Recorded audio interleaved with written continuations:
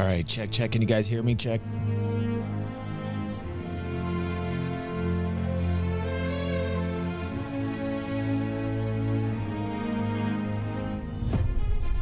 All right, sweet. Day 2. I can't wait. Can't wait. I'll be on shortly.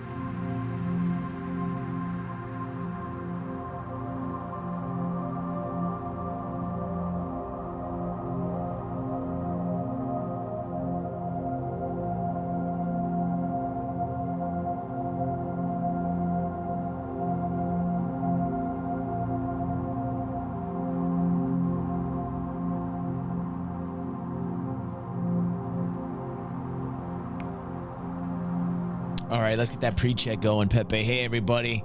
Welcome to day 2. I can't wait. Just kind of getting things prepped up here before they start the pre-show. And I'm very excited. Yesterday was a blast. I'm still feeling it from yesterday. Put a 1 in chat if you're still feeling it from yesterday. I know that I am, man. It was phenomenal. Yesterday's CitizenCon could have been the best CitizenCon of all time.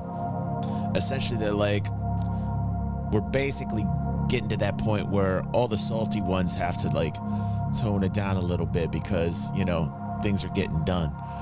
It was a really good day, man. It was a really good day for anybody that's a fan of Star Citizen yesterday.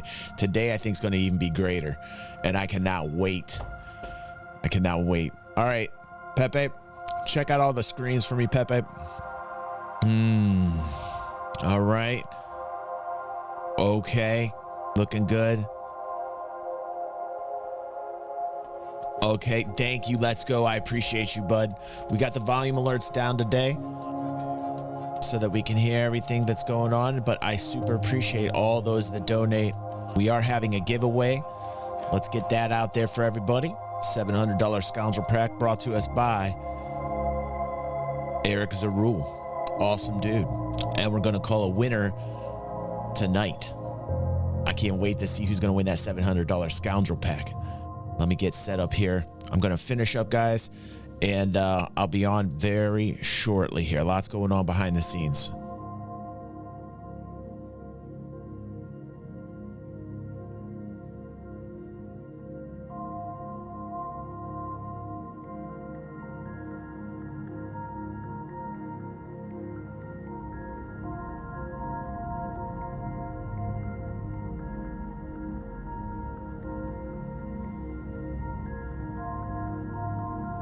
Let's see how many we got entered here.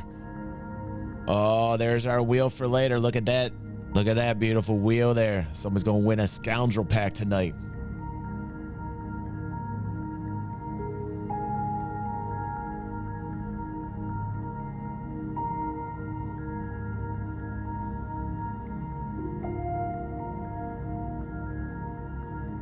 Check this cam out. Make sure there's no shadow there, Pepe. All right, cool. All right, cool.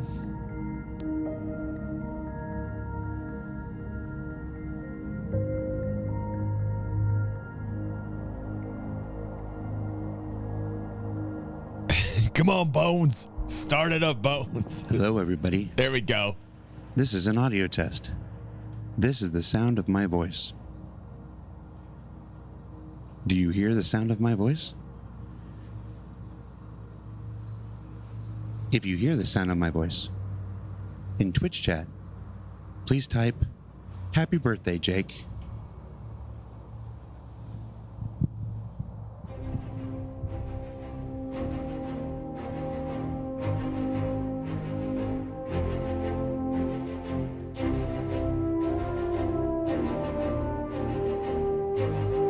You can tell who the true Star Citizen fans are, can't you? Coming in on day 2, right? You're a true Star Citizen fan if you're here on day 2, man. Only chumps leave after the first day. Real fans stick around, man. Day 2 hype. Day 2 hype. Yeah. True Star Citizen fans up in this house. That's right. We're getting on day 2. It's going to be more exciting than day 1, I feel like, man. I don't know how it can be more exciting, but I feel like it is. I just feel it in my gut, man. It's going to be good. It's going to be good. Be on shortly. Hangover hype by Meeps. Meeps last night, dude, it was great. I got to get on here 1 second. Listen, last night, Meeps, great, man. Meeps was feeling no pain last night. Typing in the DMs, I absolutely love him. Telling me the journey, how we've been doing this for 10 years. I absolutely love you, Meeps. I thought that was great, man. I looked at my Discord. I had a whole bunch of DMs I went through last night. Meeps, I look at Meeps' little DM icon there. There's like 121 messages. I'm like, what in the hell is Meeps typing me, right? I go in there. I'm reading everything Meeps has, man. It was awesome.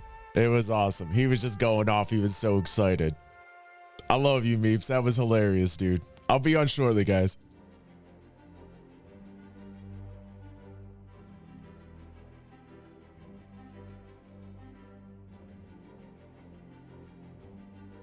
Remind me. I'll tell that next week, Elsie. It's a long one.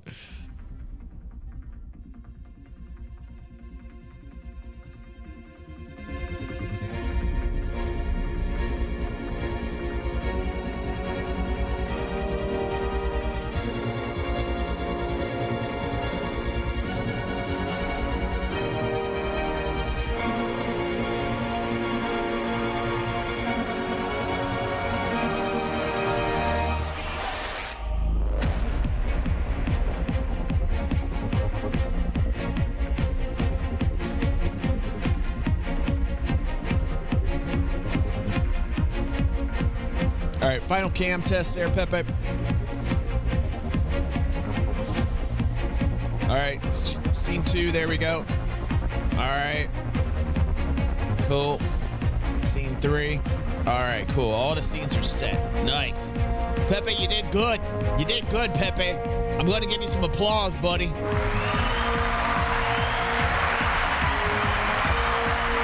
It's the weekend and we're gonna have fun. I can't wait.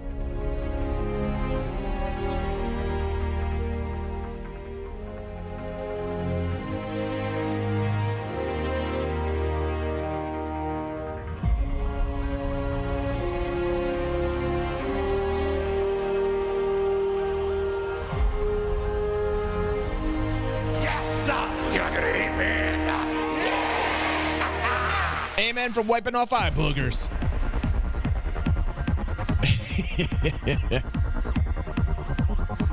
I wonder if River Grit got to it on the second day, man.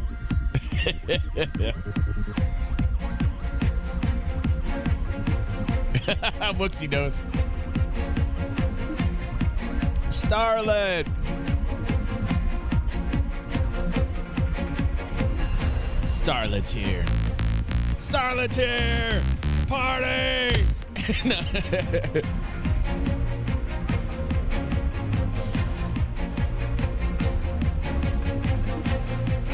Give me that soul patch, right? Right, J2. Right, J2. Give me that soul patch.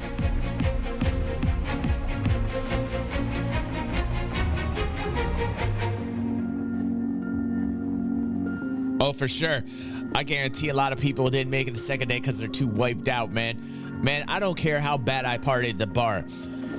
Put your big boy pants on and you go to CitizenCon on day 2, man. That's the Irish in me, man. I probably wouldn't even have slept.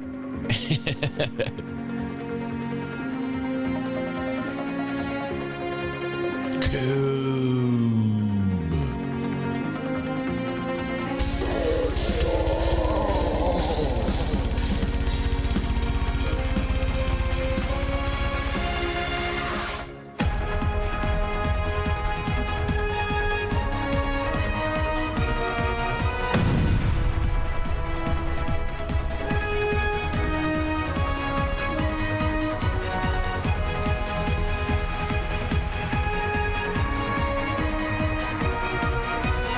Yesterday put all the haters down, man. All the haters have to be careful now about all that salt.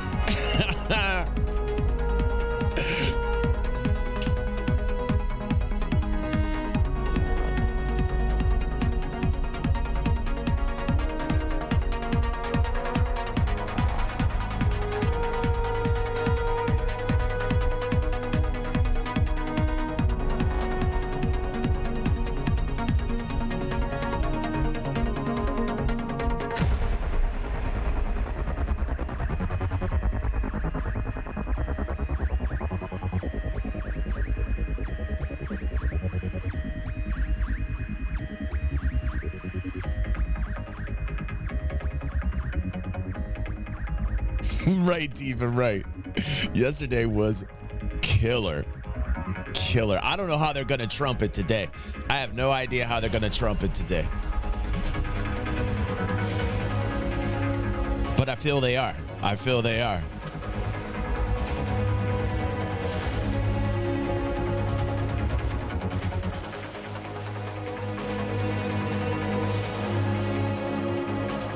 I just gotta see it, you know, Elsie? I just gotta see everything.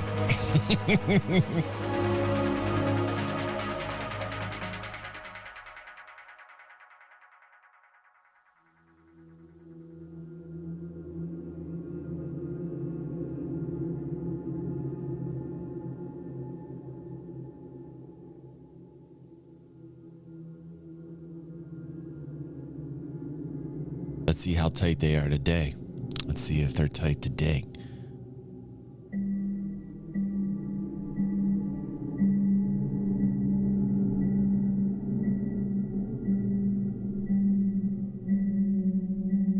What's up, Stunner? What's up, DEFCON? What's up, Fuds? Give him the Futs horn.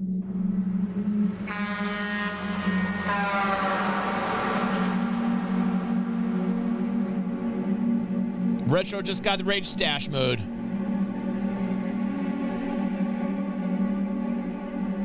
Retro says, "Oh, we're on.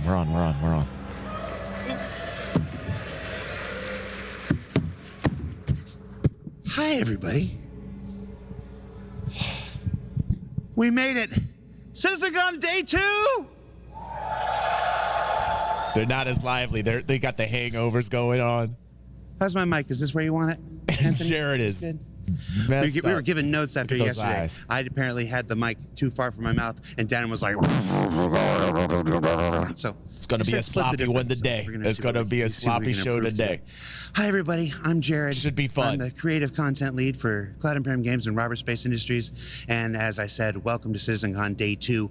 As one astute user on social media put it, yesterday we laughed, we cried, we doubled our dogs. On Day 2, we're bringing a whole new slew of presentations for you to enjoy. But before we get to the programming of today, it's been 4 years since we've done a CitizenCon, a live event like this. Thank you, Exploder, for that sub, It dude. may have gone under the radar with the pandemic and missing a year. This is actually the 10th anniversary of CitizenCon and the 10th CitizenCon we've done. So I wanted to take some time. All right. Yep. I wanted to take some time here on the pre-show, where I can do pretty much anything I want, and shout out some of the pioneers who came before us to make this event what it is today. DG360. So CitizenCon actually started. The very first one was back in 2013, back in the Alamo Roadhouse in Austin. Just started, and it was the Tuomo. brainchild of Sandy home, bro. Gardner, Ben Lesnick, and Pete Mackey. Now, it was in a little theater.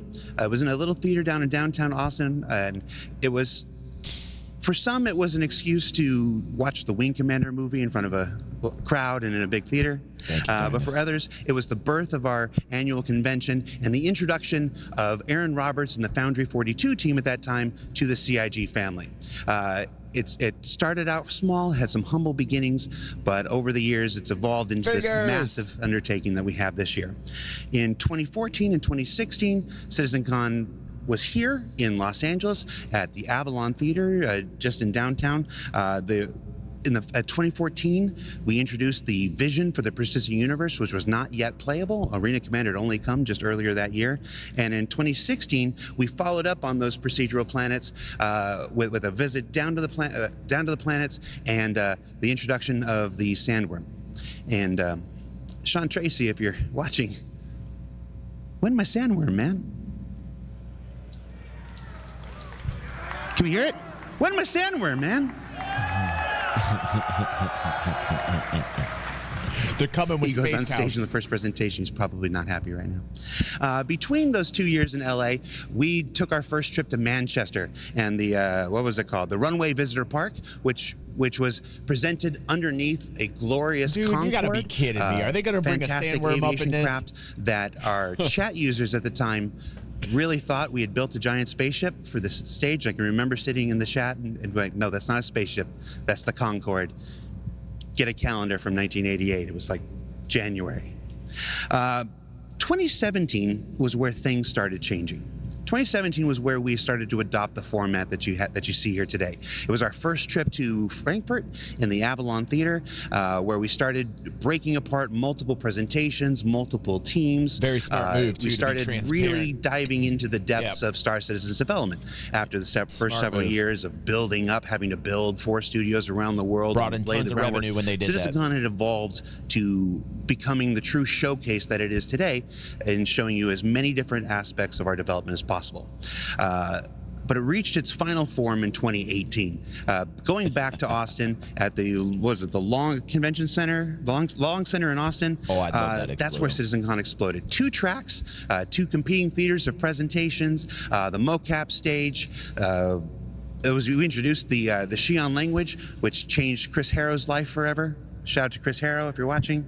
And then in 2019, the biggest CitizenCon we had at the time back in Manchester, which parallels what we're doing today.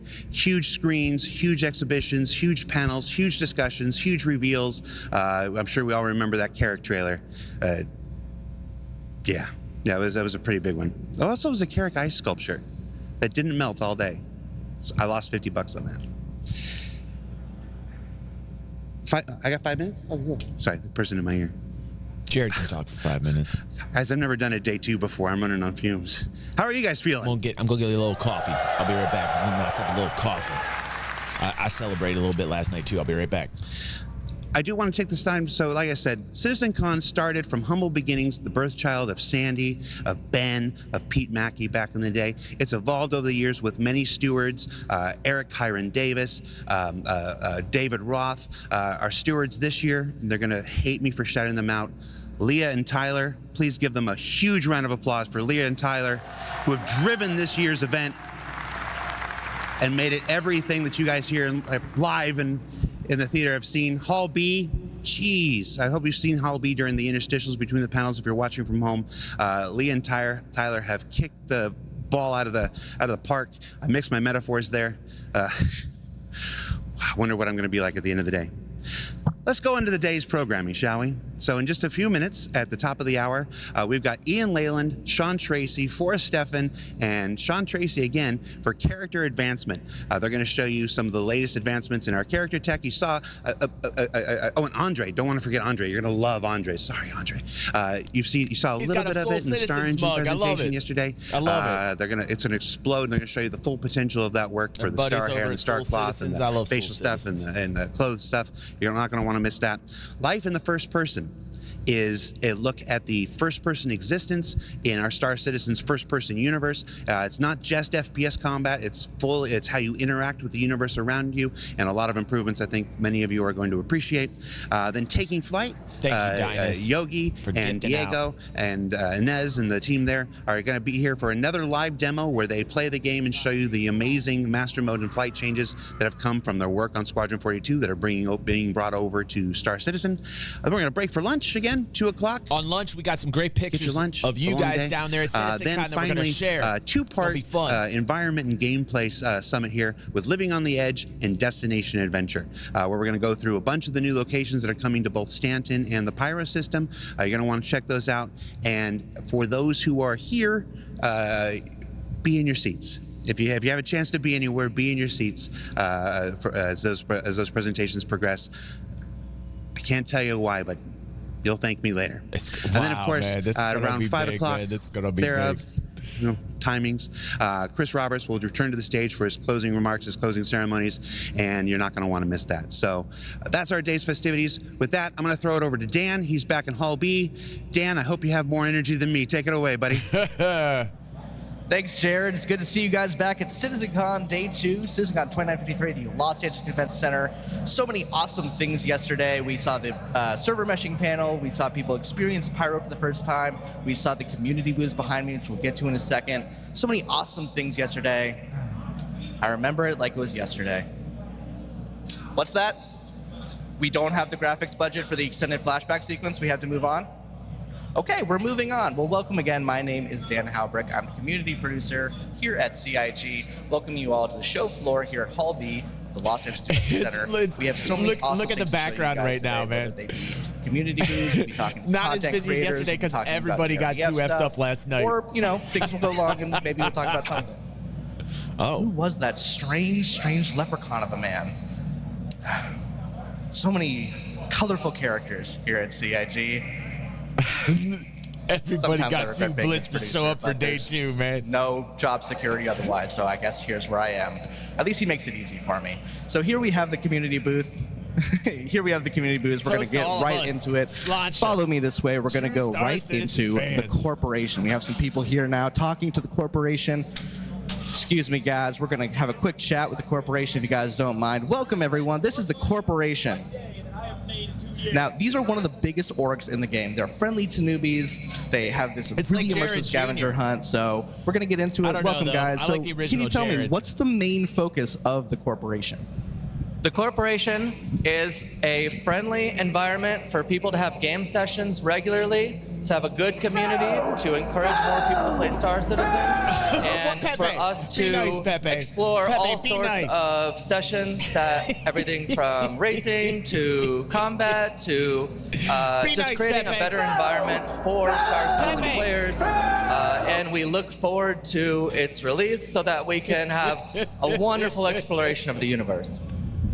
Awesome, that's a great answer. So I hear you guys have a really immersive scavenger hunt you guys are doing for everyone on the show floor. Can you guys tell me a little bit about the scavenger hunt you guys are doing here at CitizenCon?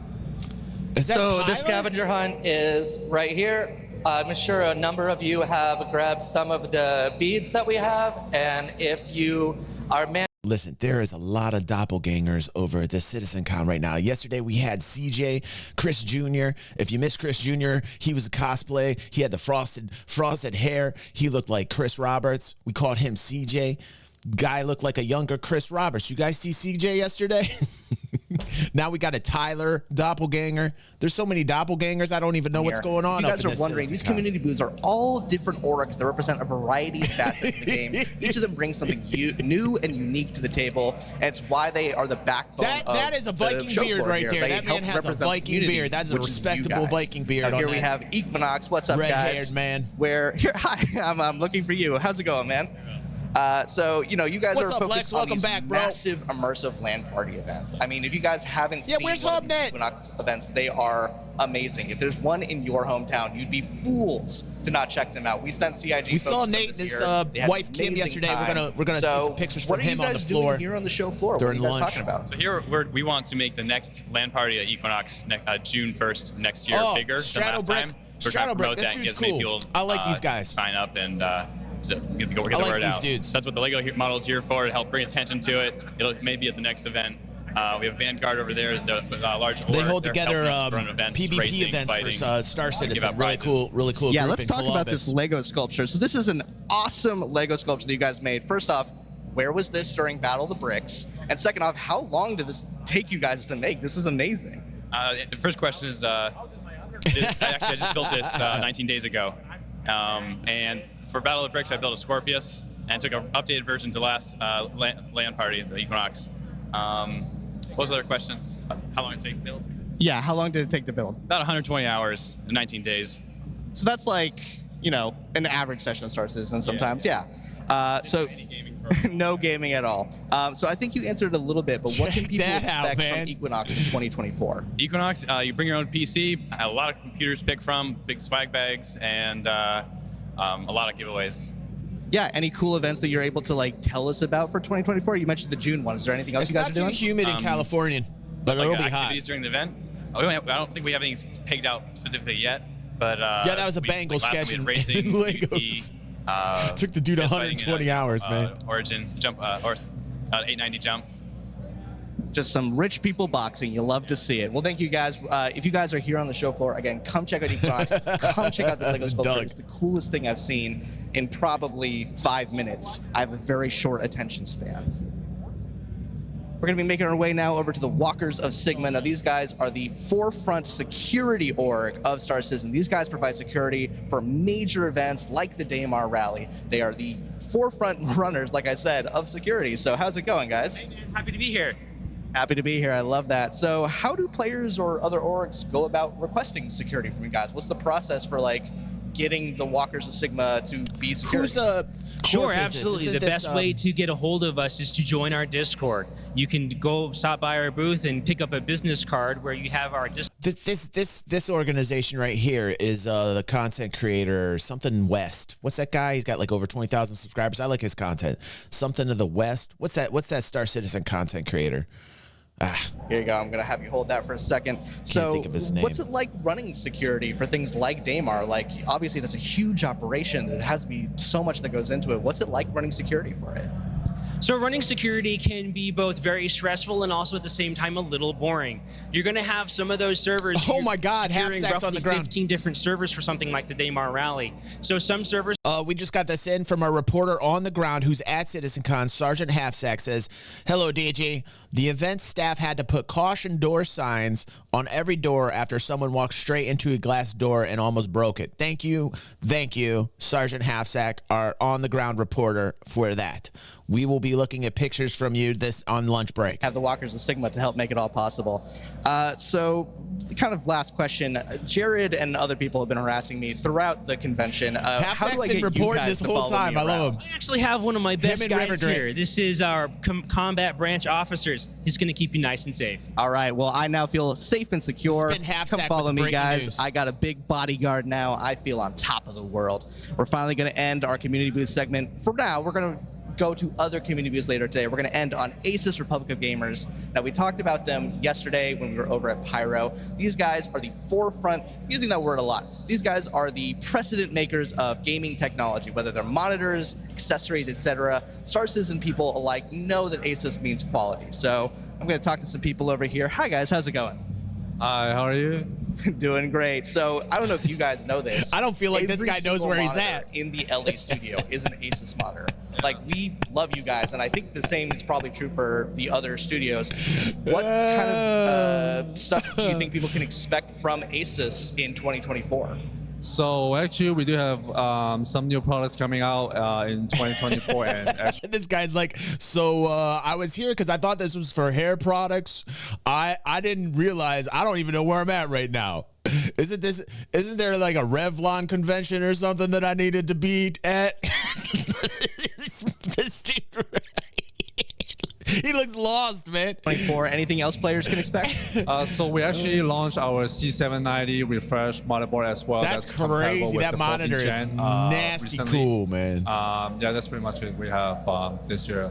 It's I mean, that's going to be crazy. amazing. And my final question, what was it like to bring Pyro to people for the first time? I think it's great. I actually hope everyone enjoyed the peripheral and the monitors that we provide to you guys. So yeah, it's a great experience working with you guys too. Yeah, everyone I talked to had a great time. Well, I think that's all the time we have. I'm going to cut it back to Jared. You guys are going to see some sucking up awesome to that Cloud presentations today. Imperium We'll see you back there on the nipple. show floor later. Until then, stay safe and see you in the verse. Thanks, Dan. I'm here in the hallway audience. How you doing, everybody?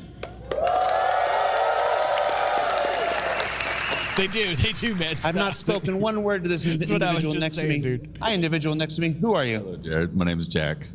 Hey, Jack. What do you do in the verse? Salvage. Do you like it? I love it. Are you good at it? I'm good at it. There you go. Good interview. Next. Humble sort, huh? Very. One word answer, man. Would you say you're the humblest person you know? Possibly. One word answer, man. I love this dude already. This guy needs to be on TV Could more. there be someone more humble than you? Probably. Very humble answer. Never mind. All right. So a couple more housekeeping things. As Dan said, Asus is one of our amazing partners here to make this event possible. We also want to shout out our teams at IX Systems. They helped build the amazing server technology that we're using in the Pyro Playground. We are not connected to the internet. We have our entire It's filled. environment It looks pretty replicated packed, man. here. It's- It's back there. it's You should looking go pretty check it packed out. today. Talk to those guys there. What Ahmed and that team at IX has done is fantastic, and they've allowed us to run the Pyro Playground at 60 frames a second with the best servers possible. It's like we're all like, oh, this is what's possible with this game. It's really exciting. Also I want heard to a shout lot out from our own VKB, group saying how who have amazing been it was. amazing at helping us with the control surfaces for the Fight or Flight exhibition going on at the Atmo booth. Be sure you go by there and check that out. And then, of course, CLX, the custom computer maker who made all 150 computers for the Pyro Playground. The 2 computers that are operating on stage, the box that's running this live stream right now. I can be out here, it's there, I don't have to worry about it. So thank you to all of our partners, and I feel like I'm missing one, and I expect to hear about it from Tyler later on. I didn't bring my cards. Jack is a man of few words. Love him. Yeah. You know, when do we start? We start at 11? Got 11 minutes to fill. You got We got 11 5 minutes. How should we fill the time? 5.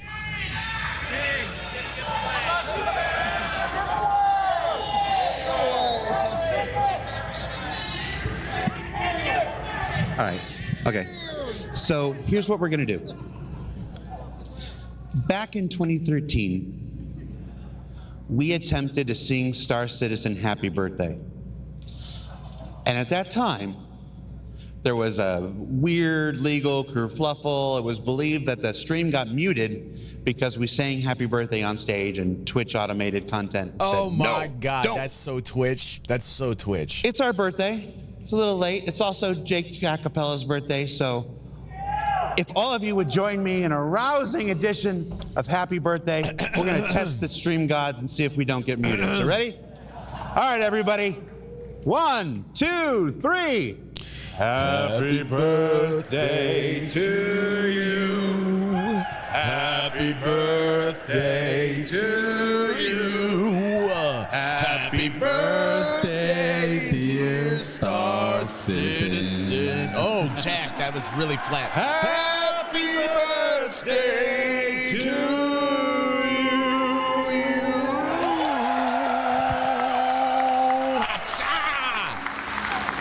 They need me there, man. They need me there for some help with All the right. singing. With that, we're going to take a break.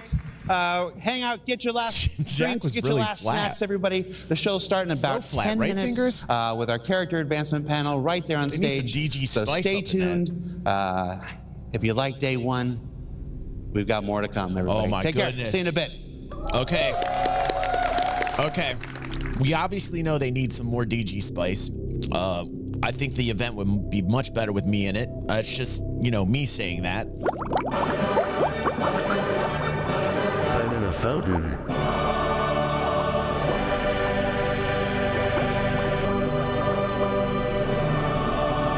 But I feel like I'm a bridge between you and CitizenCon. I feel this weird kind of bridge right now. Let's turn this music up because this is how the inside of my body's feeling. Oh, I feel like a bridge. Hold on, I'm gonna touch the screen right now. And I'm gonna touch CitizenCon right now.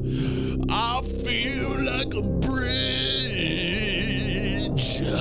for my fans and CitizenCon. Can you feel me? Can you feel me? I'm a bridge. I'm a living bridge.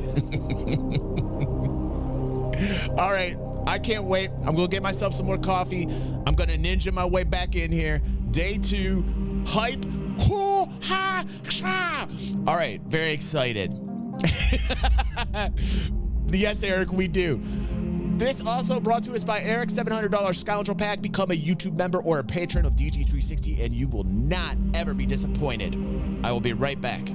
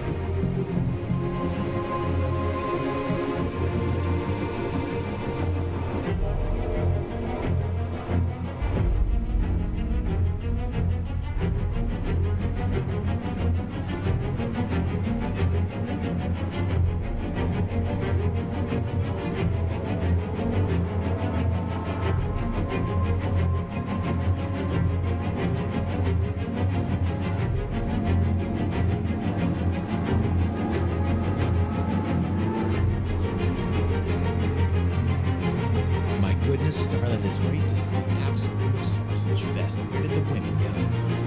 Men, bring your women to CitizenCon. How dare you, men?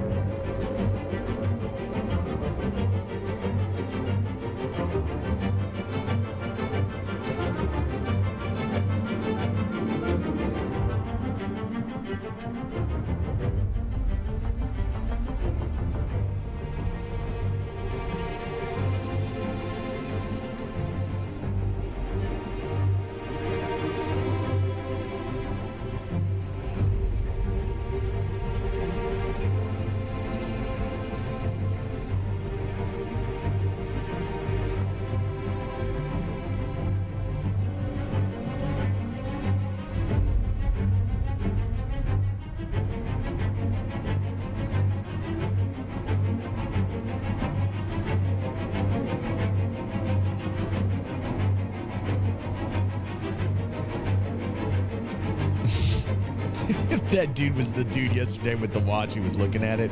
Why didn't he just continue it and look at his watch again? I don't even understand what's going on.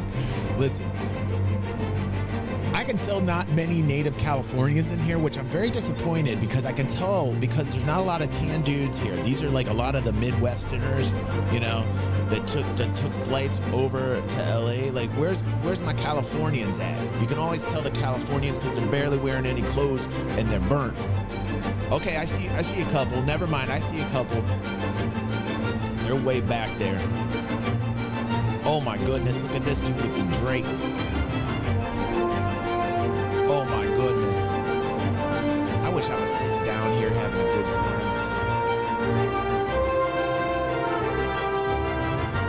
Oh my God. Oh, don't you even dare, dude. What are you doing? Get out of here with that. Hey, there's one woman in here. There's one woman. This woman is the most scared woman. She's like, oh my God. Some women, help her out. Go there and help her out. More woman power is needed there.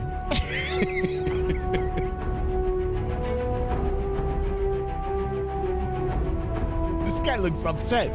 This guy looks upset. Man, I would be so happy. That is a beard. That up there is a beard. That doesn't even look real. It's so real. You understand?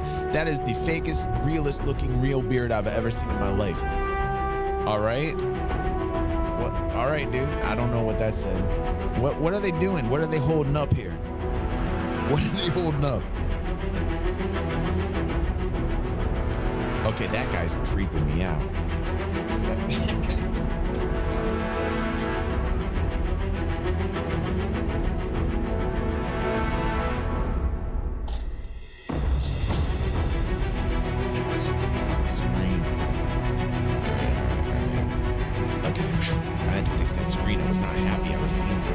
You see it?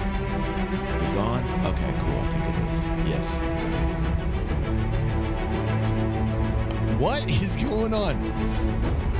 Is this woman in a hot dog outfit? She is sweating her ass off in a hot dog outfit. Can we get an amen for her? Get an amen for the hot dog lady. Hot dog lady sweating her ass off.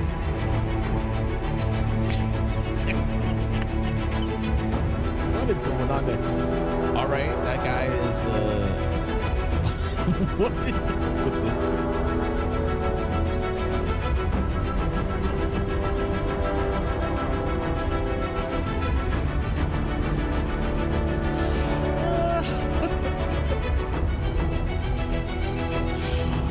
Oh my goodness. Pepe.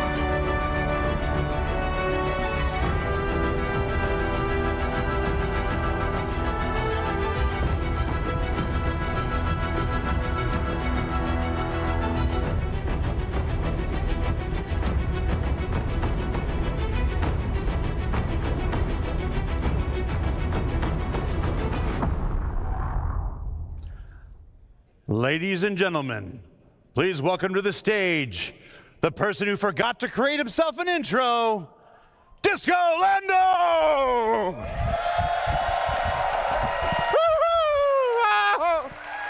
He also had caffeine in the last 10 minutes.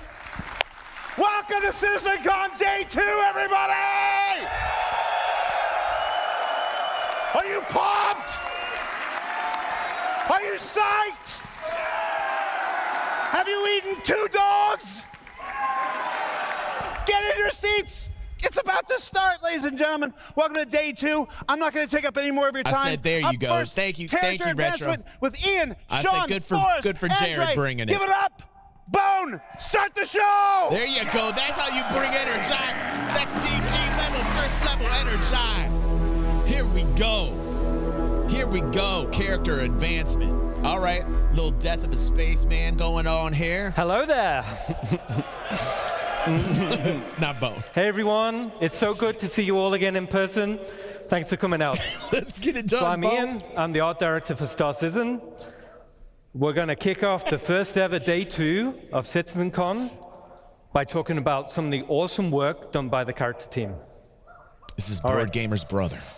So first, let's talk about life in a frontier system like Pyro and how this influences the character designs.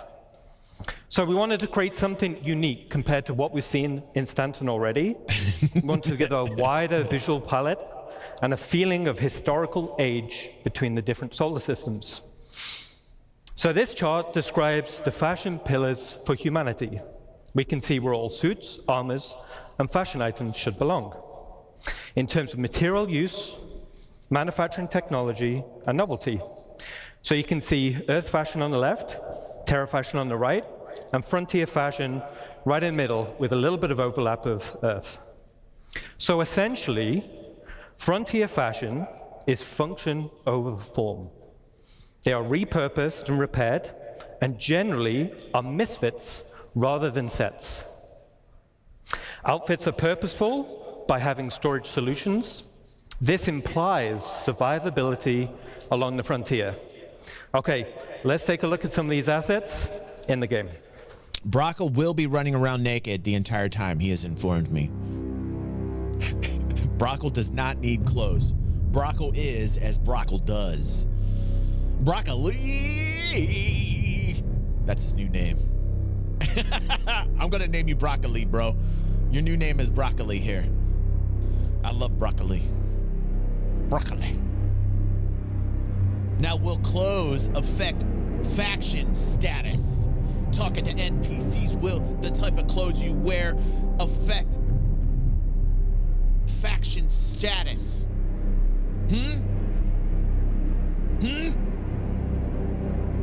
Now that would be interesting.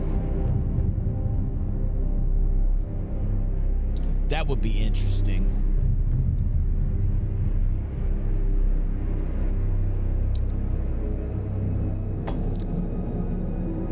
That's one of my favorite alleyways down there. Some crazy stuff happens down there. Oh, yeah. There's a little corner shop over there I like to frequent.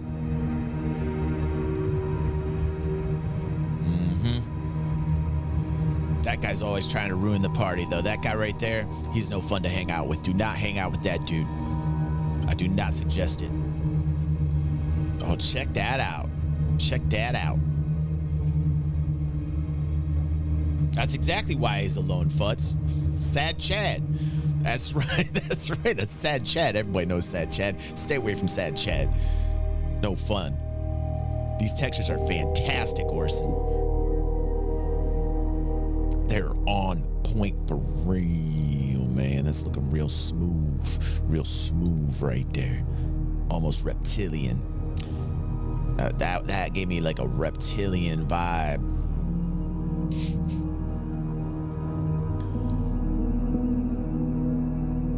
Fingers, you look fine, bro. You look fine. Don't you worry about it. Your thighs look fine.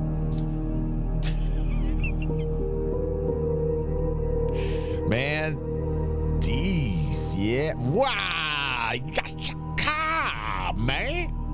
This looks like a raider, man. That looks like a raider. Are you kidding me? That was pretty tight. Awesome. So hopefully you guys that played Pirate Playgrounds would have seen a few of those assets being showcased.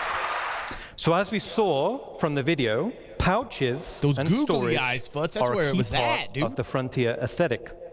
This drives the feeling of survivability. But from here, we thought it'd be really cool to give the functionality. What's up, Des? But also welcome. some customization Glad to have options. you here. So let's take a look at a video we just developed internally, and this is for modular storage items on the player. All these new faces. Good to see all these new faces. If you're new here to DG360, follow us, subscribe, hang with us, and let's party. We got ourselves a giveaway. We're calling a winner $700 scoundrel pack. do that after the event is done here and have ourselves a little after party. Hey. Look at these little pouches you can carry, man. Thank you, Starlet. Bless you for those 300 biddies, man. Love it. Love it. Little DG Kuwato, he's so cute.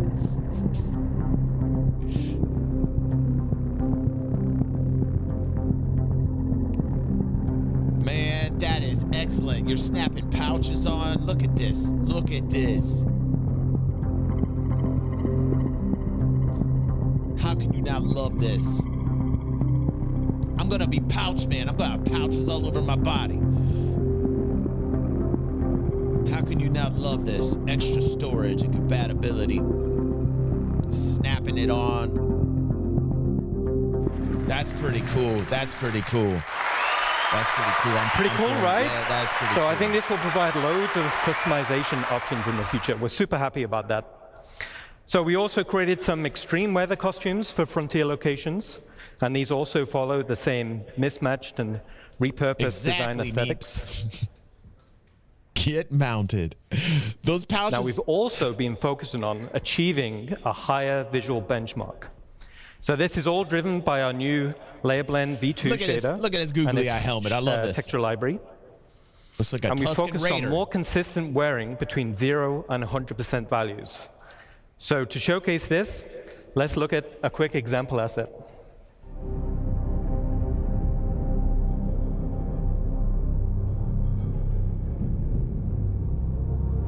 Yeah, that's so Tusken right there, right, Coob? That's a Tusken Raider helmet right there. I love that. Got my Star Wars mug here right now.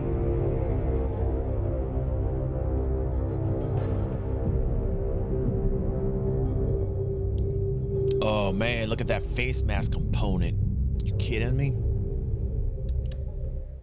All right. What's going on?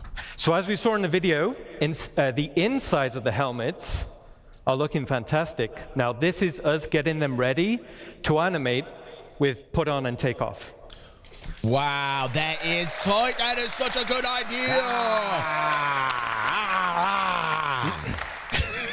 So in summary, Frontier Fashion is expanding the visual design palette for humans, giving a more credible feeling of age and history when you travel across I'm glad some of you multiple got solar that. systems. Thank you, Stunner. Thank you, Retro.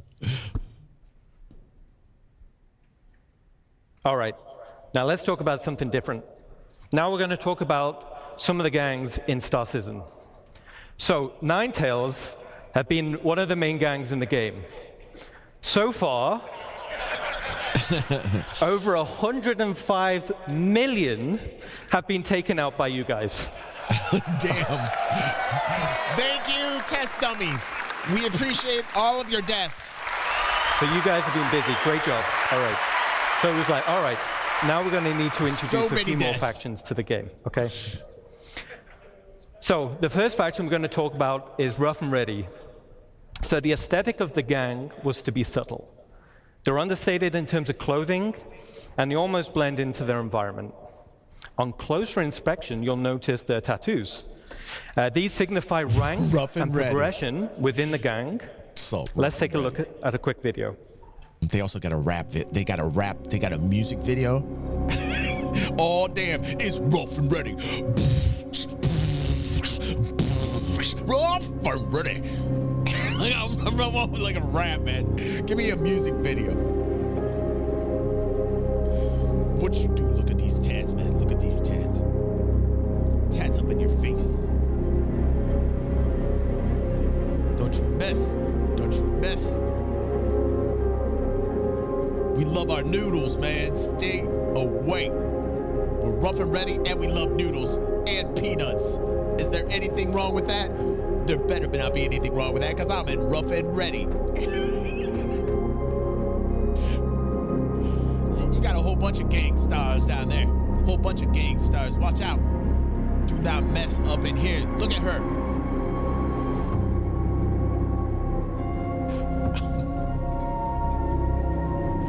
What do you think? She's handing out cotton candy? No. She is rough and ready.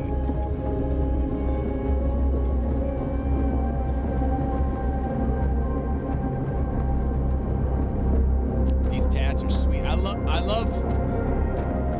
that commercial yesterday that showed us like everything that's going to be put into the game. Such a good presentation yesterday. This is great today. This is wonderful. We're getting like more details. Everybody loves aesthetics, man. Everybody loves eye candy. Everybody loves eye candy. I think they look absolutely fantastic. Okay. So the rough and ready can be found in some of the space stations around Pyro. Now the tattoos, like I said, the tattoos form a progressive design. This illustrates the hierarchy within the gang. As a player, you'll be able to earn these tattoos and apply them to your character. Oh, what? You're not gonna hate that. Like the Yakuza, man. It's like the Yakuza. Okay, cool. The next gang we're going to talk about is Headhunters. That is so this cool. gang is also located in Pyro, but offers a completely different frontier aesthetic. More of a wasteland vibe with lots of personality, and this will translate into the behavior types. I don't think so. Now, this gang is currently in production, but let's take a quick sneak peek. Headhunters, man. Oh, no, you thought it was bad in the hood, man. You thought it was bad with Rough and Ready. Get ready for this, Headhunters. Oh, my goodness. Thank you, name change. Oh, my God, Jared, what are you doing? Oh, Bruce Lee DG and Chuck Norris Jared going at it on that alert. Wow. Thank you, name change. It's very romantic up there in that alert. Thank you.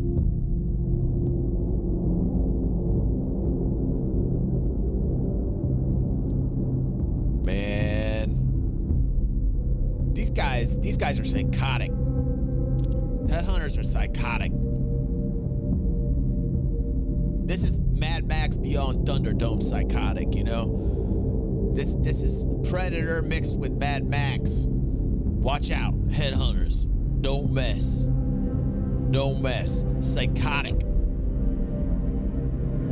They need to see the shrink. Serious mental issues. You can tell, man. Look at the wear and tear on this man's face. Very similar to my own. Very similar to my own.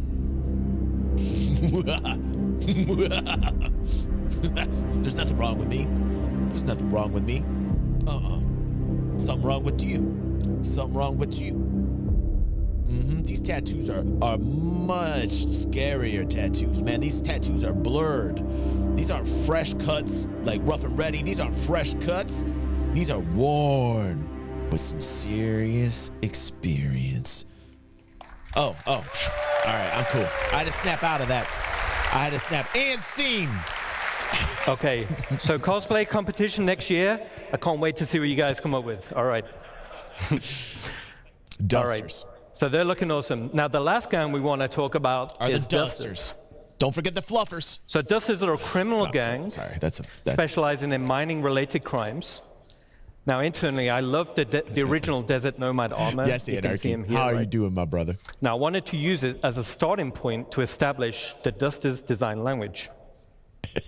So here we can see. Oh, man. Oh, man. So here we can see the Dusters gang lineup, showing armor leveling. Hold on. Let me switch this camera for everybody. So as a player, you'll have horizontal armor progression. This will define your role and playstyle. Then you'll have vertical progression. This is your progression within that role and playstyle. For example, a common bounty hunter armor set will be weaker than a legendary, and as armor progresses in strength, it's harder to acquire. So harder missions, rarer drops, higher reputation. Now, as we're talking a little bit about armor sets, somebody was talking about this. So the goal is that players should consider which armor to equip based on the role they wish to fill and the scenario they're heading into. There will be also greater differences between the current armor types. So light, medium, and heavy, and this will be in protection, and mobility.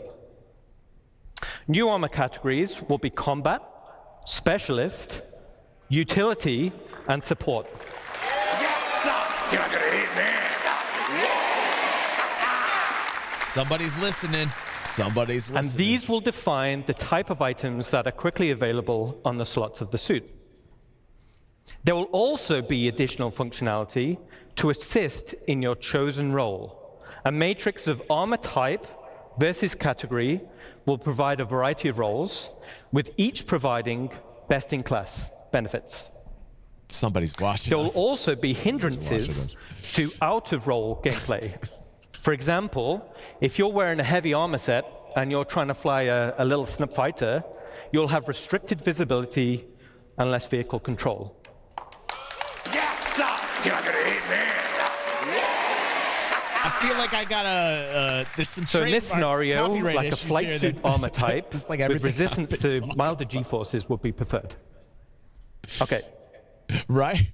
So as we saw in Ali's presentation yesterday, hygiene simulates and tracks the accumulated effects of a character On- going unwashed for any length of time. Factional status.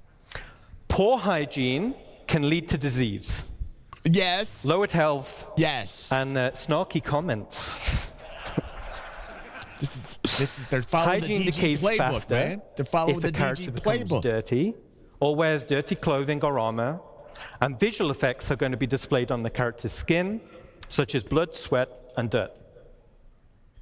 Certain usables, such as a shower, will reset the character's hygiene and clean away all of those dirt effects. So let's keep clean. Yeah. You're welcome.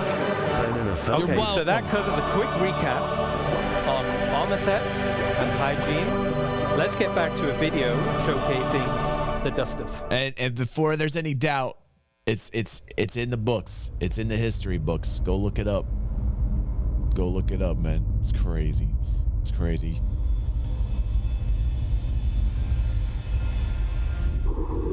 Star Dirt. Let's go easy. I like that, dude. Jokes, jokes. Woo, man. It's amazing. Amazing.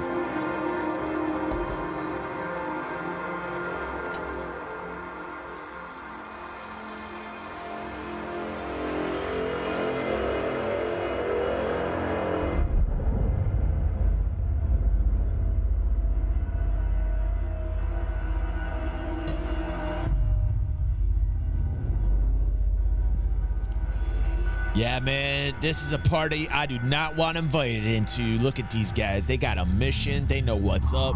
They're kind of quiet. They're a little bit disturbed. They're not psychotic. They know what they're doing. They're planning things ahead of time. They got it down pat. This is what's up. Little bit cultish, little bit culty. But deadly. Deadly accurate. I'm feeling it. I'm feeling this vibe. I do not want to be invited to this party. These are some scary mofos. These are some scary, scary mofos.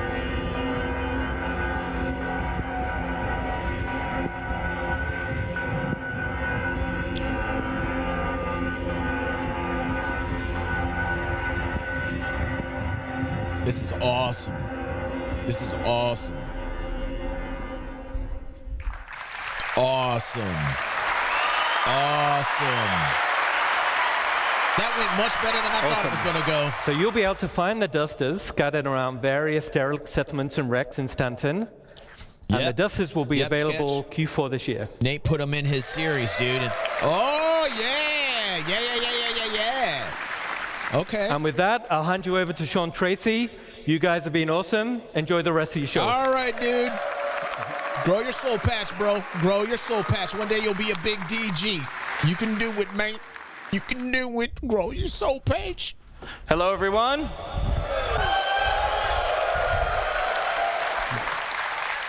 All right, so I'm Sean Tracy. I'm the Senior Director of Tools and Tech Content here at Cloud Imperium Games in Los Angeles.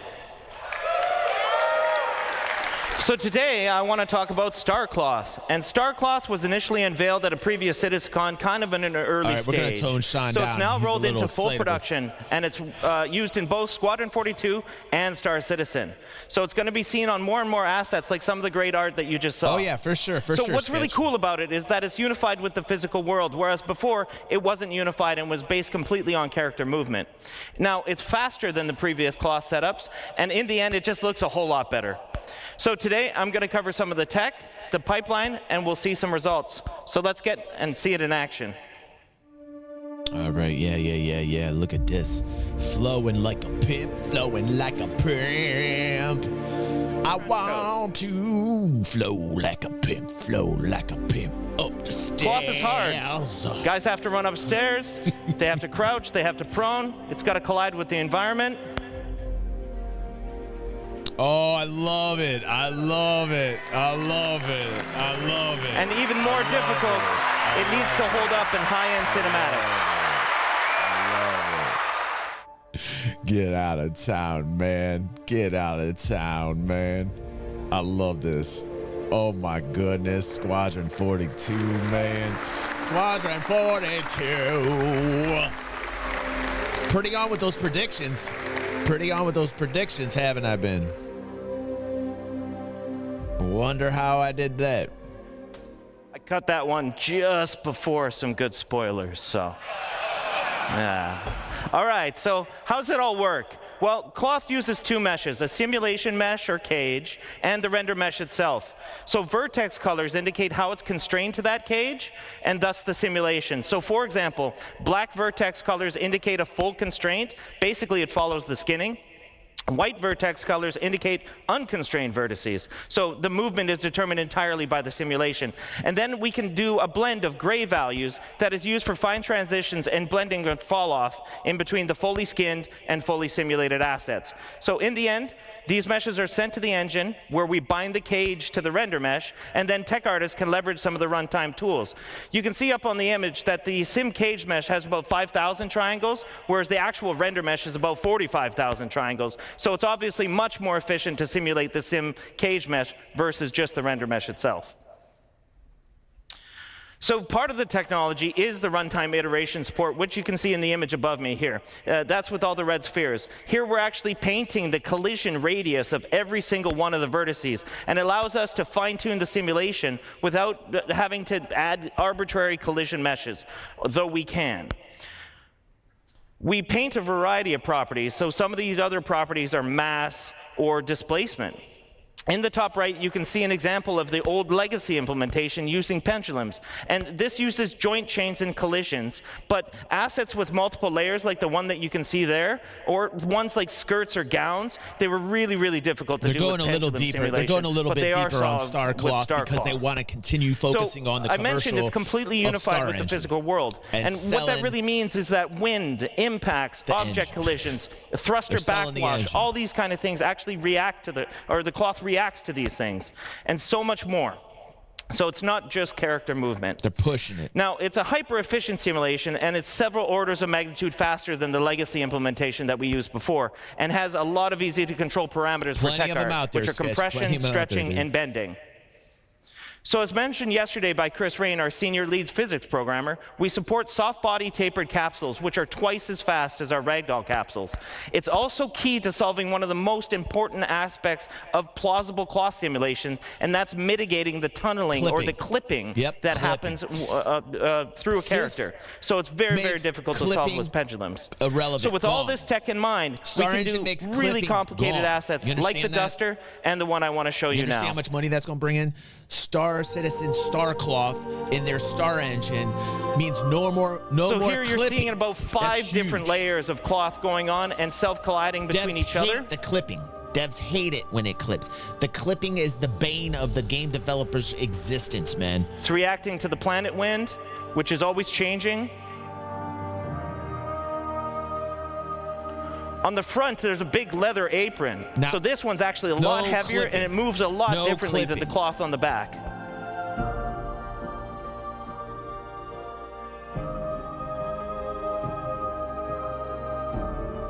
Wow, look at that! Look at that go So over he's walking the thigh into like the wind that. here. Like Like, not one time do you see any of those little flaps like clip. And in the end, nothing. As Look I at mentioned, it just looks a whole lot better. Based upon the material, man. That's flapping more than the jacket, man, based upon the material and how they coated the material, So with man. that, I want to hand you off to my friend, Andre Pierce, who's going to talk about hair. Here we go. Dream. Thank you, man. Hi, everyone. Well, I'm glad he's got hair. Nice to be here in LA with all you guys. So I want to start with a question, okay? How many of you are actually excited that we're getting new hair into the verse? Soul patches! Yeah! All right. So, I'm Andre. I'm the lead artist in our recently formed hair department. We branched out from the character art team and created this department. And it's a pleasure to be here today with all of you. Give me a clip. All right, and tell you that we're damn proud of what we achieved. It's been a long road, but definitely worth it, okay? Now, we're going to start by just looking at the most impactful changes that we have in our workflow, okay? A bit of a technicality part. Then you're going to get to look at the benchmark assets we have created, okay? And from there, we're going to take a glimpse into the future of what hair could be with a more diverse hairstyle, where we're trying to run away a little bit from the military look that was driven mostly by what Squadron 42 was, so because we did a lot of work for that as well. And yeah, from just there, go to the soul patch. As a last note, go right I'll to have the a special soul patch. announcement for you guys. Okay, don't want to spoil it, but you stick around, you're gonna love what we have. Okay. But what about the pubic hair section? First thing I want to touch now, very simply. Okay, hair for games is hard. It's really hard. Oh, by the way, did I tell you these are actually game-ready assets in the persistent universe?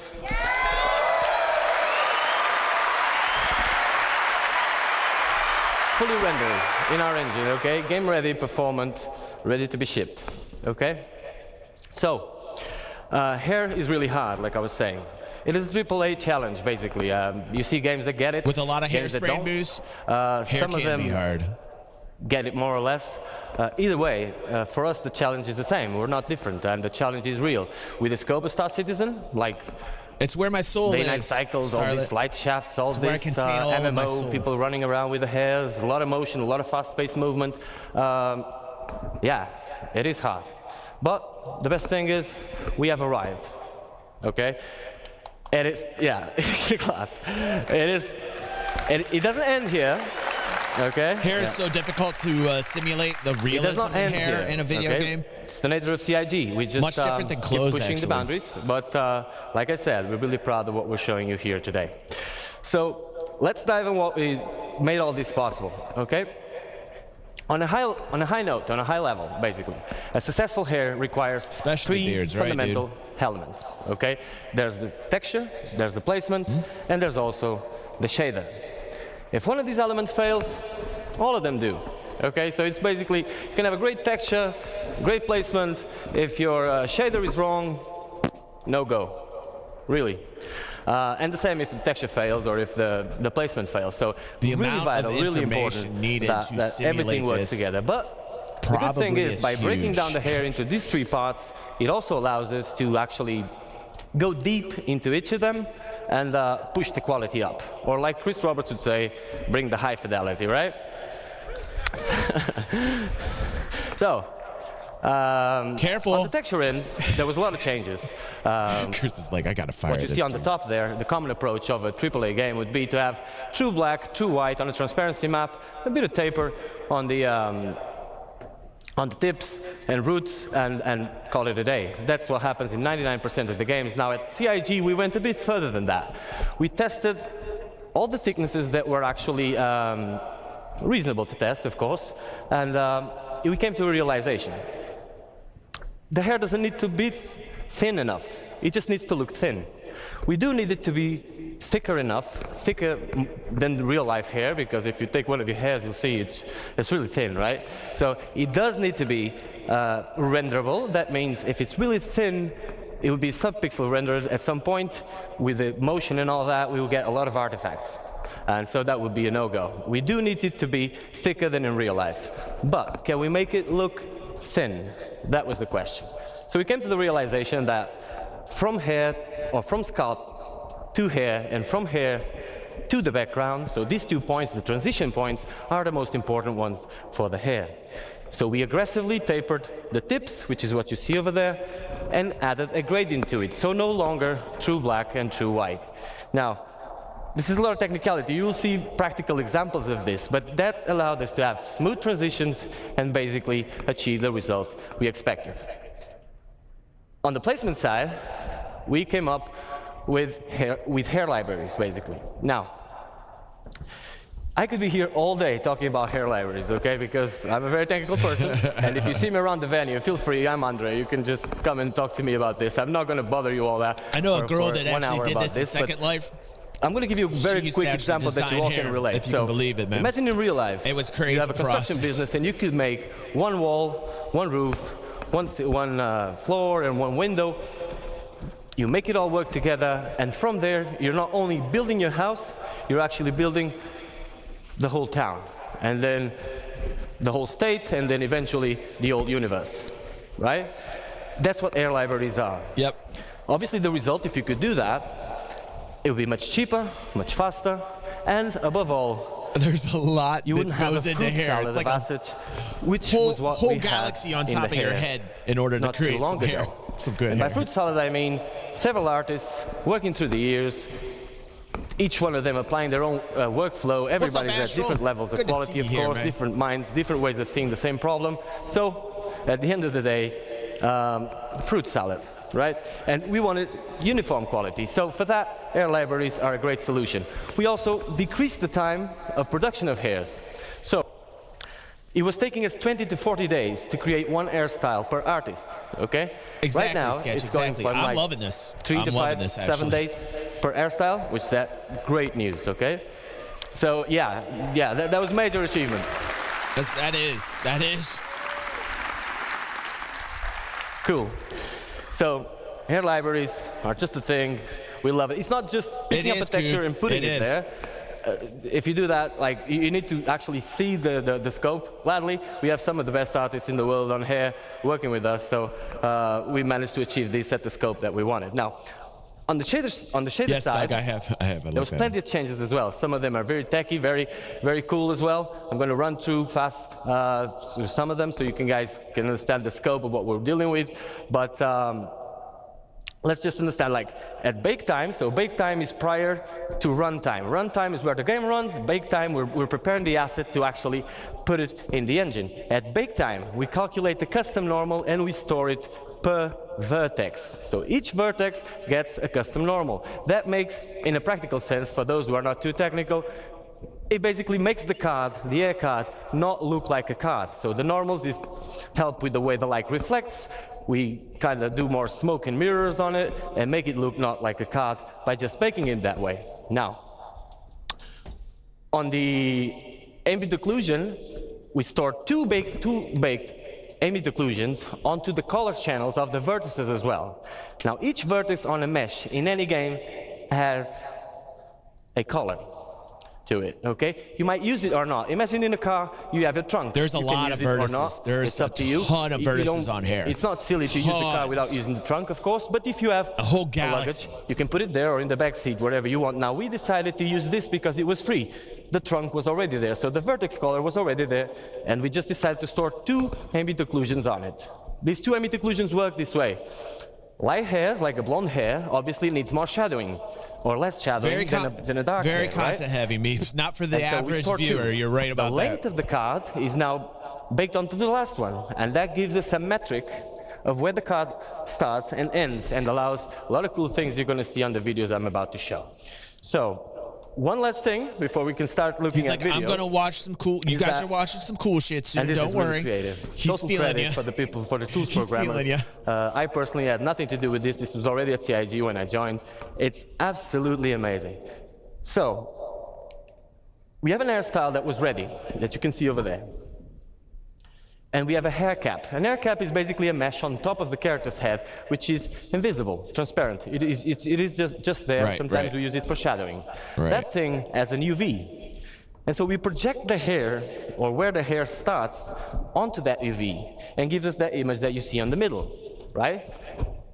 And so we now have a 2D space that relates to a 3D location. Awesome. Meaning That's that if I want to crazy. have hair like mine, which is white on the sides and dark on the top, I could just paint this part and get it white on one side and then It's a dark on skin. the It's top. a skin. They just which it's a is 2D skin. an insane that just goes advancement boop. because cards normally are stacked on top crazy. of each other. That's So when an crazy. artist is placing cards, if you paint one card to make it white here, well, it's going to be stacked on top of the other, and you're going to get spots all over the place and no control over it.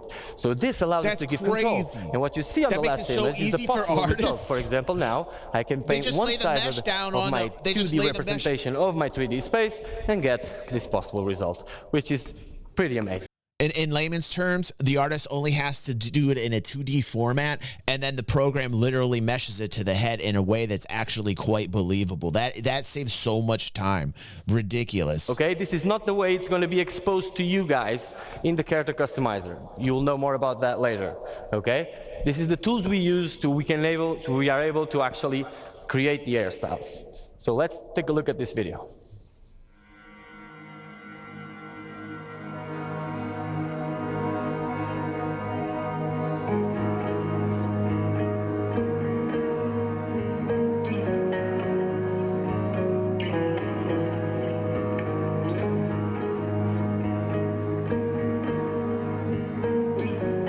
You have the full range, so you can go for full white. These are melanin ranges, so realistic ranges. Fully white up to black.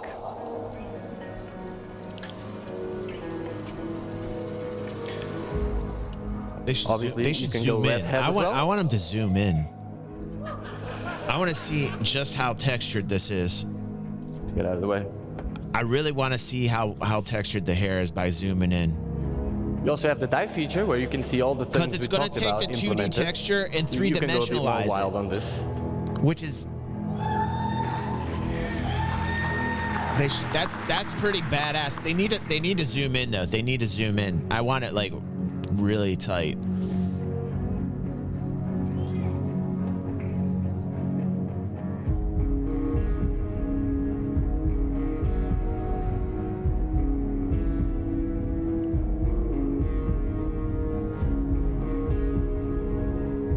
That just looks like a topical layer. I mean, that's cool and all. That's kind of cool. That's kind of cool, but that looks like a topical layer on the color set.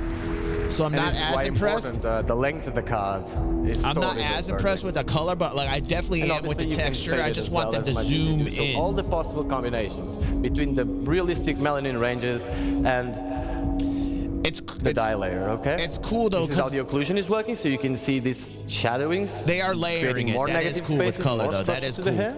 That is a little cool And with if the you look at shader. the They're using a shader. temporal line here, you can see how this pixel depth of set helps us with the transitions as well. I wish they'd zoom in. It's pissing me off. Cool. I wish they'd zoom in. Zoom into her head now. By the way, did I tell you these are actually game-ready assets, ready to go to PU? That's cool. That's cool though. We need that. We need that. We need that. We need that though. Enhance, right fingers, enhance. So now that we understand a bit better how the hair is working, that's wasn't why I? the boring Mind's eye. part that I told you just before, you can examine these images with a bit more of an informed opinion. That is basically the example. Now, that's all very exciting, but we want to show you hairstyles that are actually in Star Engine and working. So that's the video we're going to take a look next. Okay? There we go. Let's see it. Let's see some visual hair right now. It'd be great if we saw movement based upon wind. I think the hair actually moves when wind hits it. Like the star cloth. That would be even more fantastic. I know it reacts to movement. Yesterday we saw a female character move her head around and the hair convincingly moved around with the head. They should show some more of that. That was amazing. So you'd imagine that like environmental, like wind, like external forces will also affect the hair too. That's fantastic. This hair looks a lot better than what we currently have, thank God. We got some star hair. We got some star hair, yeah. We got some star hair. Thank you, Eric, for those 20 subs. You are a boss and you deserve your own fanfare. Eric with 20,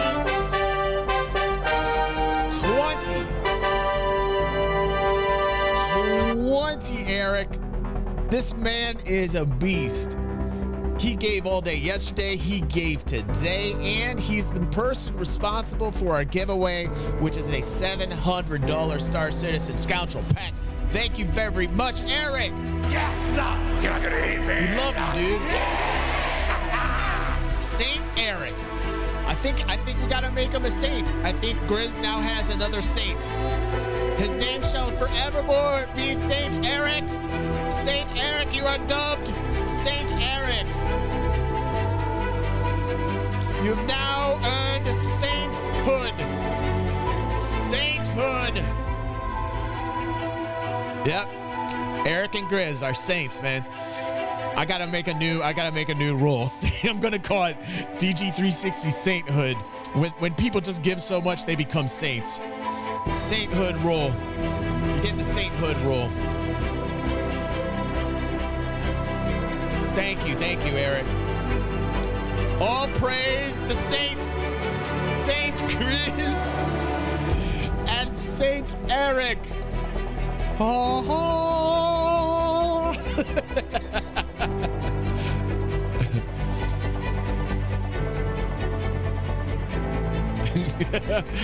We are not worthy. We are not worthy. What's up, Aquafan? Welcome to your first live experience. Yes, sir. You're not gonna hate me. You're in for some fun. We're watching Star Hair. Star Hair. Better beware. With the star hair, you better beware. Star hair, star hair, star hair, star hair, star hair, star hair, star hair, star hair, star hair, star hair, star hair, star hair. It's a Zombies thing. I'm kind of stealing it from Zombie. I was kind of stealing that from Zombie. I'm sorry. I apologize. I was... It had a beat, though. It had a beat. You know?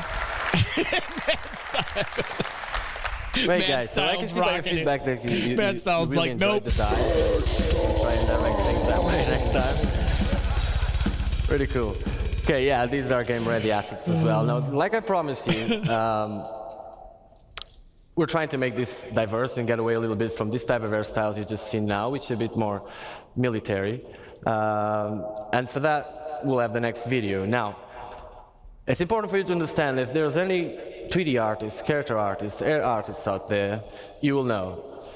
Some of the hairstyles you're going to see next are some of the hardest things you can do in hair for games. In a practical sense, if you can do what is going to be shown next and render it at 60 frames per second on an MMO, you can do pretty much anything. Okay? It's our glimpse into the future of what type of diversity we want to achieve. We're not only going for this style, but just showing you that if this style is one of the directions, then the full range will come. I hope you enjoy.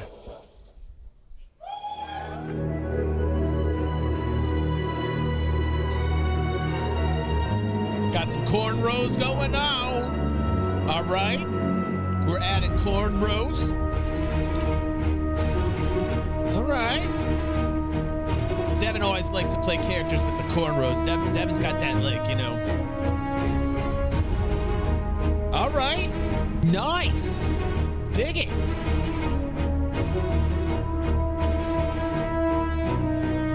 Dig this.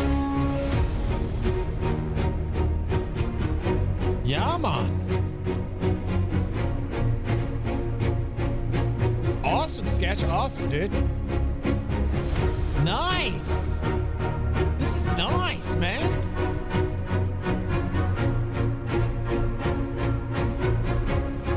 Totally I dig it. Very Mimitar. Very Mimitar, man.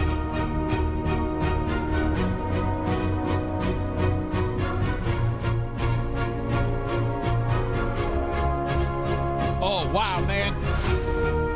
Oh, wow, man. Well, that's crazy cool, man. Rastafari Nation. Yeah, man. Yeah, man.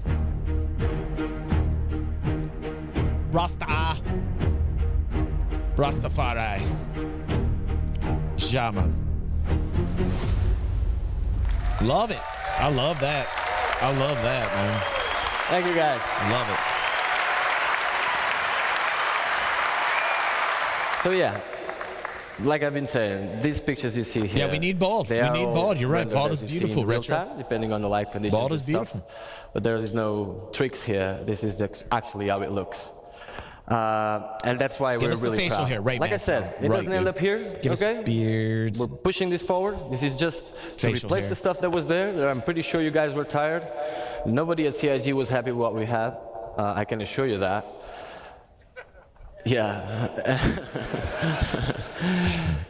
Especially as an artist, right? So, but we finally arrived. Now, we've seen all this. What does this mean in a practical sense for you guys? Where's the facial hair segment? Where's the facial hair segment? Well, let me tell you really fast. We made over 75 hairstyles since like 6 months ago. On the last 6 months, we made 75 hairstyles. That is a lot. That was possible with all the changes we made. All right, good, yeah. Only 10,000 more. We only want 10,000 different. That is a great achievement. Now, we cannot hand them all to you right now. Where's the facial hair segment? It's very simple. It's very simple. It doesn't end up here at the artist end, okay? After this, there's a tech art pass where they need to skin it, they need to make it work with hats, with goggles, with everything that needs to work, right? So come on, it just takes, it's a process that takes I'm gonna time. Give him I'm going to give him a little bit of time, Elsie, but we better get to that soul patch. To replace all the stuff that it's there, give you enough variety for you to start, and that's I'm going to let him simmer a little bit. Now, come on. It also tells you when are you getting it. So he's not going to go over. As a last note, I'll leave you with this video.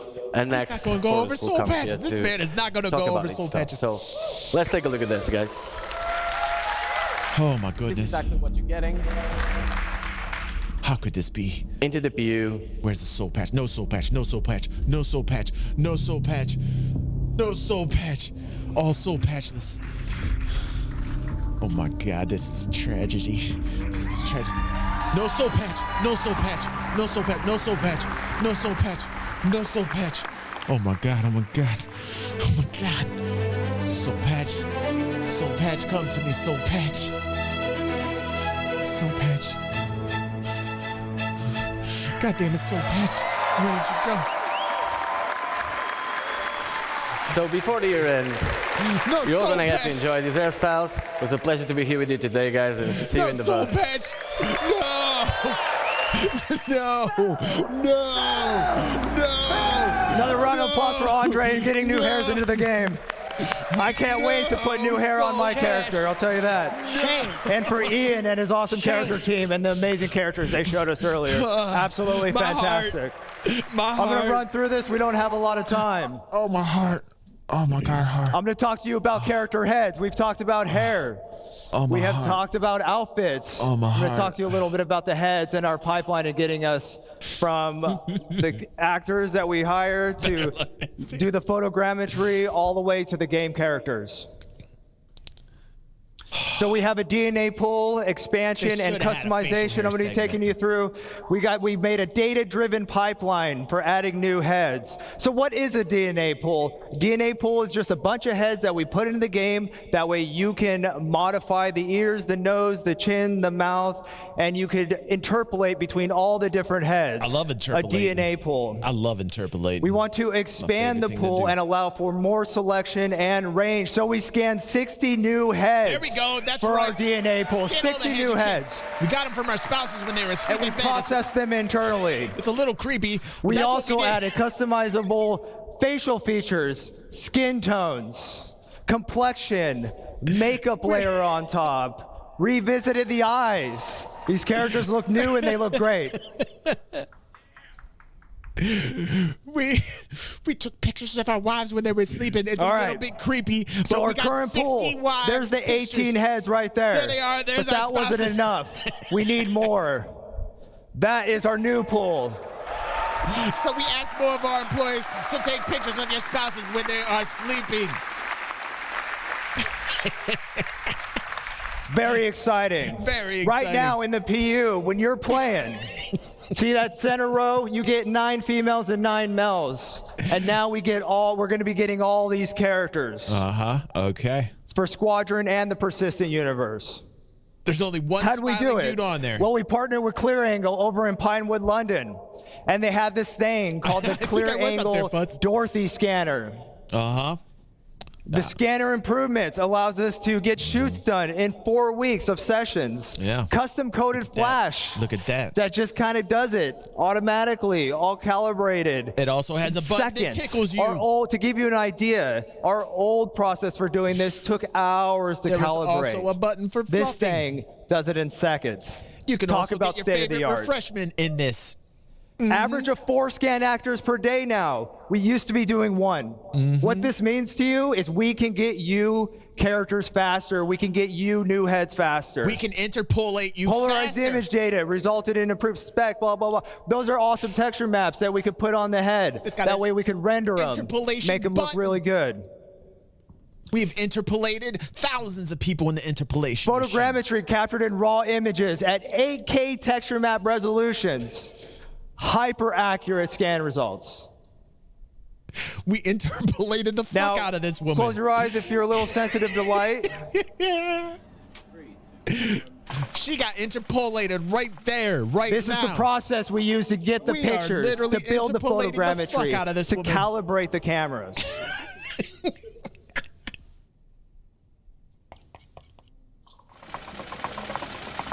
Oh, she just got interpolated. Watch out. Check her out. She looks totally different. Now look how she looks in real life. Oh, sorry. All right. So we got some characters here on the screen. Those are all built using all these things that I briefly mentioned. I want to talk to you a little bit about skin tone, though. Skin tone's tricky. 9 people with epilepsy. Because we want to apply it. We want to be able to customize it. We want you to have the ability to do whatever you want. Interpolation machine. So what you see is some really weird looking characters. We see a head with some yellow. Yellow's good in this case. What we're trying to do is we're trying to find the average skin color. Once we find the average skin color, we can figure out what that skin tone is, and then we can apply it. The blue means it's further away from the average skin tone. So when you apply your skin tone, it has less influence. Yes. Keeping those high details. Yes. Keeping the color, the blemishes, the imperfections. That middle one, that whitehead, that's where we get once we've extracted the data. It's now ready to apply the skin tone, which you see at the end.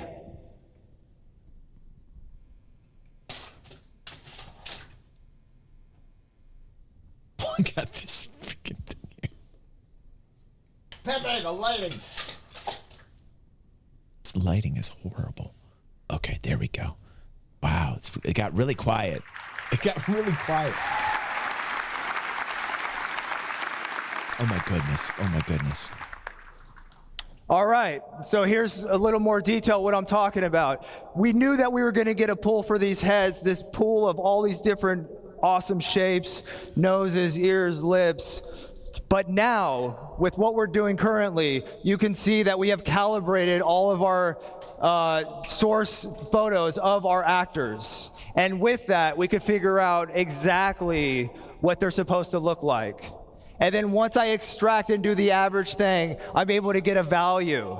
And that value translates into a skin tone. And that skin tone translates into a chart that you can customize your character with. And what's great about this is as we grow our pool and we get more heads, we get more skin tones. So our skin tones aren't based on, whatever it should be. What should it be? What does it look like? These are real data. These are real data that we get from these incredible clear angle scans screen, Elsie, and the incredible tech that is written by our staff. And the skin tone will grow along with our head data. Oh, okay. and along with our heads. That's a little too much information. And there's but an thank you. example of me just applying it and showing that in practice. All right. The man is applying head. The man is applying head, and the skin will stretch with the head. Okay, are we all on the same page? Here's what's great about that. All right. I did that with our brand new character creator, character customizer for Squadron 42. Was there a soul patch? Did I miss the soul patch? Every head you see in here, which will also be applied to the persistent universe, so all heads are in the verse. And all soul patches. Can I have an amen for soul patches? Put a 1 in the chat for soul And as you can see right here, here's a little scene I put together using the outfits, using the hair, using the skin, using the heads. And I did that all with the new character creator. And here to show you that, if the live demo of the character creator, I'm going to bring back my good friend Sean Tracy. 1, 1, 1, 1. Soul patch. Where's my scrolling ones? Thanks, buddy. On the soul patch confirmation. Soul patch confirmation. Soul patch confirmation. All right, so what's this all mean to you guys? Let's show ya. Time for live demo. You get head, and you all get right. head, and so, you get head. I want to welcome you to the Biotic Corp Calliope machine.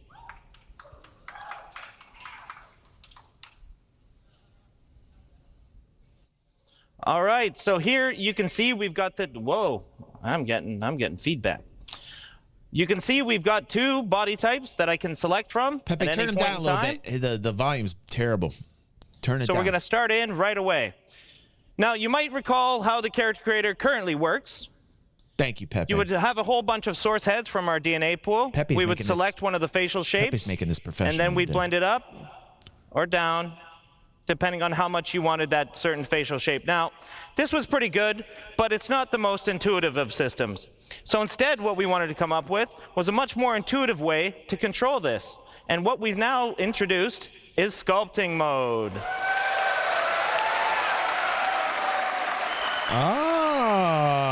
So it's quite interesting to know what's going on behind the scenes, and this wasn't an easy problem to solve, but our animation programmers and tech artists and everybody came together, and they figured out a way to basically make it so that from the DNA pool, we are making a selection based on what you want out of it. So it's going on between all the different options. Now, I'm going to start making some changes here right away. So I want to wind up the nose. You can see that it's all very intuitive. It's fast to use. I'm going to make the lips a little bit bigger here. There we go, something like that. I think that looks pretty good. I'm going to adjust the brow here, maybe make a little bit of a heavier brow. I'm glad you caught that, Futz. I'm glad you caught that, bro. Now, we can adjust the eye shape. We can go more almond eyes. We can go more oval. We can have a heavy lid. You know, I can find a whole bunch of different options within here. So here, we're starting to look pretty good. I want to give him a little bit more of a hero chin. And there we go. I'm liking that. Yes. That's cool. All right. So not to spend too much time on that, I want to show you some of the other features. And speaking of features, we go to our skin tone. So finally, you're not just selecting a preset skin tone. There we go. You can move through the whole gamut of the lookup table. And this is melanin and hemoglobin at the same time. That's cool. Much easier, much easier, much easier. So at the very top of it, I've got a texture slider. So instead of the whole head sort of selection, we can go between all the different textures. Now, like Forrest mentioned, we're going to have 30 of these for one body type and 30 for the other body type. So here, I'm kind of liking, what am I like? Oh, I like, yeah. They made the character customization screen much easier. So here, and I'm just going to set a skin tone that I kind of like. But they also gave it the details that you need in order to make a customized the next character step for yourself. In our skin tone is the complexion. And complexion, we've added freckles. Cool, cool, cool, cool. That's cool. That's cool. Character customization is so here important. I'm just blending in and I'm blending out the amount of freckles. Now I've cranked it all the way to the top just so you guys can see it. But for my character here, I'm going to keep it kind of subtle, like this, but quite a few of them, something like that. We've also got sunspots. Now this is a little more weathered skin. We'll give this sort of look. And we've got a whole bunch of different blemish masks planned for you guys. Cool. Whether that's sunspots or liver spots or anything to that effect. Now, I'm going to give this guy kind of a weathered look because I think the skin tone looks pretty cool like that. Yeah, I'm digging that. Yeah, that's cool. All right, so next up, eyes. So no longer do we have the green and the brown, just the full selection. You've got a full RGB chart of what you want to select. So if you want to have bright green eyes, if you want to have hazel eyes, if you want to have blue eyes, if you want to have any of these eyes. Yep. This is all very nice. So again, we can go with deep browns. We can go with sort of a steely blue, which I'm kind of digging for this skin tone. I quite like that look. That's cool. Oh, well, we'll get into some funky colors. Don't you worry. All right.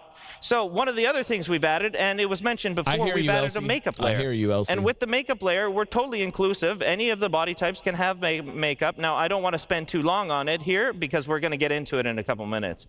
But I just want to show you sort of blending that in, blending that out for this particular body type. So next, as Andre talked about, we have all the hairstyles that you could want. All right, that's nice how it loads into there. That UI is pretty slick, So man. I'm just going to pick a couple different ones. There's a reality for some of us and another reality for another one of us. There it is. That's what I want my reality to be here. Something like this. I'm digging the mohawk, though, for this one. He's got a bit of a Mr. T look to him. I kind of like this. Yeah, I pity the fool. All right. There we go. There we go. There we go.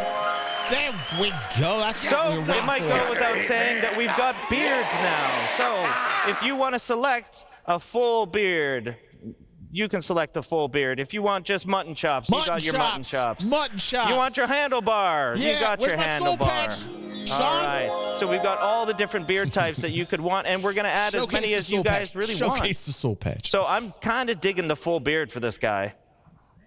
Yeah, I'm digging the full beard for this guy. Even further to that, we've got eyebrow selection. Oh my goodness. Which is, I mean, you could go with no eyebrows. That's a very real. You could have bushy ones. You can have a little bit more, normal, kind of straightforward ones. But it was mentioned before during the hair and with Forrest's discussion that we've got the hair dye as well. So with the hair dye, you can affect all the hair at once, and right now I've got all selected. Really so slick. I can go through the gamut of all the different hair melanin and it looks that really you can good. set. And it looks really good. It's an upgrade. So here I'm just going to darken it up a little bit. And if I wanted to dye the facial hair, I could just dye the facial hair all by itself. But look at that range of selection, man. Look at the depth of the range of selection on the character. But in the end, I'm really digging the jet black on this particular one. I dig it. I dig this. I dig this. So I'm going to frost these tips a little bit. I think that's going to look kind of cool. I love this. Set a bit of a blonde here. And they can always add to the database. And then what's really cool about this, and I'll show this in a minute, is that we can actually control the fall off of it. So again, if I just want this on the tips, I can just blend it right about here.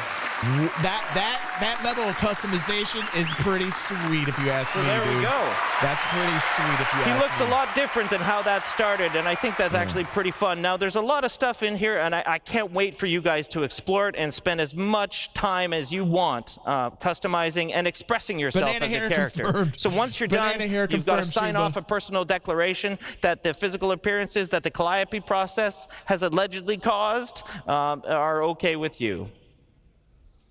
I'm going with banana let's go to hair. our next body type. Banana soul patch. Banana soul patch. All right. So I'm going to go to town here real fast. Help her out, Sean. Right away. And you might think it looks a little off or so, but I don't know. We're going to get there. Let's make some changes here. I'm going to adjust the bridge of the nose, maybe a little bit of the cheekbones here. Oh, Jesus. That's maybe a little extreme. Let's Jesus, go back Sean, what are here. we doing? Are you creating a Something monster, like that. Sean? You're creating a monster. And I'll make the lips a little bit smaller here, and I'm gonna lengthen that chin for a little more of a triangle. He did better on the dude than he's doing with the woman. Come on, So man. you can see, you can tweak to your heart's content. You can spend a lot of Help time the women doing out. this. Help the women out. And I don't really like the brows. I like a little bit softer. What about brow makeup for this the particular girls? Girls character. need the makeup. That's looking pretty good to me. They got actually. ability to. So like, next, just like we did before, we go into features. lipstick We and can do the skin tone. I'm going What to do we select a got? certain texture here, just because we got to get going on time. Eyeshadow. here. Let's go. Something You around think I'm joking, here but girls, is that's what they looking want. They pretty want good to me. customization, Cool. man. Some All of them right, go we natural. go into the some are gonna wanna complexion want the same makeup. way that we did before. So we start with the freckles. Where's the makeup for the I girls? kind of like a real freckled appearance. Am I right, on this Elsie? Am I right, particular Starlet? character. Don't you want like a makeup And panel? I'm going to turn down the sunspots. So maybe we move forward to the eye color maybe again. I'm crazy, but the girls should have makeup. Ooh, I'm really digging the green. Yeah, I like the green kind of look. gotta And hook we the get girls to up. the makeup. Now, this is where I want to here we spend go. more time. Now, There I'm you go. arguably There not you go, very Elsie. good at this, but I will Elsie, do my you got absolute makeup. best to show you guys how you can. One's in the chat for the girls. One's in the chat for the girls. They get the makeup. That's So what I'm first talking about. is the eyeliner. There we go. There we So go. the eyeliner, we can They do didn't any forget you, color. You girls. can go as crazy or as chill as you want to go with this. But for this particular, I'm going to go quite dark here. I don't see any ones just for the in girls dark up in sort here. of fuchsias. You guys and hating on girls? Put purples. ones up in the chat Here, for the we're makeup. doing the inner lid eyeshadow. And that I'm kind of keeping the Men, put ones in same the chat for the theme, makeup I right think. now. Yeah, and we're gonna do the same thing with the broad eyeshadow. So again, we can go as crazy. There you go. Or as calm There's a as you strong man. want. Wooks is a strong man. I'm putting a one in. Futz is a strong man. Futz is a So- strong man. What I've had good success in doing is kind of having it cranked, and then I just pull it back to a little more of a natural blend, something to this effect here. Limitless is a next strong man. is See, the there's lips. a lot of strong we men can in do here. the Name exact change same is stuff strong on the man. lips. Now what we have is a whole bunch of different makeup masks, and you've got 3 different channels within those masks. So basically 3 different colors that are affecting different areas of it. Now for the lips, we can go with the same sort of theme if we wanted, and I think I'm actually kind of digging that.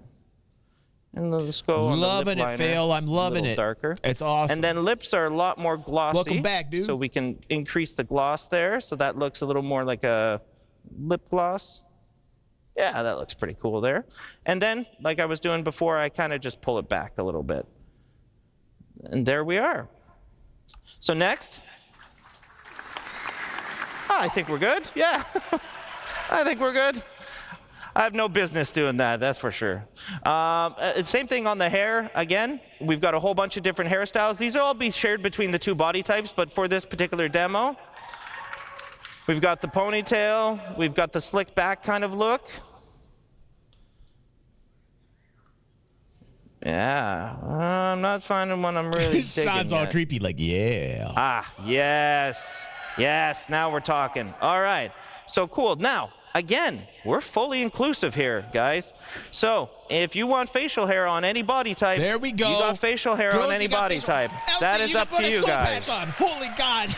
Elsie can do it. Elsie can put the soul patch on her.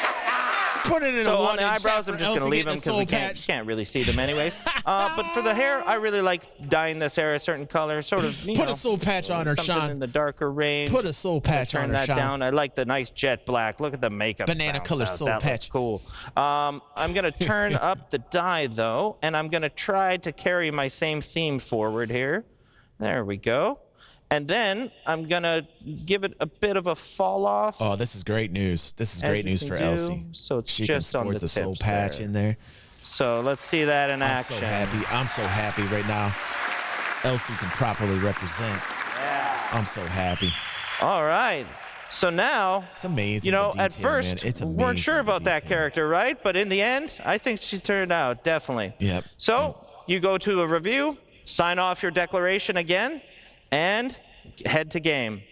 So you know, I'm really lucky to be able to sit in front of this. And again, it was a huge amount of work from tech art, engineering, designers, and specifically the squadron feature team that has done all this work. And one of the cool things to note is that we use this now internally as a tool. That's why it's me up here demoing this. This is our tool internally for creating all these heads, for creating all the NPCs in the verse. Because as Chris put it one time, he doesn't want his NPCs to look lame. He wants them to look cool. And this gives you cool looking characters. When is this coming Thanks a lot, guys. Yeah. So important to have that level of customization. It is so important and very underrated. Character customization, character creation screen. Whoa. What?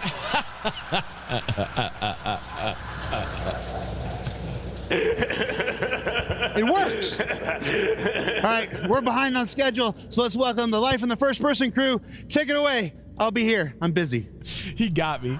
He got me on that, dude. That's hilarious. He got me on that.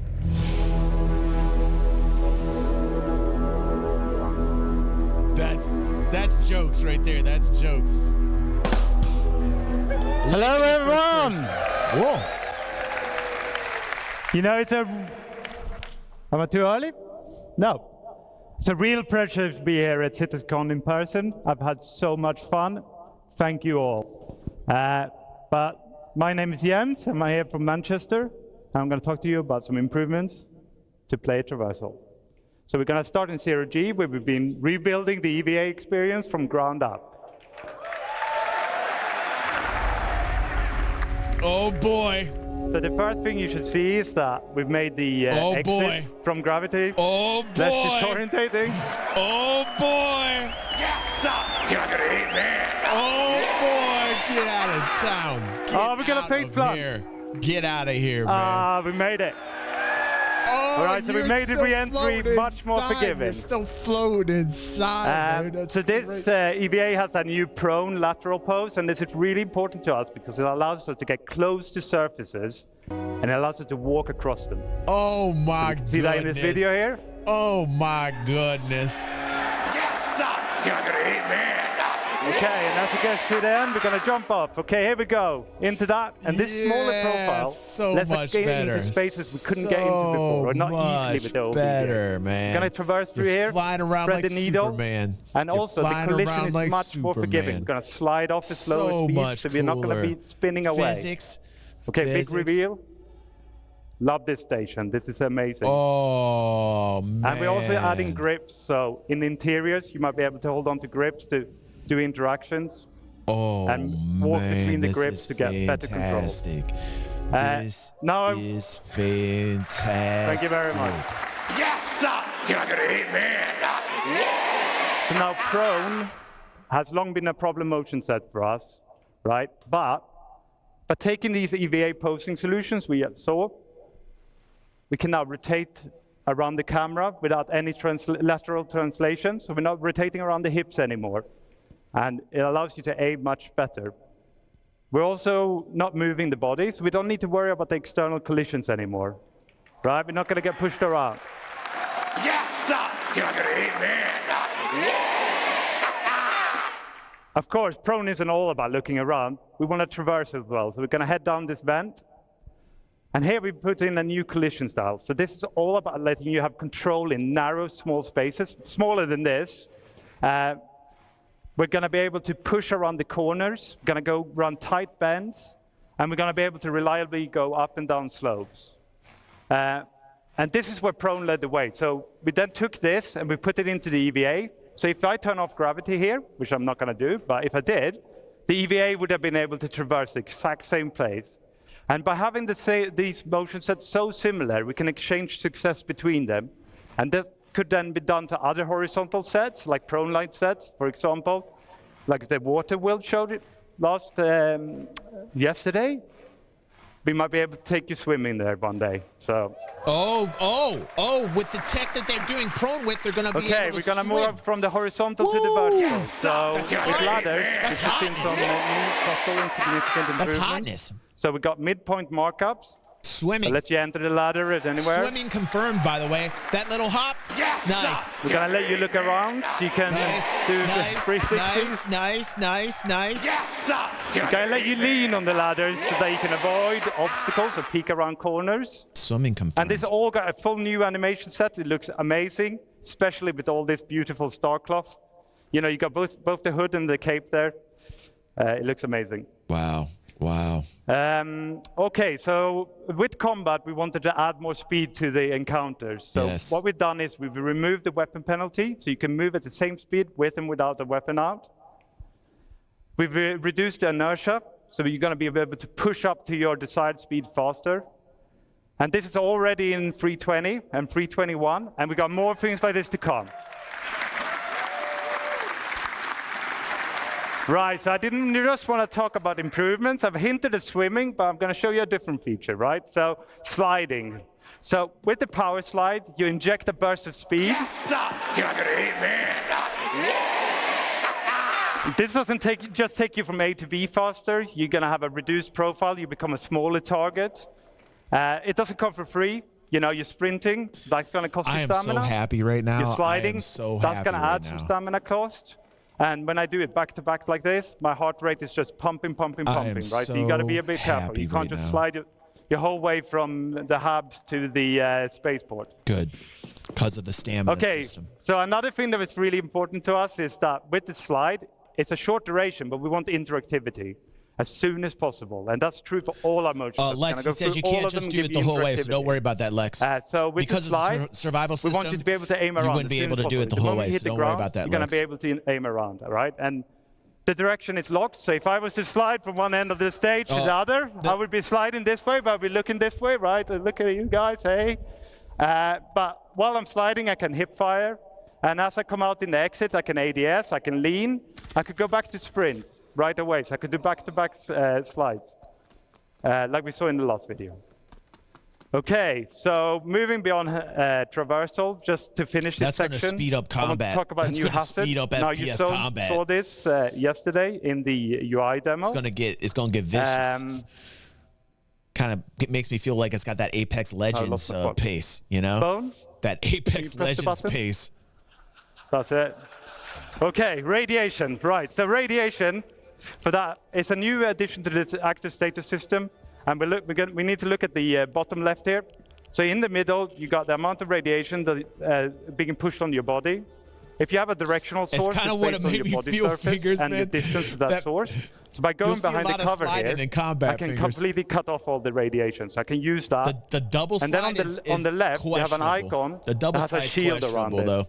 Now, that shield works in two ways. Right? First of all, it comes from your outfit. So depending on what you're wearing, you're going to have a better or less accurate shield, right? It has a threshold. As long as your radiation doesn't exceed the threshold, the shield will hold true. It'll scrub. That slide is most likely going to get nerfed on the double slide. I see a lot of PvPers in here, by the way, that I need to address right now. I apologize about this, but like that slide in terms of FPS and what that's going to do for PvP might be like introducing cancer to the PvP. So if they do the double slide, I'm not down with that. Like, I think slides should be you got to be careful about the slides. I totally get where you guys are coming from. Some of you don't want that Apex Legends speed, you know? On this stage. Thank you very much, everyone. I hear you. It's you got to balance that shit. I like what you guys are saying in chat. You're making me think. Why? What's up, dog? Thank you for those bits, bro. Hello, everyone. My name is Ines, and I'm a gameplay programmer here at CIG. And I'm here today to tell you all about. Thank you.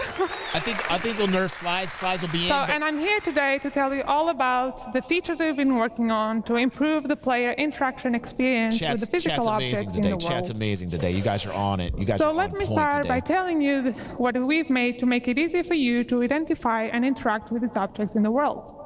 We have introduced in the new interaction prompts, which are AR cards that appear over the objects as the player gets near them. These, combining with scanning, will help the player to easily identify the interactable objects in the scene. So we have improved the algorithm that our interaction system uses to determine the current item in focus. So you'll have a smarter detection and selection as you move around and look around the scene. So the prompts will show you the active interaction and the keybind that you can use to quickly trigger it, like you see on the pictures. So we are trying to minimize the friction of the player to interacting with these objects. You no longer have to go into interaction mode to bring up the cursor, then drag it over and to select using the inner thoughts. So we're removing that. Thank you, Sketch. These are all elements of Squadron 42 design. So what happens if an object has more than one interaction? Well, for that, you can just simply hold F, and this will bring you the new interaction wheel. So this is our new interaction wheel. It will be focusing on the item. And you can see that up to 2 of the interactions have a star icon. So this is related to another system that you are bringing to you that we call in the default item actions. So this allows us to have a primary interaction, that's the one that shows on the prompt, and a secondary interaction. So these are default actions that you can easily trigger using shortcuts. So these actions will change based on the combination of the item, the player, and the environment state. And although designers do choose the default actions that we bring to you, you are fully able to customize them to fit your preferences and playing style. So let's take a look at this in action. Thank you so much, by the way, Stunner, for those bits, bro. Here you can see the prompts that change depending on your focus. So let's bring up the wheel. And I really like my plushes, so I want to inspect them when I find them around. So I'm changing that to my primary. And you'll see that does not affect only the item they're interacting with, but any item that falls into the same category. Much cleaner. Much cleaner. These are all Squadron 42 design elements. These are all Squadron 42 design elements. So I've shown you some features that improve. Yep. This is all the shit they've been working on Squadron 42 coming in like this, Thank you, Elsie. I love you. So I've shown you features that improve the readability and easiness of interacting with the objects in the world. But the other part of our focus was to bridge the disconnection between the player and the object you are interacting with. In a fully physicalized world that we want to provide you, a tactile experience is very important to sell the experience. So we've introduced a new system that allows us to play animations on the player of actually reaching out and physically touch the objects in the world. Yeah. So our main goal was to give you a better immersion, but at the same time minimizing the friction and the control we take away from you. So this really was an exercise between code, design, and animation to give you the best experience possible. Yes. Let's see some of this in action. Let's go. Let's go. And pressing buttons has never been so satisfying and fun. Awesome. I just kind of like awesome. She can't get over. She's so excited about this. I love her. She's awesome. She's a gamer, man. She's a gamer. You can tell. She's super excited. That's awesome, man. Get out of town, man. Get out of town, man. Get out of town. What are you talking about here? There we go. Tippy tap. I love that. She's so excited she can't even breathe. Okay, so let's continue with this theme of tactile experiences. I love the next thing I want to talk to you about are usable interactions. I love her. So usables are objects that have existed in our game for a very long time. And designers have had a variety of tools to build these really interesting and complex sequences for the AI. But up until now, what we could do for the player was very limited. So this past year, we've been building up our tools that provided for designers. Thank you, name change. Designers could build these really interactive experiences, but for the player. And the advantage of using the usable system is that anything that the player will be able to do, the AI will also be able to do. So let's have a look at a simple demo that one of our designers put together to see what we can now achieve. So in this scenario, the player has to go forward but can't go forward because of the toxic water. So he has to go over to the valve to turn off the water. So before we could maybe play a simple animation when you interacted, but now designers can give full manual control to you. So you, by pressing the specific inputs, you will be driving the system. But this is not enough. We needed to be able to give designers a way to translate what the player is currently doing and affect other objects in the world in specific ways. So this is what is happening here. As the player is turning the valve, is controlling the flow of the water that's coming from the pipes. And what should happen when the player is no longer in control? Do we want to keep the state, revert back to the initial one, or maybe trigger something else altogether? Well, it's up to designers to define the type of experience they want to bring to you. Yes, absolutely, Sketch, and they're doing it in such a brilliant way. They're combining elements to show you the gamer what's in and the developer what they can do. This is the best Star Engine commercial ever. So turning off, and then awesome. see another small example. It's Alpha Predator marketing, and I love her. She is so into this shit. You'll see I another love small her. example where you won't be able to open the door by a press of a button, but you have to manually interact with that pump and manually open it. So you'll have to time your inputs to slowly open the door. So this is just a small taste of the level of interactivity that we can now have with these objects. We had really nice results for Squadron, for the mess hall line, and I can't wait to see what the PU designers will create and bring up to your hands. Man, I love her. She is so excited. Good for her, man. That's some good work right there. That's some good work right there. Okay. Let's quickly talk about kiosks and terminals. And let's be honest, it's really hard to interact and get a good view of this one. Good to see you here. So we made a small little changes to make it easier for you. We've created a new focus mode that will walk the player to perfectly align with the kiosks. So we can better perfectly frame the screen on the viewport. At this point, the interactive screen will steal the input focus until you actively chooses to leave. So let's take a look at this in action. And look at that. When you trigger it, I'm like, I love her. I love her. Yeah, so this is a very small quality of life improvement, but it will make it much easier for you to interact with this And finally, let's talk about looting. This is our new looting screen. She is so cute. It's not replacing the inventory, but it will be used when you're looting a body or any other lootable that you find in the world. It was specifically designed to improve this experience. So since looting is a common action during FPS combat, they simplified especially if you haven't fully prepared ahead, we wanted to make it as easier and quick as possible, so you could spend the minimum amount of time to grab any items you need from your target. So it displays the current loadout and a simplified version of the inventory. Looting favors speediness, while the inventory is there so you can fully manage your loadout.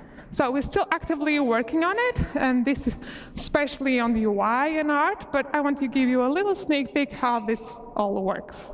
It's a Tarkov style. It's got that Tarkov snap. That Tarkov snap, you know what I'm saying? I like it. I actually like it.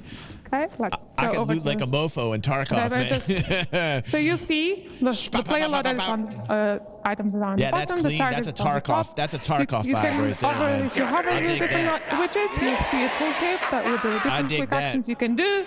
You can just simple press. I dig that. I dig that. 100% I dig that. What do you think, It'll be Brad? so You like much that? I like easier. that. I like that. So yeah, you can quickly press to just equip or swap. You can even use your mouse wheel if you want to change the target. You can drop anything, store anything. Starkov. Really quick actions. Jokes. And you'll see in a minute that we also can trigger ammo repooling. So this will grab all available ammo, Tarkov, man? either from your target or from your inventory, and will fill up the magazines in your loadout and get rid of any empty magazines. I love it. So yeah. Looking really good. Yeah, that's awesome. So it's looking really good, and I can't wait to see the final art. So that's all from me. So thank you so much for listening. Let's give her some and I hope you have a great time. I love her. I want to see more of her. She's cute. I love her. Get her up on more of Inside Star Citizen. Right. Hello, everyone. She's awesome. For those who cannot remember, my name is Jens, and I'm now going to talk to you about some changes we made to our stealth gameplay. And I'm going to give you an update on weaponware. Right, so takedowns is an important part of our stealth encounters. So this is where we're going to add some player skill progression. So it's going to move you through different action sets. You're going to start out by struggling. You might fail. Of course, this sort of added time and the extra noise you're making is really going to increase the risk of detection. You're going to get faster the more you do it. What is going on here? And then here? you're going to reach maximum efficiency. Check this one out. So he's so fast you can barely see him do it. And then he guides the body to the floor. So it makes almost no noise. Right? Dude, you get it. You get caught in the hold. It's a button We're going to explore some more variation beyond our unarmed and our knife takedowns, like sedative injection pens and contextual takedowns. So this guy on the railing here, let's see what we can do about it. Button smash versus button smash, man. So by using the environment, we can make a more we can do a more efficient takedown than maybe our skill level would have allowed. And it certainly looks a lot cooler. And we're going to be able to use this to get to enemies that might be otherwise difficult to get to with our normal takedowns, like a pilot strapped into his pilot seat, you know, sneak up on him and take him out. Okay, so in that last video, we incapacitated that enemy a lot. I'm going to introduce you to a new weapon, a new item, sorry, and that's the restraints. So with the restraints, okay, let's take him down first. One more. Oh. Okay, so with the restraints, we're going to turn him over. We're going to cuff his hands. We're going to cuff his legs. You've been cuffed, son. Oh my goodness, what is going on? This is like everything I've ever wanted, man. This is so now, if he wakes up, he can't chase us down, right? But he could call out for help. So what we're going to do as well is we're going to add places in the environment where you can stash a body. You can hide them, either unconscious or dead. And that way you should be easier to remain undetected and keep you in that stealth bubble. Now, this is another thing we talked about in the UI demo, which is the ping, and we saw it in Inesh's presentation. I am so she did a short right ping now. to highlight a door pump. Now, of course, we allow you now to charge up that ping, and by doing so, we can see further, and we can see through obstacles, and we can populate more information into our data bank. That then shows up in our hyped right now. So you get the name, and you maybe get the race, and maybe the faction. And you can use this information to figure out where is the weak link, which enemies can I take down. I got a lot to talk about with this scanning. There's some I risk understand here, okay? it, So but you got to be careful in the PvP world, you can't do it all the time. It's going to recharge slowly. You see the bar at the top. You got to be careful. This is another area Until that of goes contention. all the way down, like, I can't ping. I can't even do a short ping. This definitely needs like 7 videos. It's going to spike my emissions or my signature. Scanner jammer would be good, Matt Style. Scanner an jammer enemy would with be the good. right equipment or tech level might discover me. Okay, so let's move on to some talk about weaponware. So here we're going to see a simulation of a weapon getting more and more worn over time. We need balance on that. I'm fine on Squadron 42 we're gonna with that. expand this I don't know how fine I am with that in the PU. Other FPS I've items said that like your before. I armor, said that your clothing, yesterday. your helmets. That's in actual game, this would be triggered by weapon usage, right? So the more you fire your gun, the more worn it's going to get. Great for PvE, and this is going to affect not its so great for PvP. It's going to affect its reliability, and it's going to reduce its resale. But like Mad Style say, you can do like you can balance it with the PvP with like jammers. Each item is going to wear at its own rate and persist at its own rate. So you could have a worn rifle with a pristine scope or a pristine rifle with a worn scope.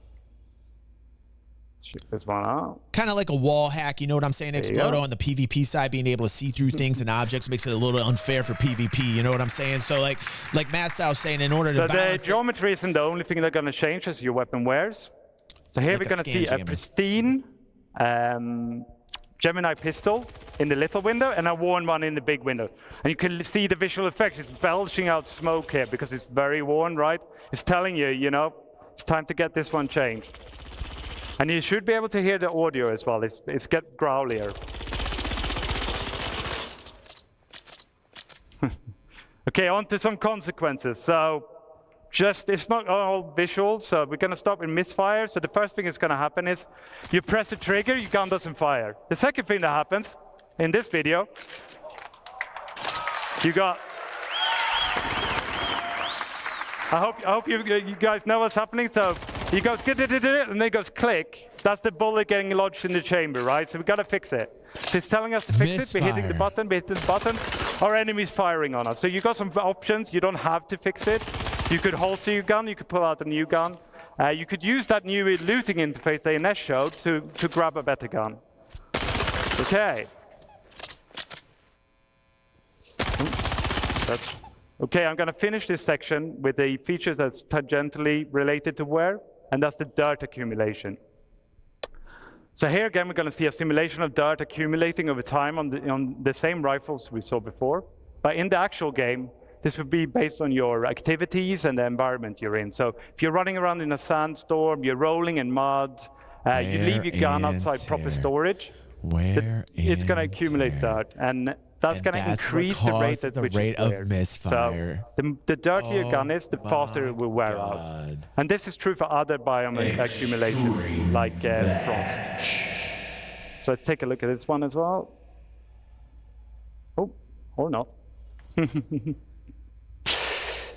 Okay, so yeah, so in the future it's going to be really important that you keep your guns clean and repaired. Yes. I'm now going to welcome Zach on stage, and he's going to talk to you more about the FPS weapons. Thank you very much. Yes. That's insane. There should be like a roar of applause for that. Hello. I'm insane. Zach Priest. I'm a senior FPS game designer. I'm here to share some of the new, interesting FPS things we have to bring you. So if you play modern shooters, you'll have noticed the quality bar has gone through the roof in recent years. Things from visual recoil to VFX, just overall general weapon feel. As you know, we recently did a pass on our weapons to get them a bit more up to speed, but we couldn't hit that quality bar that we really wanted to. Because guns are violent in nature, and we couldn't portray that as much as we wanted to. Orson, exactly. So we made a new tool. And it allows us to show the violent nature of weapons while, creating greater weapon-to-weapon variety, So, this new tool also integrates better with other systems. For example, you just saw like wear and dirt and things like that. And I'm extremely proud to show you the new weapon recoil. So this is the old P4. It kind of falls a bit flat. You're not really getting that like show us the that you new, want. show us but the you've probably new. shot this a million times. Show us the new. Now the new P4, it has these nice little bop downs, and you feel it getting close to the camera, and the overall aggression of the weapon is a lot more there. It feels a lot more visceral when you fire it. This new tool gives us granular control over the movements of the weapon. So essentially what we have in one of our tools now is almost an animation tool where we can control the rotation and the location of things. So this is the old PA SMG. Here's my boomstick. This is a new one. And in general, it's bringing the house down now. So recoils are just, in general, easier to tweak now. And they're a lot more impactful, and we can create weapon variety in just far new, more and interesting ways. You gotta push it down. Cool. Is that what I'm seeing? Just gotta push it down. You gotta get that grip on it. Okay. Thank you very much. Cheers. E-Rad, right, dude. Here we also have new procedural animation over our ADS. So previously, if you play right now, you basically have a linear pose-to-pose transition. And sure, it's there, but now we layered some of this procedural stuff on top. So for example, if you have an SMG, it can come up a lot quicker, it can flick up, you feel really cool. LMGs can be a lot more heavy. So before, it basically just do, move from pose to pose, but now we can keep it longer down here, bring it up slowly, and overall, it just feels like you've got an LMG, or it feels like you've got an SMG. We're just using things like, ease in and ease outs, and just give more life to the overall weapon.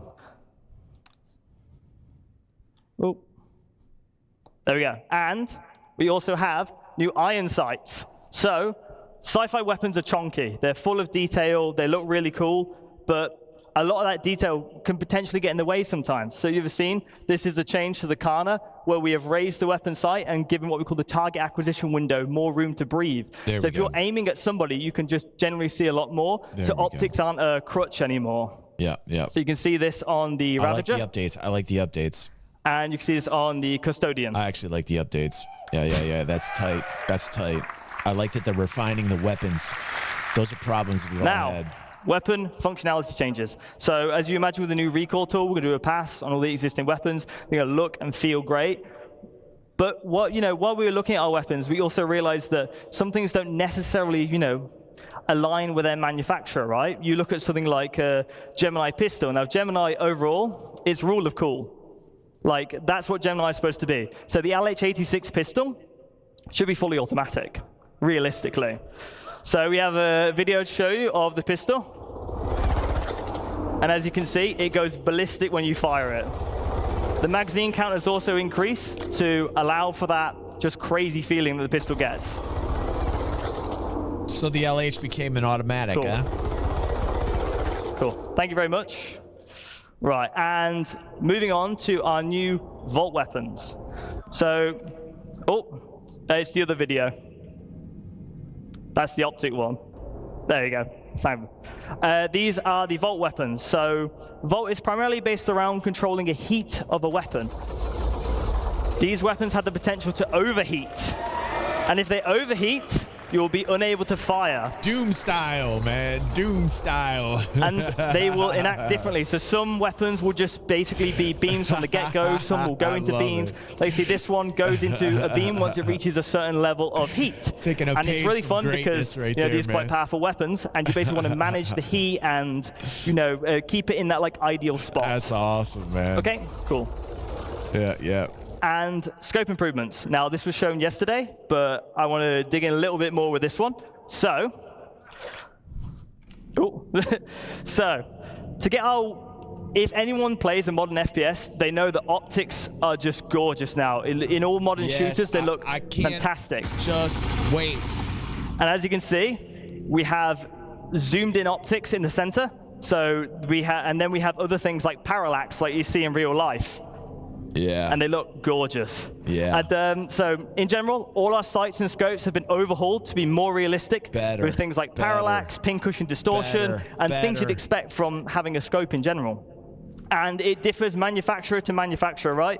So some things are purely digital, some things are purely physical. So if you get hit by an EMP grenade, for example, we're using something like a television sight, like something like Cluey might have, then your optic would turn off. All right. Thank you. That's nice. That's nice. And we saw yesterday that the scope actually magnified. And weapons are ultimately as only good as they sound. And I'll be quiet for this next bit. But as you know, we've done a lot of work on our audio propagation systems and just in general how guns sound. We've also switched out some noises and made them feel a lot more beefy.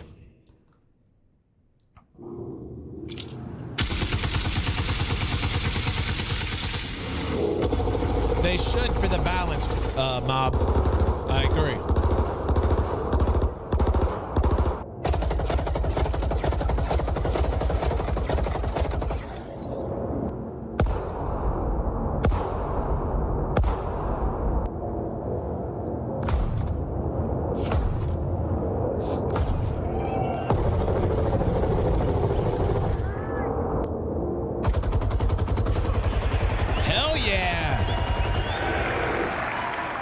Fantastic. I think all of California heard us there. So, backpack reloading. In real-life combat scenarios, you often grab magazines from other surplus areas. I want to simulate that in our game. So,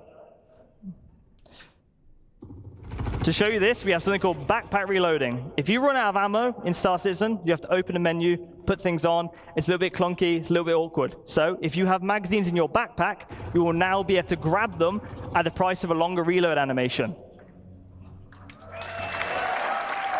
You will also be able to tell when you have a backpack reload coming up because it will be displayed on the inventory with the backpack symbol.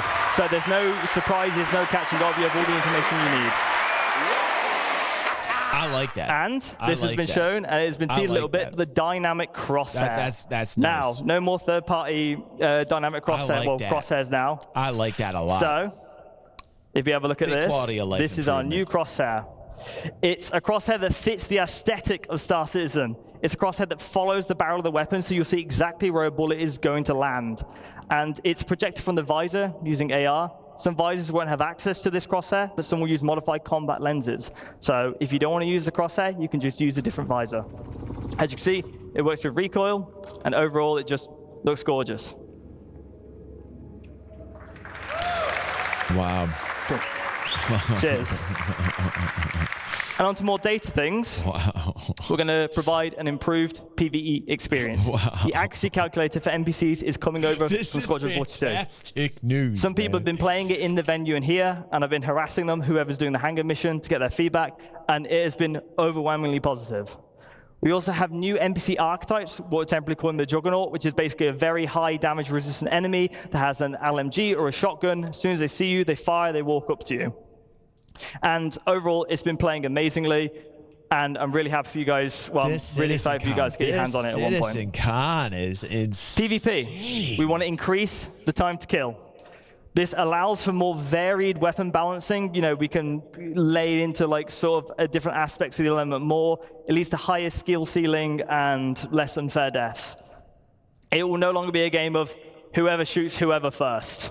Speaking of which, force reactions. We're reworking them. We're aware it's frustrating, and we are going to rework the system to work beautifully. Thank you. And we're also working some other highly requested PvP changes.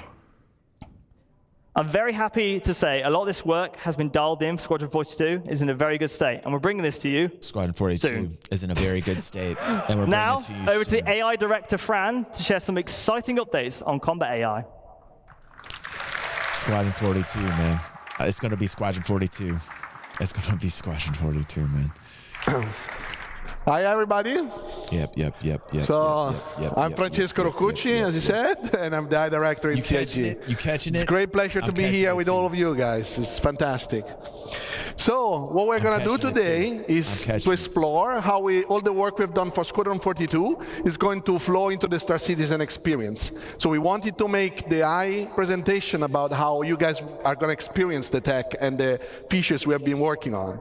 So from the player perspective, you've seen how many new opportunities you have. And now it's interesting to see how the NPC are going to react to that. So the goal of Star Citizen is to build a breathing and living environment where your actions matters, and the NPC you will find in the universe needs to have the same opportunities and same limitations that you have. So when we play a game, we want you to spend the time that feels memorable, that feels special, right? Something you can remember and talk about. So we want you to give you a challenge to overcome, but also a challenge that is fun and doesn't feel repetitive and boring. So when we look at FPS Encounter, we want to build variety. We want to give the designers, like Zach, the ability to craft combat scenarios, not just to put NPC in the level. And we need to make sure that he can tweak something such that he can experience the unique play style and the play space that you have. So Star Citizen can benefit from tons of unique environments. So for those environments, we want you to have different type of fun. So what we look at today is some of the tools that they have to achieve this goal and bring the AI to the next level. So the first tool we're going to look at today is the NPC trait system. So we spoke about this in the past, and we have now available for designers the initial set of traits they can use to influence the behaviors. So those are some of the ones that are available to the designers. Today we're going to focus on the combat traits, because we have traits that also apply to the peaceful situation and the social environment, but those are the ones that influence NPCs during a combat scenario. And traits, you can imagine them as characteristics NPCs have or don't have. So through the usage, we can make sure the combat feels different from one encounter to another.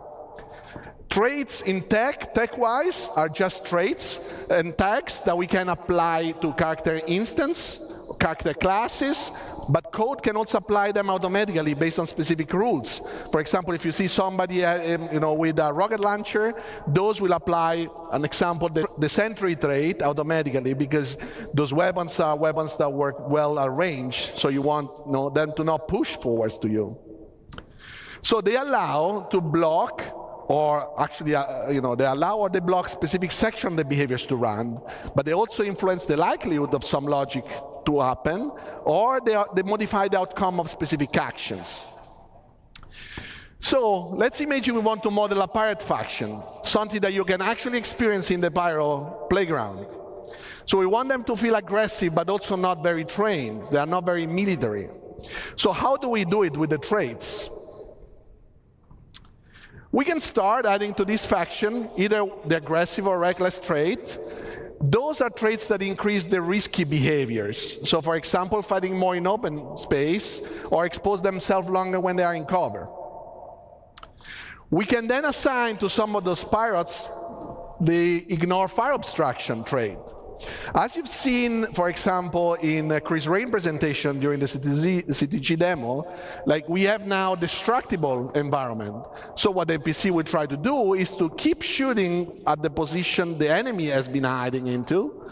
So you will see destroying environment, but you will also see them being less careful and managing their ammos. For others, we could use the undisciplined trigger finger trait. So this trait is, for example, meant to convey the inability to control their weapon when they are emotionally engaged in the fight. And what So randomizing trait in the code to NPC entities is what this gentleman's talking about, just to give it to you guys in layman's terms. He's saying the designers have this trait set that they can randomly put to NPC entities, just so you guys can follow along. Also run out of bullets much quicker. So this offers interesting opportunities for players because they can now shoot at them while they reload or where they scavenge the environment.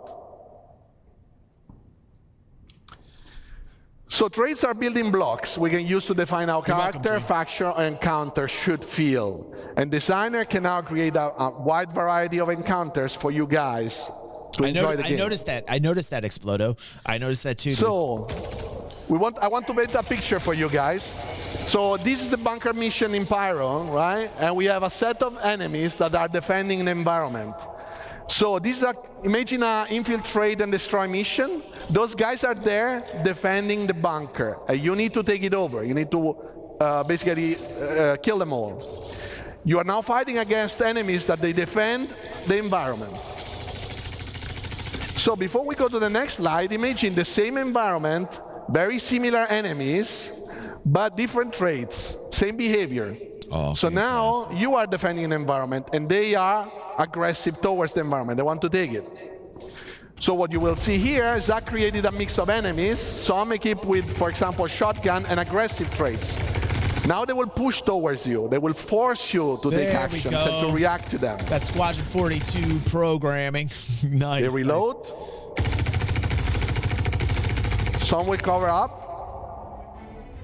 There we go. Smoother movement. Obviously, this is with God mode on, so Zach was not dying. Randomized by So this is possible to set up with a tick of a box. But this is not just enemies, because in Star Citizen, we want you to hire your own crew members. And those crew members, those characters, will have different personalities, different traits, different training level that they can build up.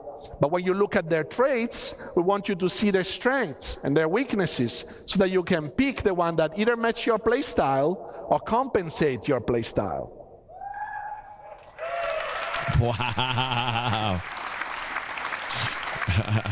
So one good thing that we want to show you today is the medic. So there are some NPCs that can carry, obviously, med pants, but not everybody is able to use it well or wants to use it in a specific encounter.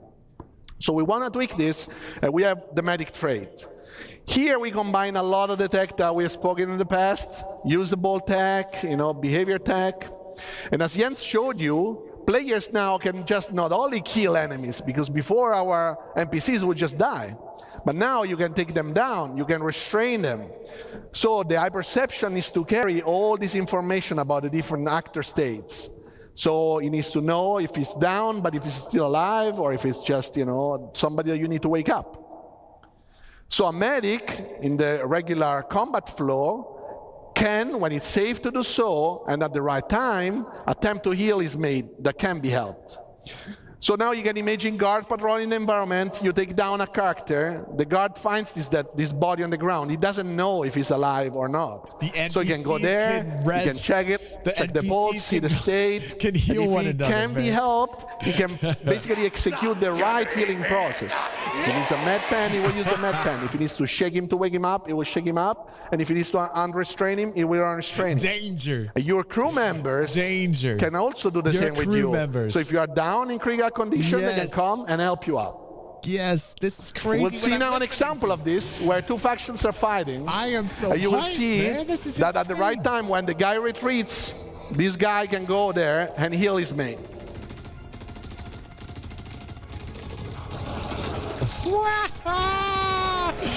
And obviously, he needs to pick up a new weapon because he just dropped it.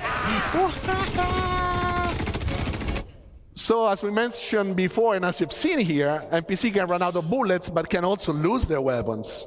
So what we have to do right now is that, first of all, we want NPCs to have a concrete ammo pool to use. We don't want infinite ammos anymore. Oh, my face hurts from smiling all day. The ammo pool is actually constructed by the ammos the NPC carry in their weapons, the one that they carry, the one that might have, and all the magazines they carry. They don't have any more bullets out of them. I'm smiling so much. So NPC must properly use those items to fight. And the longer the engagement, the more likely it is they will run out of bullets and they will have to scavenge the environment. How do they do that? It's through the NPC, the usable system, as you've seen with Inesh as well, Inesh presentation. You see that anything the player can interact with, the NPCs actually can, the same exact way. Yes. So the dead bodies can be looted. Yes. Same as dropped weapons. Yes. Ammo crates will have physically inside some weapons, magazines. They can provide you with items. An NPC can understand where you can find ammos that are actually functioning with their own weapons. Oh my God. And they actually can decide. For example, if it's better to reach an ammo crate and gather some new ammos, or if that is too far or towards the enemy, they can decide to pick up another weapon. So you will see that also already in Pyro, you might see it. And once they decide to do so, obviously they don't have bullets, so they cannot fight you. What they can do, they can also switch to their sidearms. And the sidearms is less effective, obviously, compared to the primary weapon, but it is still better than nothing for them to protect themselves while they go around and they loot the environment. Right. Wonder about melee weapons. So we'll see here an example where some NPC run out of bullets. Obviously, in this video, we give them a chance to go and loot as well. And this is a proper ammo crate that allows them to get back magazines. Check them out. Check them out. Taking ammo. And another NPC arrives. Loading up, and here he comes. And he will loot the dead body. This is the same dead body you might be able to loot, and you will not find ammos after that. But you will probably find it in the other one once you kill it. So, last but not least, another tool in the FPS arsenal is grenades. Grenades are a great tool. NPC can now fully react and use grenades in the environment. Grenades need love, man. So grenades are a great tool, especially when an NPC needs to counter a player that is camping or a player that is hiding or say in a location that the NPC cannot reach. So grenades force the movement and keep the action going. But they're also very dangerous. You've seen in Ali's presentation and Mike's presentation that a grenade can make electronics explode, ignite a fire, and then the fire can propagate in the environment. So NPCs need to properly understand the environment and not jump into the fire and get damaged. So how do we do that? Is we have a new full system to handle hazards. Basically, a hazard on the technical side can create a navigation volume modifier, and the navigation module modifier gets registered in navigation system, and our basically mesh can be modified, and it will carry semantic about if that is a danger, something better, and how much costly it is to go through. Because maybe you have a suit that allows you to go through the fire, so that is fine. You will not, the NPC can understand that. But if they can't, they will try to find positions that are safe for them to position themselves, but also paths that will avoid those dangerous areas. And now we'll see an example of that. This is a safe environment, still fighting, but safe, safer. Come on. What will happen now? Come on, what's going on here? What's going on here? Fire ignites and propagates. This is fully dynamic, so it's fully controlled by the fire system. The fire system modifies volumes in the navigation system, and we really know where we can and not pass at any given moment.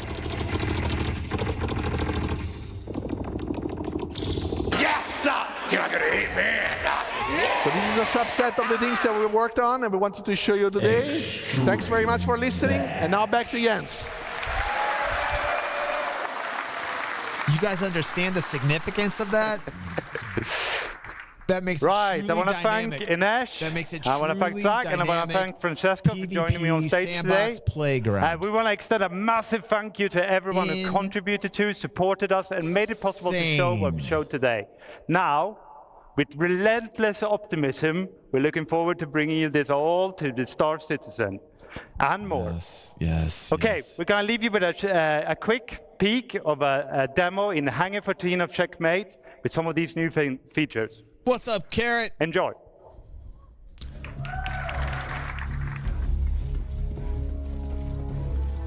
Insane.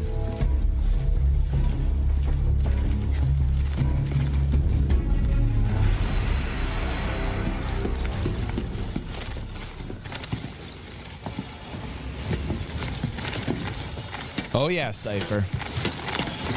We're thinking we're gonna hit some real big Squadron 482 nugget.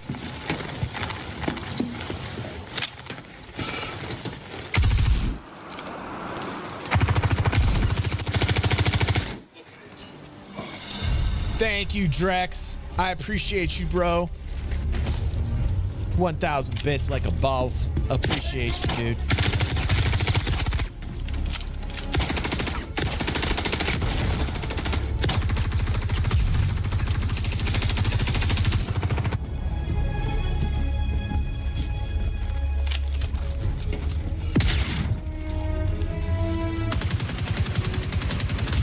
Good to see you in here, Drex.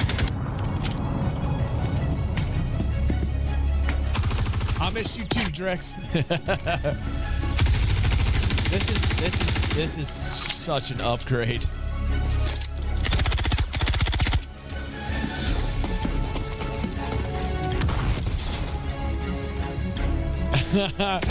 Notice they turned away on that grenade. I want to see that grenade. Looks good though. Looks good. Dev aim right into this.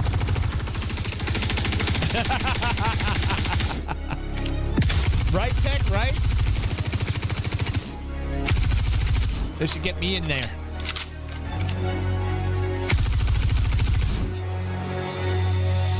Go beast mode. Beast mode.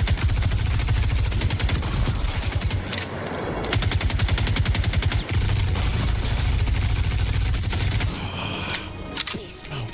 Beast mode. Apex Predator.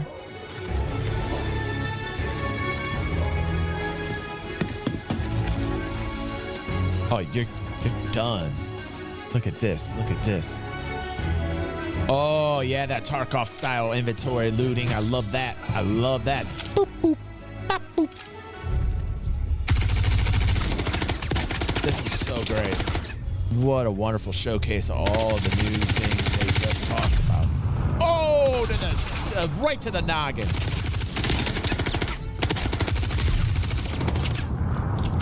Woo! Smoke that guy.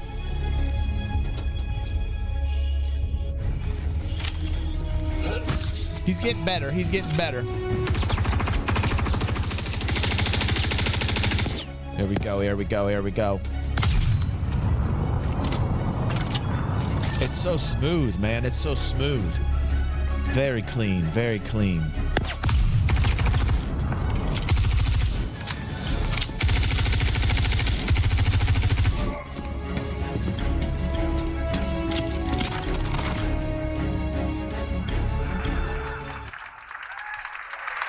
Right.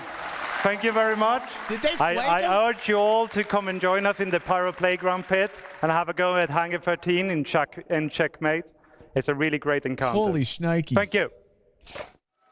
I think the only thing to worry about is the sliding. All right, so that was live from the first person. We're keeping this train running because we got a lunch to get to. Up next is Taking Flight with Yogi, Inez, and more. Let's get it started. Boop.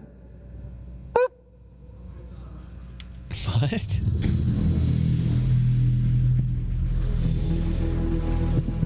All right, taking flight. Oh boy, this is gonna be a big one here.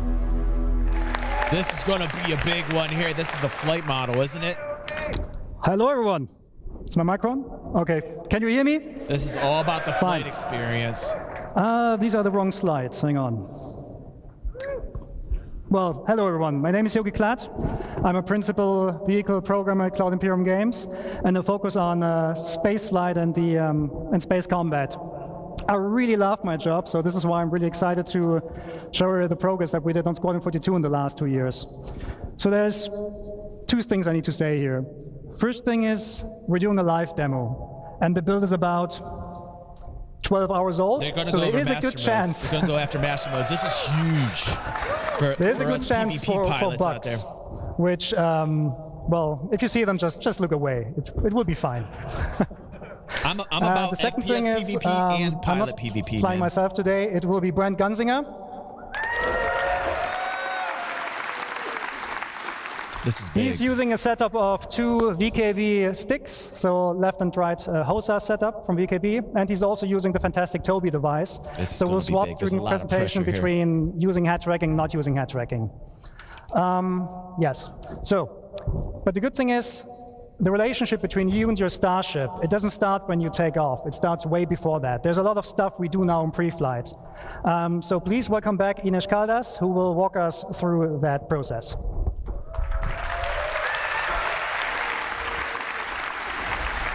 Is this working? Yes, okay. Hello everyone, it's a privilege to be here back on stage to tell you all about what you can expect about the player interaction experience inside your cockpit. I love this girl.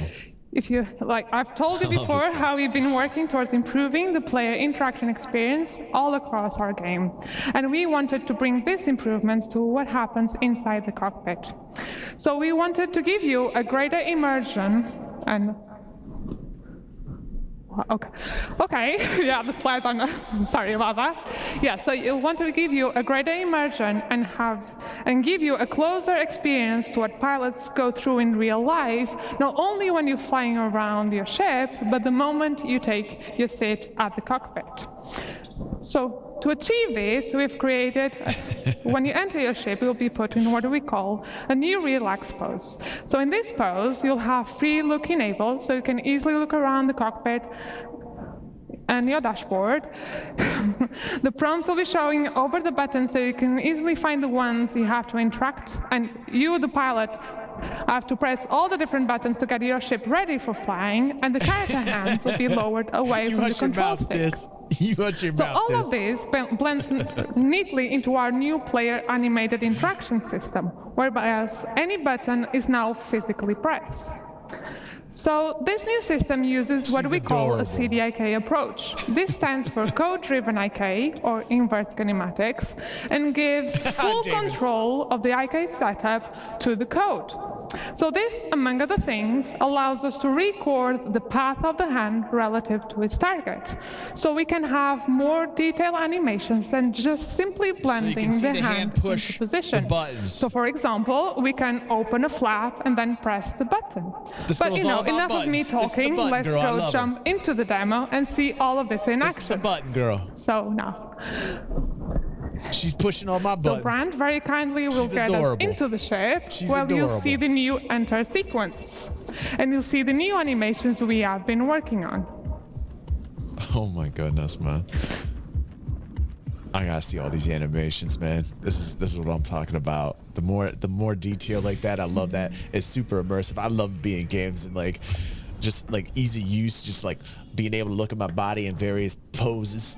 So you can see now that you won't directly grab the control stick. You'll be put on this relaxed pose with free look enabled, and you can see the different prompts appear over the buttons. So let's get this show started and get your ship ready for flying. So Brent, if you could close the canopy so we don't go flying around with that open. Power our systems. That's so look at that. And finally, turn our entrance. Yeah, so you are now ready for flying. So we will be bringing all of this to all of our ships in our fleet. Man, and that's all from me. So please join me in welcoming to the stage Tony to tell you all about the new UI.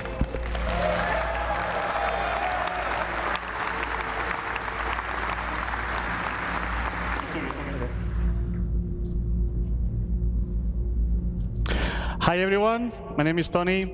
I'm senior UI programmer here Everybody at was CIG, expecting Tony Z to and come I'm out. here to explain some of the spoilers that you saw yesterday about our new ship UI. I was like, so, why is are Tony you ready Z to see coming the out? ship UI in action? Right. Bone, play the demo.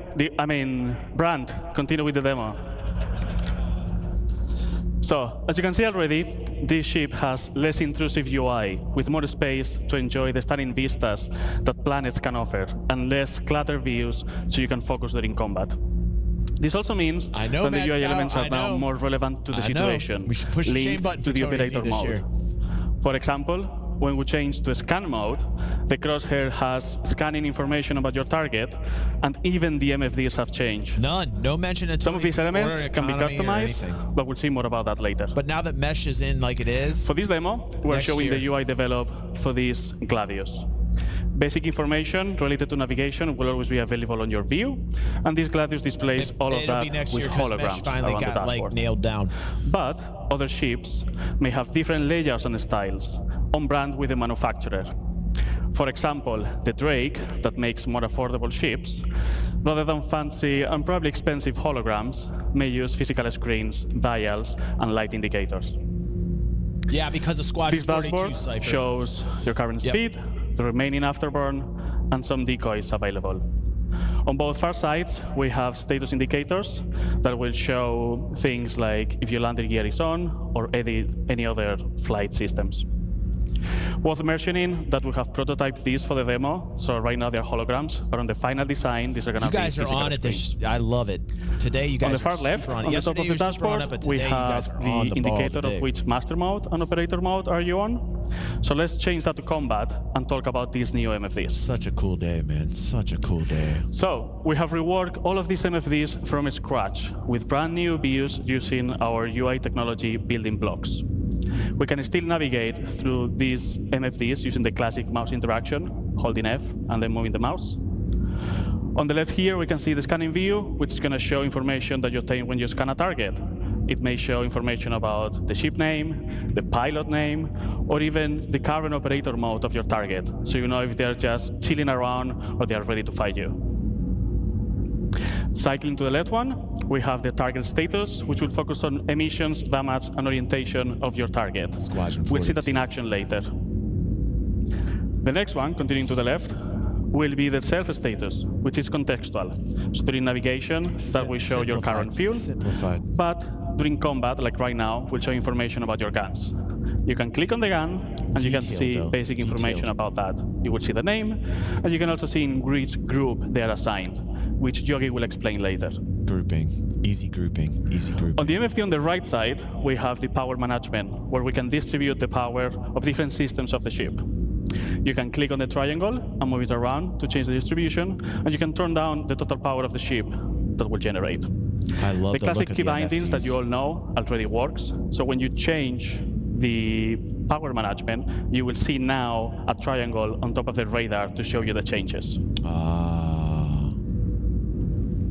I like it. I like the new setup. Now, instead of using mouse, you can also use key bindings to select MFDs and cycle through the views, which might be faster when you are in certain situations like during combat. Yes. And for those pro players out there, we have added about 100 key bindings, and I mean 100, to navigate through all of these systems.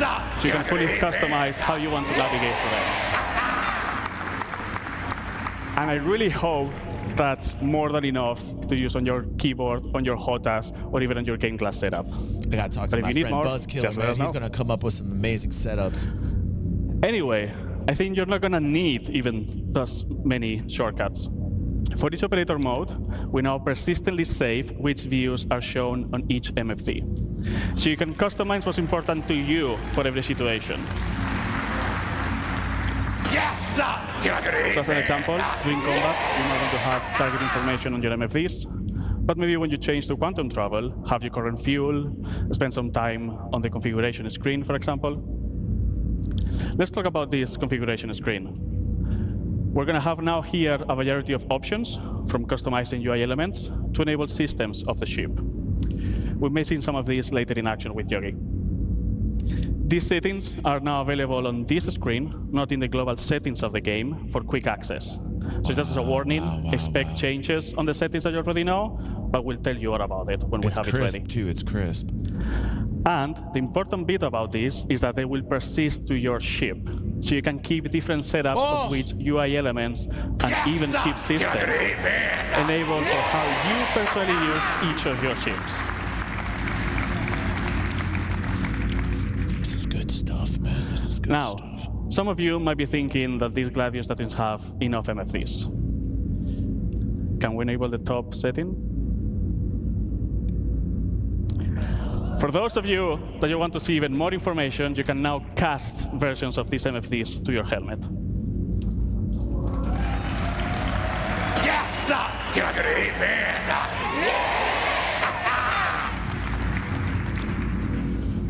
For this, you're going to need to equip the appropriate helmet, so it's connected to your ship and I can get all this information. You can use the key bindings, as I mentioned before, so you can select which cast do you want to control and how to cycle through them. So you can pin views that are important to you that will move with your camera. So as you have seen, if you're aiming at the target or if you're moving with your head tracker, those views are going to be always with you. Wow.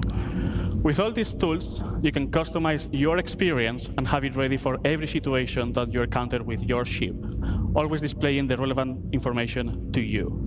So for example, during combat, you may want to have all the UI elements enabled, all the pips, all the crosshairs, so the information of your ship on the physical MFDs, and maybe focus on the target information on your cast, so they're always on your view. But maybe when you go to quantum travel, you can turn those casts off so you can enjoy the vistas. That's all from me. Now we have MFDs ready, and let's bring Yogi back to tell you all about flying your ship. Thank you very much.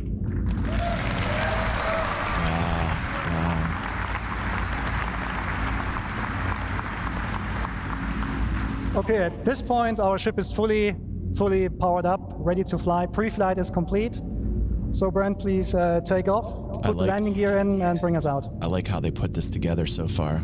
It really's got me hooked. Have you seen the interaction? This is great, isn't it? Okay, so one of the problems we always have in space games is to produce a sense of speed. Space is big, and the sense of speed is always produced by small things going around you. So although it's not very visible here, the VFX team has actually added space dust, so in the future you can tell where your ship is going, even without looking at it. I feel like this is a hell of fun. Another this thing is we're hella focusing more on as smooth well for some is reason here. I'm feeling like this so flight Brent, feels much different currently than the flight model we've got. Like, why am I feeling this way? When your ship is sitting like that, and you strafe left and right, you have these small head motions. Like, why am I feeling like the flight is completely upgraded here? Is the dude just flying like this, or is we're this actually increasing like... them now. We also added rotational G-forces into the mix, so if Brent is now rotating the ship to the left, you also can see that your head is swaying a little bit. Things get a little bit more interesting when Brent is actually taking boost into the mix. Squadron 42 is going to drop. Now boost forwards, we now added camera shake, we added FLV changes. I feel like what I'm seeing right now. And this all then plays together with the other things like, the other exhaustion effects that we have. So overall, the ship should now feel a little bit more reactive than before. The same thing, sorry. I got you, bro. At the same time, we reduced the extensions that that look-ahead code is doing. So we basically narrowed it down a little bit, so it mixes better with GeForce reaction, so that even when you don't have a head tracker or something like that, it will still feel. You feeling it, Wooks? You feeling it, dude?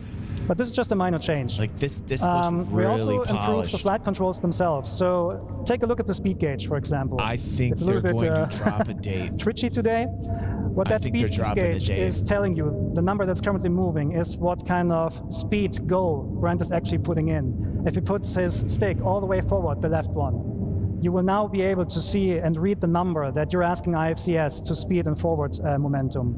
This also allows us to bring back the sticky throttle we had pre 3.5, where now, if you play with mouse and keyboard, you can press W and S to increase and decrease your speed and let go of the key, and the ship will not automatically come to a stop. Of course, this is all completely configurable, so you can enable that or not if you want. Don't get my hopium up, but you know what I'm feeling? You know what I'm feeling about Squadron 42?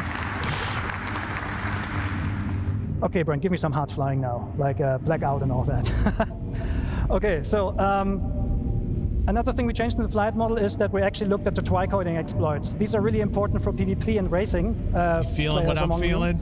I don't know, it could be a hopium thing going on, problem but I'm kind of feeling this. On some ships, when you tricord, you get actually up to 50% more acceleration. That huge difference actually makes a lot of the ship difference meaningless, so we're cutting back on those. So a first implementation of that is already available in the master mode testing areas. Maybe all the ships that count, you know what I mean? All the ships but we're that they improving need for the Squadron 42 algorithm right now so that it actually is less I don't know, J2, I don't know, punishing. dude. I'm just feeling something. In future master Could be the mode hopium, could be the hopium, but I'm feeling it. So as long as you go roughly forward, you get the full Gs from your back engines. Okay, so now the biggie in the room. We're talking master modes. Okay, master here we modes go. is by This far is the big. biggest change we're doing on the ship gameplay. Yep, in general, all of your ships will be put into, or will get a master mode setup.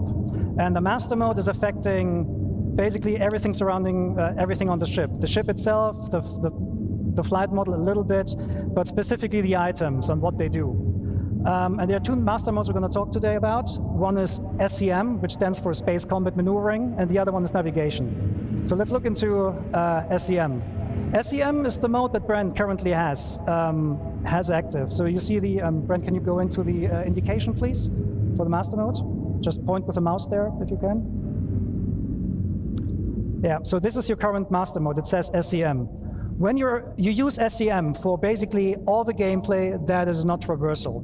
So combat, mining, salvaging, using it for that. You have full access to your combat system. Your shields are working, your thruster boost is fully active, your weapons are working. It's the high performance, high alertness mode that you're in. However, we will heavily restrict how fast we can go. We can go with your ship. Okay, Brent, go to full max speed. So this Gladius on max speed and SCM can reach about 225 meters per second. That might seem slow compared to what you have in the Pew right now, but it's still pretty fast. Because fun. However, you can extend that speed. Because fun, Brent, because if you just go forward and boost. So the Gladius can extend up to 550 meters per second. On this slide here, you can see the speed spaces we're talking about. So if you just walk flying around, they didn't show. SCM, They didn't show. Like the max speed of your. We need to see it like combat. I want to see some combat. You know what I mean? If you boost, you can reach up to 500 or 550. However, that boost space is not spheric. That means if you boost forward, you reach higher speeds than if you boost backwards. That is really important for space combat maneuvering, or for dogfighting in general, because it discourages backstrafing. It actively actually punishes backstrafing, and it creates more interesting combat maneuvers. The PvP players among you, they basically call this encouragement to closing the gap, which is basically more forward-centric combat, which is much more exciting than backstrafing and just trying to get some shots on. It also forces you as combat players to commit to the decisions you did earlier in the fight. Instead of continually going around we think it's much more exciting. It's interesting. It's interesting. That's gonna change PvP a lot. In short, actually. you pick SCM when you need to I don't fight, know. when you want to fight, or when you need to fight. Try it right? before I get my opinions on it. The thing with the master mode switches is that they do not happen instantly. They take a while to move over. So we're now going to put our ship into the second mode, which is navigation. So navigation mode is basically the opposite of SCM. What this does, it gives you a high-speed, low-performance mode. Your shields, they will collapse. Your weapons will not be able to fire. Your defensive systems will not be functional. But you have higher speeds. So in nav mode, you can still reach the speeds of what you have. I don't know. I don't know if I'm okay. I mean, depending on the ship, sometimes 1,000 meters or 1,400 meters per second. Yeah. But all your regenerative systems, so regenerating the weapon capacitor, your thruster boost, will be inhibited. So this means when you want to go fast, you need to be very, very careful when you want to swap over. So imagine you're in a fight and you want to escape. You should not do it right away, because if you just swap to navigation mode in the hope to flee, you are being left with no shields. I get it. And I get the what they're first saying. thing that will go offline when you are hitting with distortion guns is the quantum drive. And that is important because the quantum drive will spool automatically up when you enter nav mode, and it will then unlock the higher speeds. So this means when you're in nav mode and you're fighting, you're very vulnerable, so you should get out as fast as possible. Luckily, navigation mode not only allows you higher speed, but also gives you access to the new quantum travel experience, which we're going to show in a minute. So that is nav point that you see there on screen. This is the put a 1 in chat if you dig this, put a 2 if you do not. I'm kind of curious what I'll pull. Before we do that, I need to quickly explain what this is about. So 1 if you like currently it, in the 2 PU, if you do when not. you quantum travel from A to B, you're actually not really moving. You're going on a spline, and you're teleported in every frame along that spline. So there's basically no meaningful gameplay we can add there. The new quantum travel experience is fully physicalized. I'm going to have to wait till I give my opinion. Physics is always on, which means when you quantum travel from A to B, you're actually accelerating using our awesome physics engine. 3 equals DG. And because it's physicalized, it gives us a lot more meaningful What's up, gameplay. Bear Von Scruff? Thanks for becoming an alumni member, bro.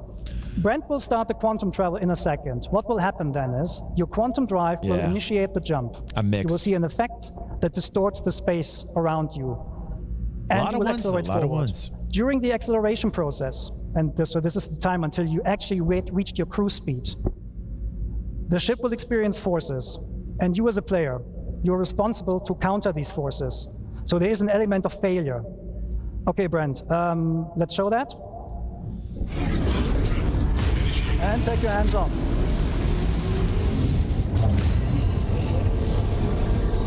Strap in, boys. That's one hell of a jump. Wow. Yeah, dude. That graphic is tight, man. That was tight. That was tight. I like that, man. I like that one. I like that. The audience didn't even, like, respond at first. They were stunned. That was tight. That was tight. So what you just saw is basically the failed attempt to quantum travel. Brad wasn't countering the forces, therefore he was thrown out, the quantum bubble collapsed and threw you out. Your ship doesn't like that. IFCS needs 5-6 seconds to recover from that, during which time you just tumble, right?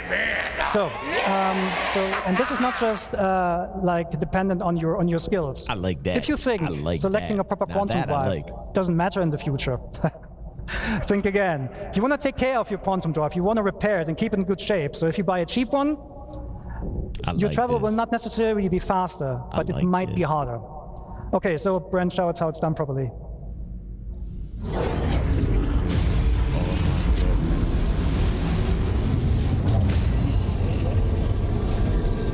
Extreme badge.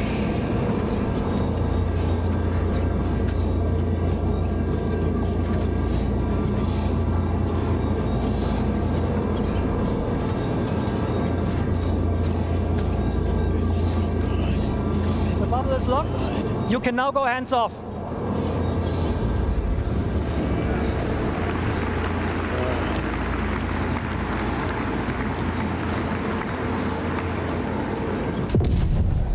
Ooh, juicy. Okay, so there's a second variant of quantum travel, and this is for short-range jumps. Sometimes you jump somewhere or you go somewhere, and you see the next point of interest is like 1,200 kilometers away. We're not going to force you anymore to travel that by hand. You will use a technique called quantum boosting. It's a quantum-based short-range jump for like something between a couple of 100 kilometers to like 30,000 kilometers or so.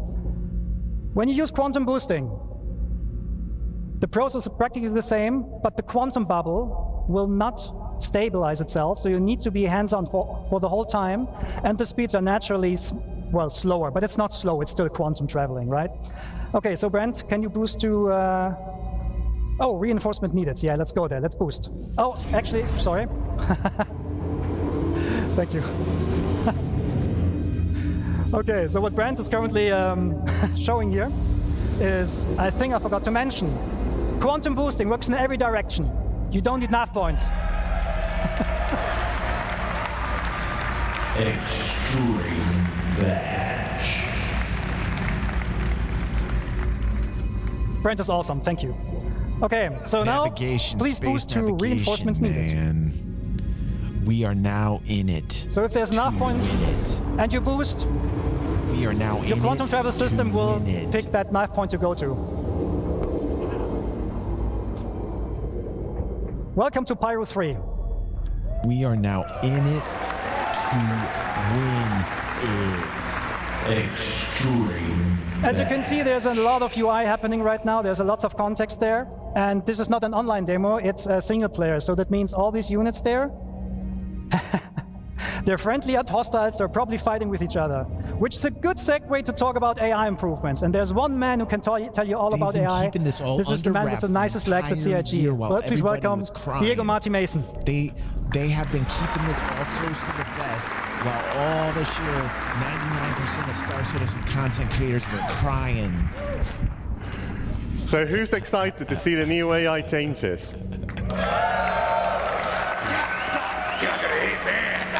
Hi everyone, as Yogi said, my name is Diego Marty Mason and I am the AI programmer focusing on the fly combat. Over the past year, we've been working on delivering a thrilling experience to the AI encounters. Let me first walk you through our journey. Space, I am really feeling that way. We first started looking at the current AI behavior in the PU. Take a breath, man. We quickly realized how uniform fighting was and how we were not using all of the tech available to us to make a more interesting experience. No spot is engaged. We had the foundations, and we wanted to learn more about how you, the players, do your combat encounters in the verse. So we did this by getting combat recordings, analyzing videos, and internal playtesting, where we were hammering each other for hours. It was fun, unless you went up against experienced fighters like Bayer. Anyway, with all of these data, we started crafting the first prototype, with the focus of bringing that human behavior into the AI brain. When the first version was ready to be tested, I handed it out to one of the best internal pilots in the team, Yogi. So Yogi, what do you think about my first prototype? It was an exercise of humility. It was an exercise of humiliation. I hated it, and I blame Diego. So this was due to the AI being able to keep a good range control and a perfect orbit around their target while maintaining a constant firing solution. Come on, it's a computer. We learned a lot from our initial prototype, and it really helped us to define what we wanted to deliver. A combat experience where the AI, yet challenging, makes mistakes, just like us, humans. We want players to leave every combat encounter with a feel of satisfaction by encouraging you to keep on the move and make use of the vehicle systems available to you, so you can at least try to win the fight. Thank you, Retro. Let's see how we brought this new iteration of combat to life. We broke down in your support. Multiple Love stages. You guys. The first one, interception. Don't forget our giveaway. Then calling a winner the main tonight. engage phase, which we broke in different tactics. Strafer, jouster, chaser, and finally, disengage. Let's switch to the demo. As you can see, Brent has encountered a skirmish. Let's talk more about the combat flow there. Oh, we're gonna watch some combat? Here we go. Okay, we will start with interception. After acquiring the target, the primary aim is to close the gap with the target. If the AI is already near the target, the interception phase is skipped completely. If it's too far, it will tell the AI to use the new master mode to swap into navigation mode and make use of the full speed to chase. Swapping back to SCM mode when we are in a striking distance. That leads us to our second phase, engage. Here the AI selects an adequate tactic based on combat environment. These are chosen via the traits and tactic selector system. You've heard more about them in the previous talk by Francesco. So let's talk about the strafer. As this is a 6 degrees of freedom game, it's the natural combat shape adopted by pilots. We have related the same behavior to our AI, ensuring also that orbits are closed and adding variations to include rolling. Strafers will break combat if they cannot keep an orbit.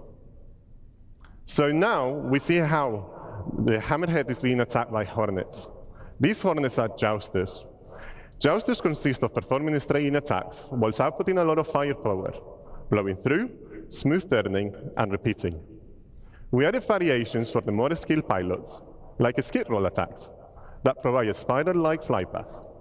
Jousters are also good at monitoring for backstrafers, so if they cannot get into strike distance, they will just brake. And finally, the chaser. Now, Brain is going to get there in a second, but the chaser is going to be the Cutlass, which is following one of the Hornets and is allied with the Hammerhead. Now, we are really far away, 10 kilometers.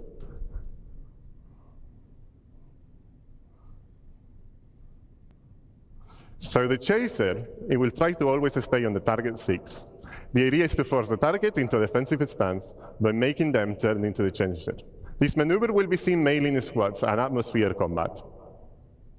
The final phase, which can happen at any time, depending on the combat situation, is disengage. This phase is triggered based on constantly listening to multiple events in parallel. To name a few, critical health, damage to shields, or weapons depleted. There is also a shorter version of disengage that we call pace breaks, which occurs during long periods of combat due to fatigue, nature of the combat encounters. These pace breaks are short, and the main objective is to perform a simple maneuver to gain a new advantage position and strike again. This new flow is what encompasses the core of our new AI fly combat experience, in combinations with AI traits that will give designers the tools to tailor each combat encounter in the verse. Like, for example, they can choose the ACE traits that will allow AI pilots to make use of all of the ship's angular velocity so they can keep a more precise orbit. So for some of you out there, it's going to be a good challenge. While we've been mainly focusing on fighter behavior, we've also started to follow the same process to other ship types, like gunships and capitals. In the near future, we want to deliver an experience where going against a capital ship like an Hydrus is a tough fight, that unless you bring the right combinations of tools, meaning ships that are equipped to take down capital ships, you will get demolished by their powerful turrets. Now, after all of the feedback, in our first internal playtest, we've received a lot of constructive and positive feedback. And Yogi's not longer being destroyed by the AI, so I think he likes it a bit more. Thank you, everyone. I hope you enjoy the new AI. And back to you, Yogi. So for layman's term, they're applying traits in the similar manner that they did for NPCs on the ground. They're doing it for pilots. Thank you, Diego. Okay, so now we're going to talk about, we heard about how AI makes my life hard. Now let's talk about how to return the favor. We're talking weapons. So, the weapon and aiming systems in squadrons, they went through a lot of changes. I can only mention a couple of them, so I will go through them relatively quickly. Squadron 42. First thing on our to-do list is basically weapon tuning. At the moment, almost all weapons in the PU are practically the same. In Squadron, that's not the case. Almost all weapons have different properties. They have like different projectile velocities, different DPS numbers. But they're not just different in terms of these numbers. They also feel different. Remember the cinch cannons from like a couple of years ago? They were very powerful weapons, but they were extremely easy to use, which made them meta weapons. So we're going to bring the cinch cannon back, but we make sure that the amount of work you put into these cannons in order to employ them is on par with the other guns. So there's a lot of stuff that we're going to do to make sure that weapons have a lot of pros and cons and avoid meta. Specifically for this build, Brent is equipped with a I think a close and burner laser repeater. Can you fire it once? Yeah. And the other weapon he has is he has 2 weapons on the wings, which are Gets cannons, size 3. With 1 push, they're actually firing 2. So we're also gonna have burst weapons and so on. Okay, cool. So a problem we have in space games is controlling the engagement ranges, because we want to bring the fights close. But the problem is that, well, how do I put this? Weapons usually, in order to bring them close, what the game devs usually do is they just restrict the ranges. Like in the PU, a lot of the weapons have exactly a range of 1,400 kilometers, which means often the fights occur at 1,399 meters. This is not a good way for us to control the weapons. And we tried out things like damage fall off, so that bullets get more damaging the closer you are.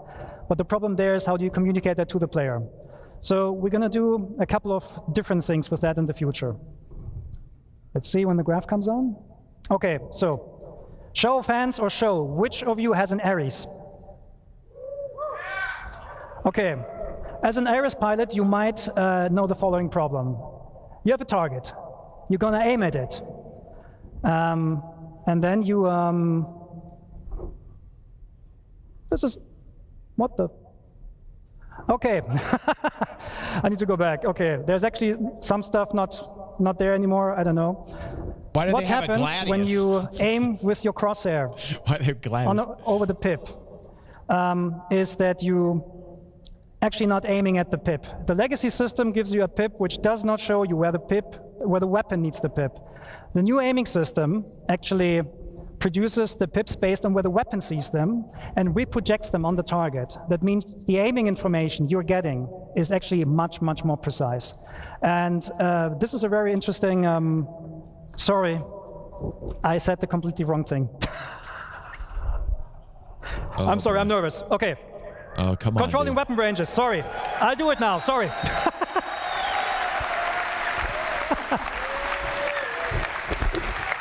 Okay, sorry. Okay, controlling ranges. In the future, all the weapons will get much, much longer ranges. Size 1 weapons will fly to up to 5 or 6 kilometers before the despawn. The way how we do this, how we do this is we're adding spread. Because spread is for us is a very good indication on how to control the ranges. This is not a one-to-one relationship there, so don't worry, you won't get like spread with like 20 degrees offset or something like that. Don't worry, right? But if we compare the spread of the weapon with the target size, I was worried for a second. we know when the weapon is in range. I was getting worried. We know when you actually are close enough so that the majority of your hits can hit. DG was getting real worried right there. We're telling you that by the aiming system now. So Brent, let's go back to the demo. If you get a green pip and a green crosshair, it means you have a high chance of your weapons hitting the target. If Brent takes a little bit of a step back and waits until the pips and the crosshair turn red, this does not mean that the ship is out of range. You can still hit it, but you might waste bullets. This also has the benefit that, I'm not sure if you saw that before, but if you look at how many bullets are in the air, you're actually getting a lot of bullets, a lot more bullets, and it just looks a lot better. Okay, Brent, just kill these guys now. Bam!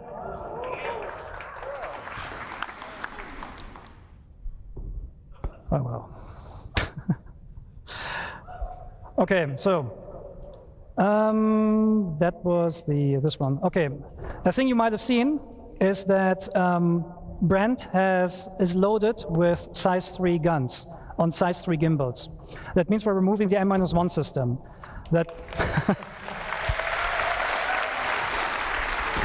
The reason for that is the original intention of like controlling the performance between joystick and mouse players just didn't work out, and the new aiming system is flexible enough to deal with these differences. So we're just removing it and keep going. So next point, pip grouping. If you have different weapons with different projectile velocities, you will get different pips.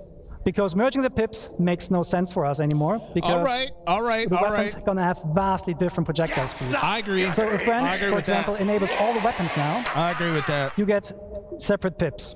So let's talk a bit about pip optimizations here. Some people aren't going to like I messed up before. Some people aren't going to like that, but I like that actually. Again, who is an Ares? If you aim at your target, you get a pip, right? Your Ares owners know that. You aim at the pip, you shoot, you miss. Yep. And this is because the pip is not being shown where you need it. Right. In the future, we're actually offsetting the pip where the weapon sees it and then reprojects That's it actually onto how the crosshair. HUDs are on... like that. And when you then hit, you hit. Air Force jets. No, when you then shoot, you hit. The pips are based upon the and this weapons. is, of course, also communicated by the aiming system. So when the pips turn green and when the crosser turns green... I actually prefer this. It's more realism for me. Okay, so some people aren't going to like that, but I like it. Best part, we cannot take down this hammerhead. It's too big for us. But we can cripple it. The weak points on the hammerhead are the turrets. The way we're going to do this in the future is with precision targeting mode. Brent? Precision targeting mode. Enable precision targeting mode. There we go. Precision targeting mode.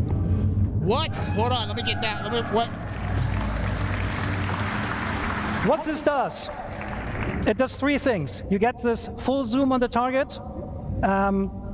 You get a lower RPM of your weapons, which increases or decreases the spreads for more precision. And you get the painting mechanic. Anywhere where you put your crosshair on that ship, it will tell the gimbal system where to aim at. Yes. So if Brent now attacks the turrets, yes, your aiming system will automatically lead the shots. Huge. Bam. One turret down. Huge.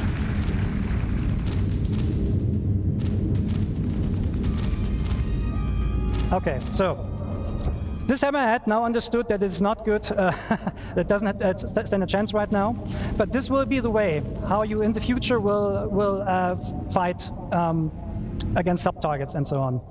The good thing about this, it also works even without painting the target directly, so you can do very, very precise warning shots.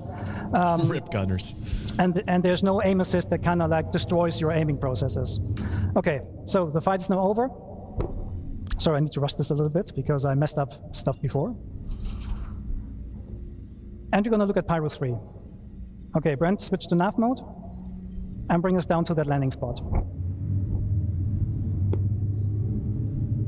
So Pyro 3 is also called Bloom. It's a very big planet with a nice atmosphere. And, oh, something wrong with the throttle. Oh well, something's wrong with the throttle. We'll try to go down as fast as possible, though.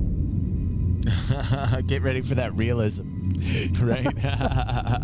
As that gameplay demo might have bugs. We don't mind. This is how we play Star Citizen. It's okay. Take your time, man. Take your time. Gonna go there now? Okay. Yeah, steeper angle, that works. Okay, so the thrusters on the ship. They should. Space pixels. They do not like this. They do like the vacuum of space. Have that mode, and I believe they will. I believe they will. Spaceships here, right? Pixels. And we have thruster efficiency curves on the thrusters. So at some point, especially the nav thrusters, they will cease working because they don't like atmosphere. They will overheat very, very quickly. Oh my God! So there's the question: what happens when you go down to a planet and you want to rotate your ship? You're right. We're with going to your be thrusters talking off? Atmo flight, man. Atmo fighting, man. Can you go to external view? Can you waggle your tail? This is a big point for me.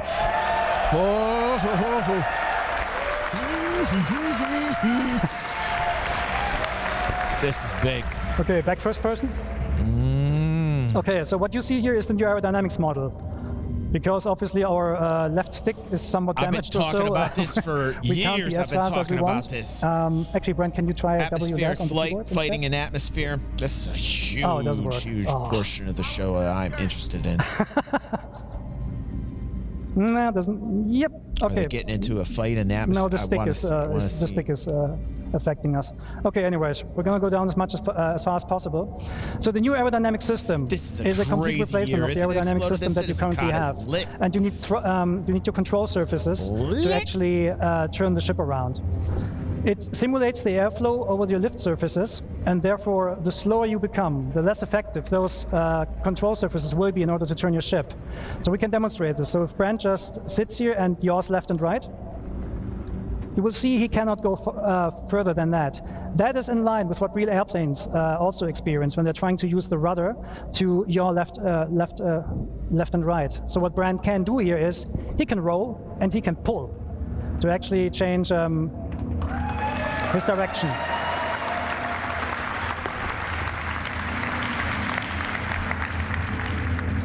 Okay, so just for this demo, we added a button.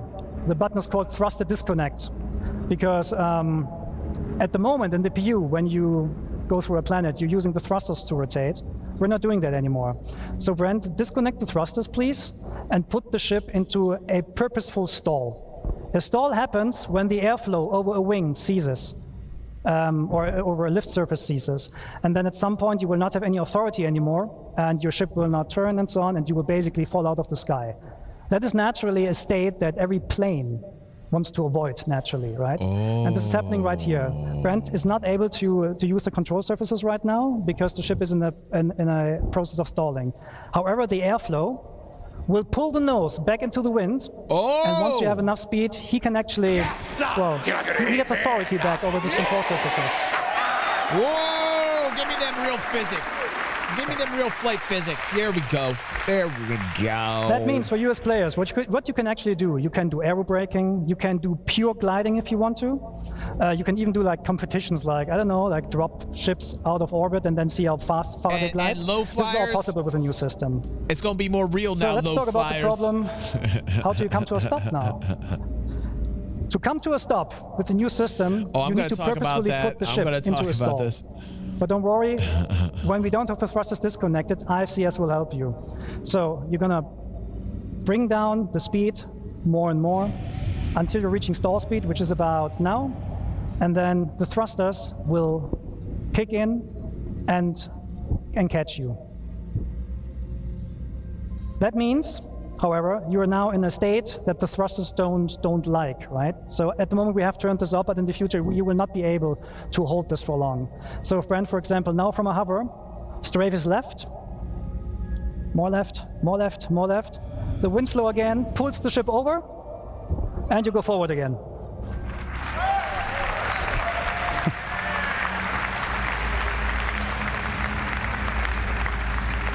Okay, so now Brent, now show us how to come to a hover, and do we have some water here? Oh yeah, there's our point, okay.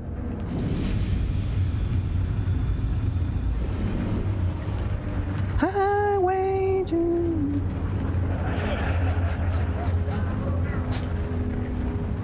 Man. Okay, so there's our landing point.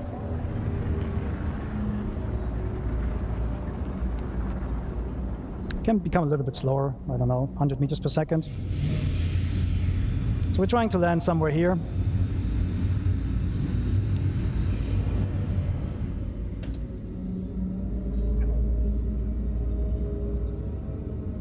Whoa, look at this. Whoa, yeah.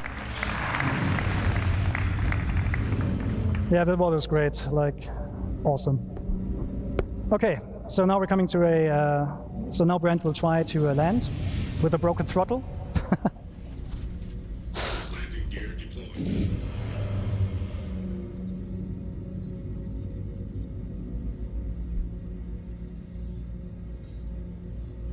And yeah, he's aided a little bit here by the landing gear. So he has landing gear out, I think, because that automatically enables precision mode at the moment, so that you're a little bit slower. But you can of course like turn this off as a player.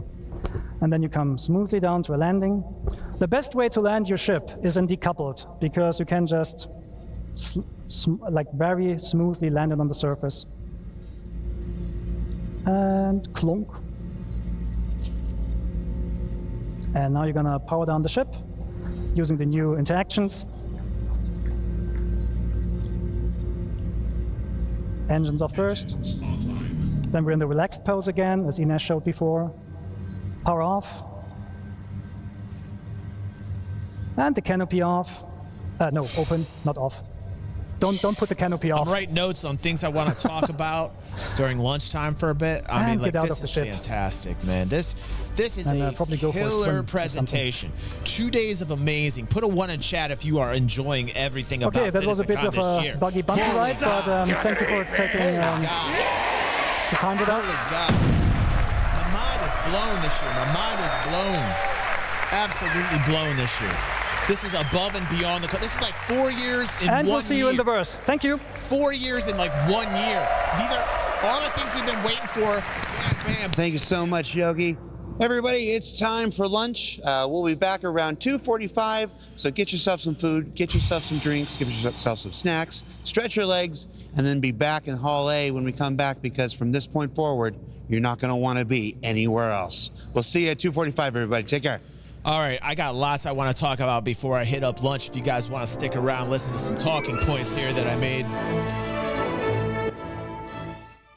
I've been writing furiously, man, and I didn't even get to some of the ones that I wanted to get to, for God's sake. But here's a couple things that like really stood out to me in the first half of CitizenCon. By the way, if you're with me, thank you so very much for being here. Let me get you a link that you can go to if you want to be part of our giveaway here that we will be having after the event.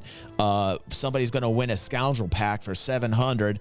We got you all listed right here. If you're a new member, if you're a new alumni member, please whisper me, please please let me know that you are in any form or way that you can. It is super busy over here, and I'm having a wonderful, wonderful weekend with you guys. This is what I want to do more of. I am having a blast. Thank you very much for being here. Yes, stop. You're not gonna hit me. Okay? I love you guys. I love you guys. Thank you, J2, for joining us today, man. Hopefully we see you again on stream. It's been a pleasure. Now, first off, Star Cloth, Star Hair, they're pushing this, they're pushing the engine. The amount of money that they're going to make off of Star Engine, licensing from Star Engine, might actually be more than ship sales and Squadron 42 sales combined. Possibly. You know, I'm speculating here, but selling the rights to an engine and making this conference not only about showing new design elements within the game, but also showing off the engine and what it's capable of, the benefits of Star Engine, and pushing that is genius alpha mode commercial marketing. I am very impressed with the way that they are pushing this forward in terms of like, hey, developers, do you like this engine? Do you not want your clothes to clip? Like, these are actually very big design aspects when making a game. And Star Engine's going through it like point by point by point and showing you why the engine's great. So they're doing a wonderful job at marketing Star Engine. Secondly, the PvP quality of life improvements are really good. I like the Tarkov style of inventory. I like the auto load feature was tight. I love that, right? And they're going to give you a slight nerf on the animation when you load clips, okay? I'm not quite sure I'm on board with the slide. I love the sliding. I love the looks of it aesthetically, but it will speed up combat, and I think you're going to see a lot of people on the ground FPS PvP oriented that might get upset at sliding. We saw some people here. I am one of those people too. I love FPS PvP. I love combat sim pilot PvP. I'm a big proponent of those two types of style of play. So you're probably going to see people have issues when it comes to sliding, and you're going to see a speed up when you're in a PvP confrontation on the ground. So that's going to be a level of contention. There's going to be a lot of content creators focusing on that, as they should. I think that's proper. Also, the AI random traits being applied to NPC ground units and pilots is fascinating. It's great. I love what they're doing there. It makes AI seem as more intelligent and seems more human. The movements we saw were all very fluid. Also, the destructible dynamic PvP FPS environments are amazing. It will change combat. It will literally change combat. Being able to throw a grenade and burst something on fire, and that you could take fire damage if you do not have the proper armor, is actually a game changer. That's so dynamic on a level that not other games have. I love the introduction of that. That was tight for me as well. I mean, that really does change the battlefield. It really does on a huge level. I don't think people will understand how big that is. Also, master modes, I'm going to hold off on. When it comes to the PvP combat in space with master modes, I see where they're going. I understand why Eric and a few of you like that, because it makes it a little bit more tactical, but I'm not quite sure that's the right answer. So I'm going to hold off on my opinions with master modes until I try it. Okay? All right. Next, Squadron 42 dropping ASAP. What do you guys think? 1 or 2? Do you think they're going to announce a date for Squadron 42 here? I know this sounds hopium, but I think I'm going to put a 1. Put a 1 if you think they're dropping a date for Squadron 42. It seems to be on their tongues a lot. You're seeing a lot of Squadron 42 references over and over and over again, slight slip-ups, and I know this might be the hopium, but I got to take a breath and just be like, because even if they don't announce it, I'm still excited for everything I've seen from day 1 and currently day 2. Just fascinating. I'm blown away by the CitizenCon. Okay, I'm absolutely blown away by the CitizenCon. And also, I would like to state this as a guy who's been covering this for nearly 10 years, okay, on YouTube, and been involved with Star Citizen longer than that, okay?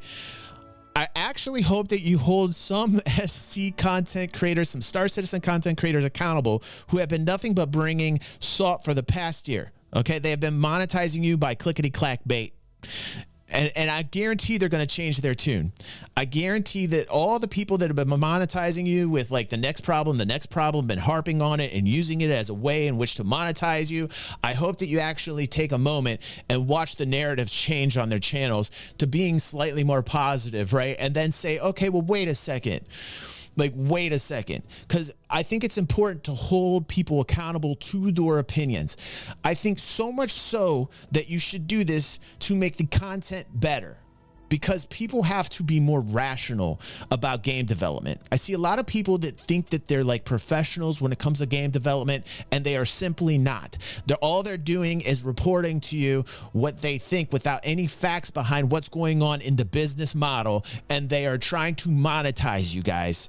So I want you to hold Star Citizen content creators accountable that are using copious amounts of salt to get you to watch, period. And that's a lot of Star Citizen content creators. They get a lot of the views out there, that have a lot of the subscribers out there. I seriously want to have you guys call bullshit on them when they switch the narrative, okay? Because it's going to happen. There's going to be plenty of people out here. They have been keeping things close to the vest on purpose, people. This is part of game development. They cannot let the entire cat out of the bag. And yet this CitizenCon seems to me like they're letting the cat out of the bag. Can I get an amen on that? Because I feel like they've been keeping this on, like, boom. They do not have to tell us everything that is going on. I am thankful they are transparent as they are, but that does not mean that they're going to let every single piece out for good reason. But this CitizenCon feels like they did, and it feels like, you know, it's retribution. It feels good. It's like, you know what? Good for you guys for dropping this bomb and putting that on the haters, man, because I am a fan of Star Citizen, you know, and a lot of times I watch Star Citizen content creators and I'm like, you're not even a fan. Like, you're not even a fan. There is so many. 9 out of 10 content creators, this just isn't even Star Citizen. This is like the entire social media landscape right now. A lot of the people that are covering the things that you love and hold dear aren't even fans, you know, and like, you have to hold them accountable. The time of like clicking for clickety-clack has to be over. Like, you have to hold these people accountable, guys. All right, listen. I'm very excited. Let's see. We got something we're going to watch right here. Hold on. We're also, during halftime, we are going to show you this particular song that you guys wanted me to watch here. So let's react to this. This is Moving to Pyro, an original Star Citizen song. Thank you so much, Drex. I appreciate you, man. I appreciate you for that. All right, now let's see what we got to see here. What's going on? What's going on here?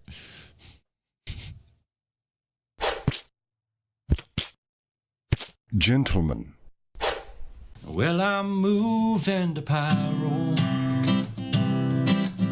My bags are packed, I leave tomorrow. It's got a good country vibe. Nothing left behind but sorrow. Had to beg, steal, and borrow. I will now I'm on my way. Yeah. So I'm moving to Pyro to make a name wherever I go. It's like me with the beard. I set up shop reselling cargo, mining asteroids in a Kiro to pass the time away. Hey. Well, I don't know half the trouble I can get myself into. I might pick a fight with Nightales. I may organize a coup. Maybe join up with the mongrels and lead a pirate boarding crew. Yarr! In the end, I won't come back to Stanton again.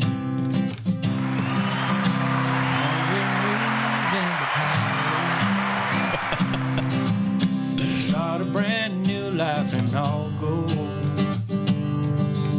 No corporations or embargo. Stunner. No mindless rules to follow.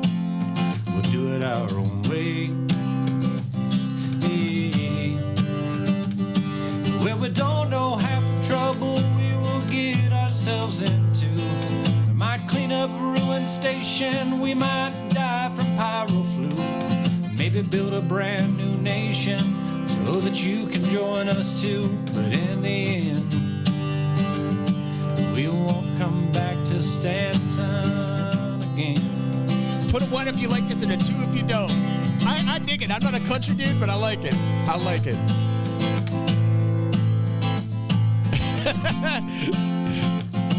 Sly Fox wants some rap. Explodo was like, we got some 2s up in here. Uh-oh. I think it's kind of cool, man.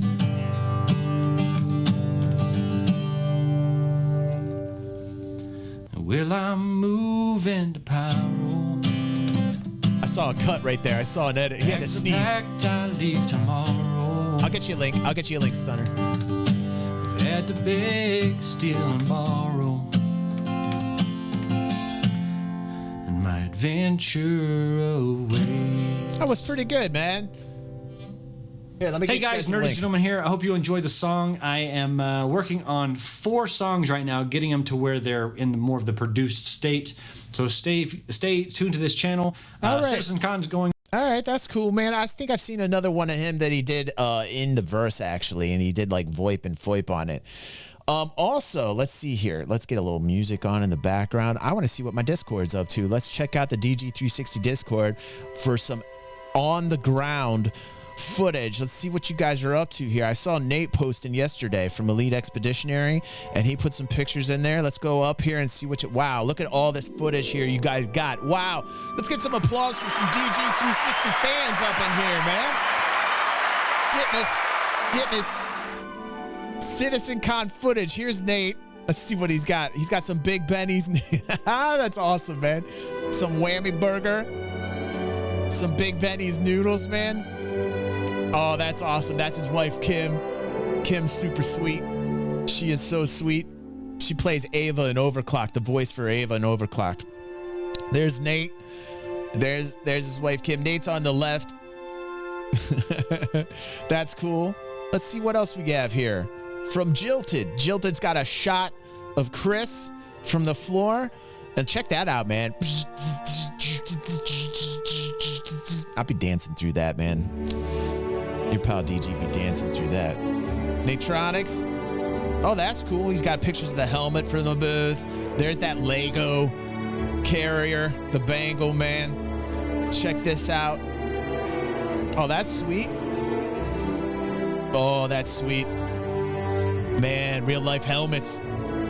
That's cute. That's cute. Oh, that's adorable, Nate.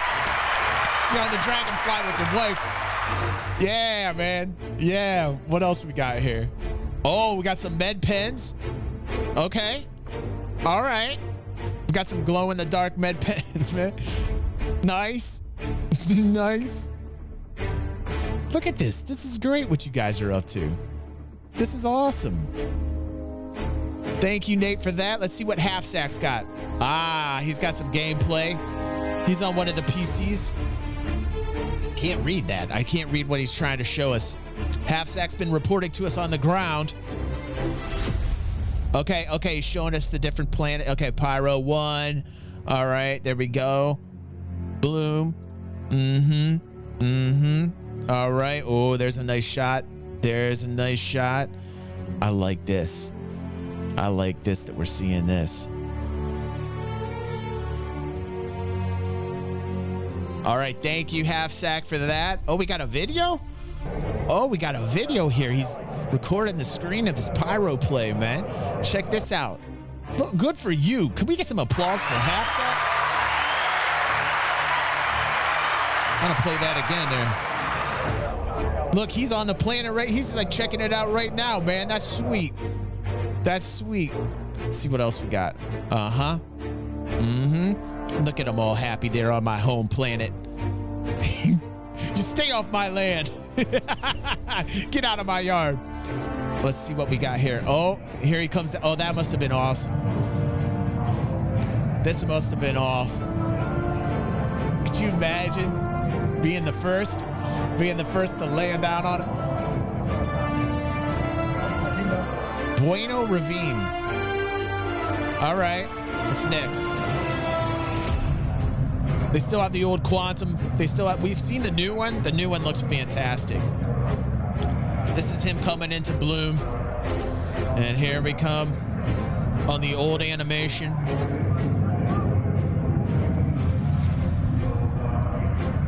Nice. Thank you, Half Sack. Thank you so much for that, dude. Woo! I'm really happy about it.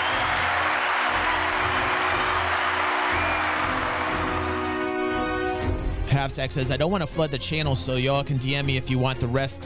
He's got pics. Dude, you keep on flooding the channel. You keep on flooding the channel. Here we go. More footage.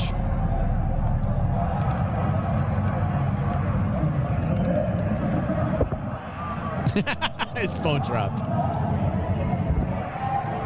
Is this the new station? Oh, he's up in the new station.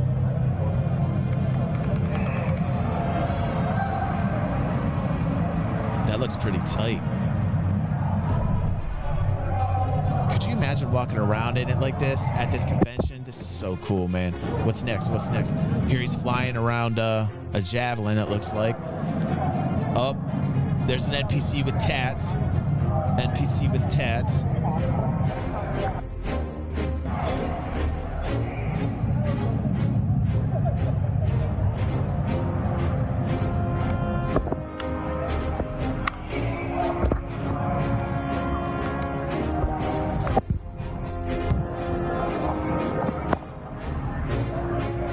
I love that he got all this footage for us. Thank you, Half Sack. Getting us that leaked pyro footage.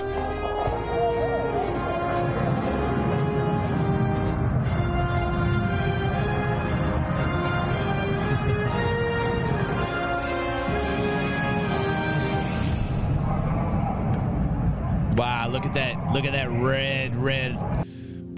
Ooh, that color, man. It's just like popping in my face. Oh my goodness.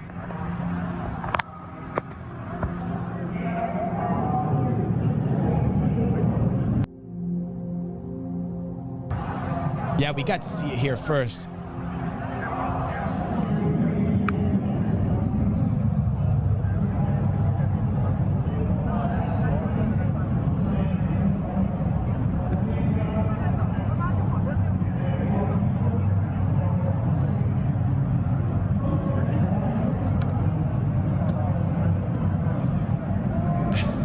Half Sack's been pushing record the entire time. I love it.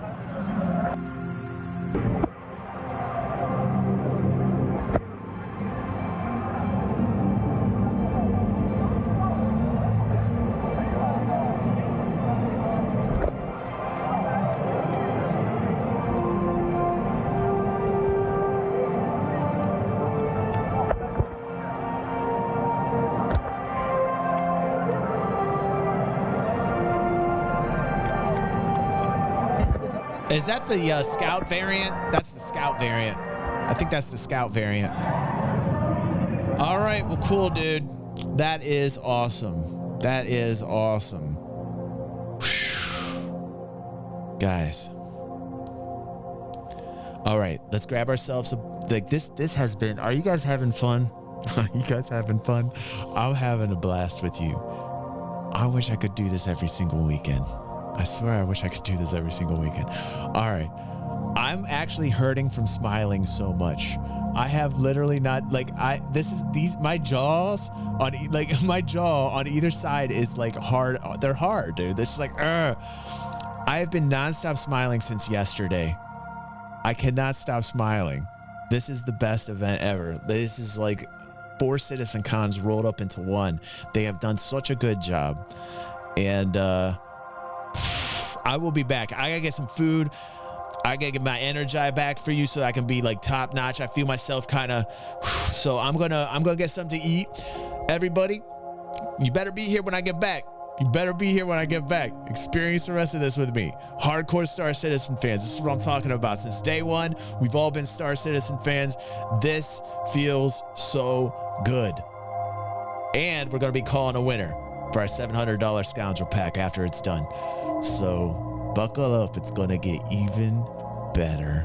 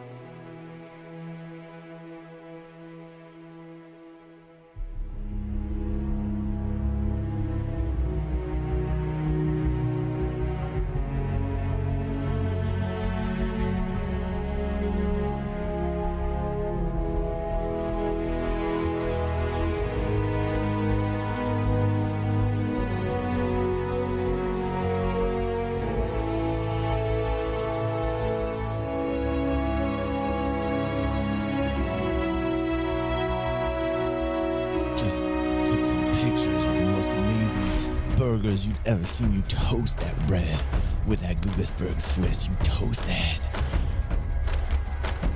You toast it right. Yeah. And then you cut up them veggies. You get the pickles. You get the tomato. You get the lettuce. That's right. And then boom, you get your burger. Yeah.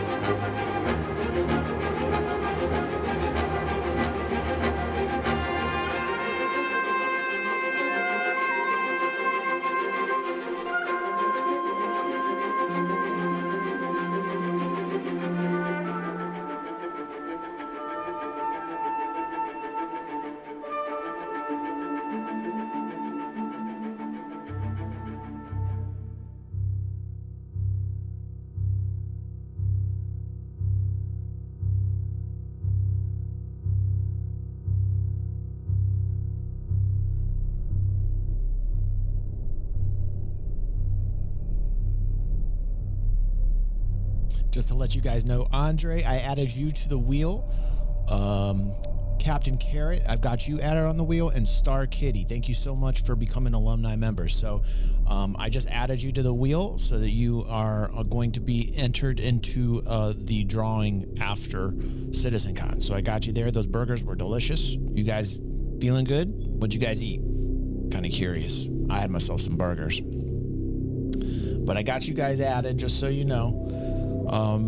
And very, very happy. Thank you so much for helping out. I appreciate that. We'll be back real shortly. As soon as they're back, I'm back.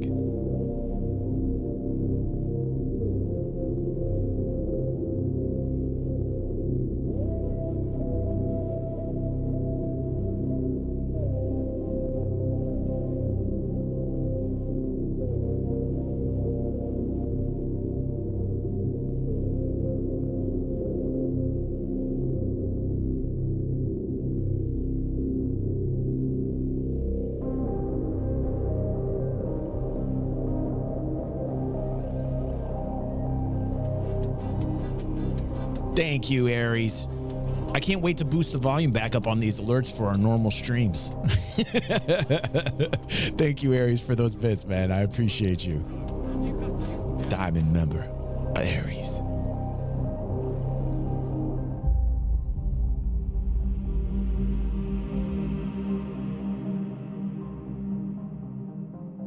I'm thinking so, Warhead. I'm thinking so, dude.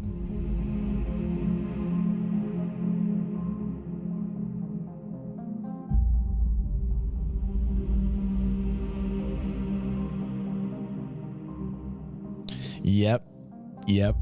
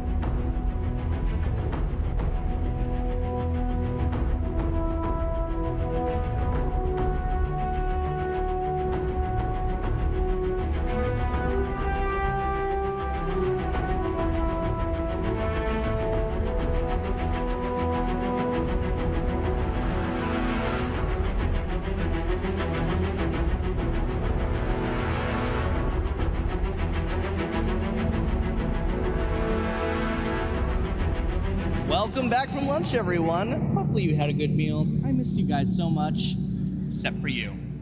You know who you are, and you know what you did, and I will never forgive you.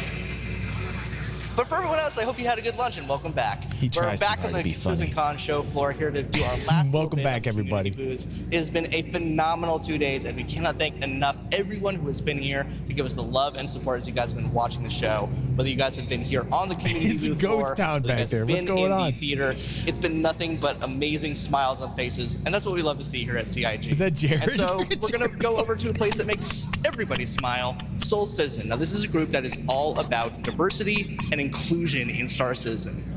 You know, gamers, I love Jared, man. maybe not the most polite people sometimes. So we want to have an org where diversity and inclusion is forefront in their mission statement, and no one does it better than Soul Citizen. These guys are phenomenal. We got my man Griff here. Griff, how is it going? How are you, man? Doing good. Hey, Soul Citizen. Awesome, man. It's so good to see you guys. What's been your experience having Soul Citizen be this huge org that is a safe space for gamers of all colors, genders, sexualities, orientations? What's been your guys' experience being that safe space for them? Well, first off, we're not an org because people want us to be an org. But what we are is a group of gamers who back and support the game. Nicest people in the world, particularly man. of diversity. Nicest people in the When world. Fast Cart and I first got this going, we talked about being able to bring African American, because we would go to the conventions and see 5 of us out of 600, but we knew we were out there. But ultimately, we decided to expand diversity into not only just being African American, but LGBTQ, straight, age. I'm 60. We have 20-year-olds in our group, Good for male, you, man. female, Good. and everybody pretty much has a different feeling about the game and very supportive of the project. Fantastic. So even Jared Huckabee can play this I game, love is what Soul. I'm hearing. I And love so you Soul guys are Citizens. going for like the elder I love 'em statesman. all. So that's fantastic to hear. What giveaways are you guys doing? They're I hear like you guys the are doing a happiest really people cool in the giveaway world. at the top of every hour. Is that correct? At the top of every hour, if anyone comes to our table, if they're the first one to come here and they say what our table number is, one of our partners or Like our one friends love, are you the know? folks with Like one Star love Jump Station mentality. I with love Grim, Ender, and Starlet. That's what They I'm couldn't about be to. here, but they donated these Grim and posters Starlet's here on our of their stream work right of the now. Fleet Viewer. And so we have signed this for Give you a everyone. All of the shout members out. here have signed it. And if you come here at the top of the hour, if you're the first one, we will give you one of these signed posters specifically from Star Jump Station because we love them. Starlet They're was a here great earlier. group. And I don't think they've done she's here now, contributed but so much to the community. That's cool that Starlet. That That's is awesome. That Thank is you guys awesome. so much. Soul I Citizen, love come that. check them out. Again, a safe space for Yeah, gamers yeah, of yeah, any yeah. race, creed, nationality. You guys will find a Shout home out here. for our, Thank you guys so much. awesome member, We're going to move Starlight on and now Grim. to Quantum. I love Star These guys Jump. are all about the medical gameplay loop. These guys are, oh my goodness. I almost needed them for a second. That was disastrous. Where's Hub? How's it going, guys? You guys are the forefront org designed to help with medical gameplay wherever gamers may be in need. You guys actually have a really interesting Discord tool for anyone, even if they're not in your server, if they're not in your group, to get your services. Tell us about that.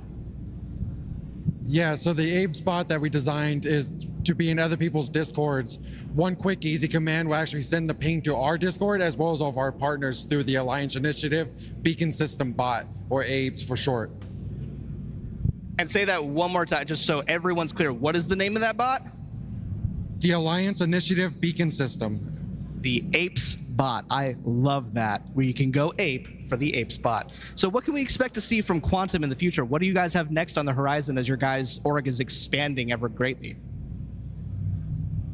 So every time we get any type of information, we always Where's try to HubNet? think about how it's going to affect us. Yesterday we saw Right, the fires Flybots, on the ships right. and everything, and we already started talking about a fire rescue unit.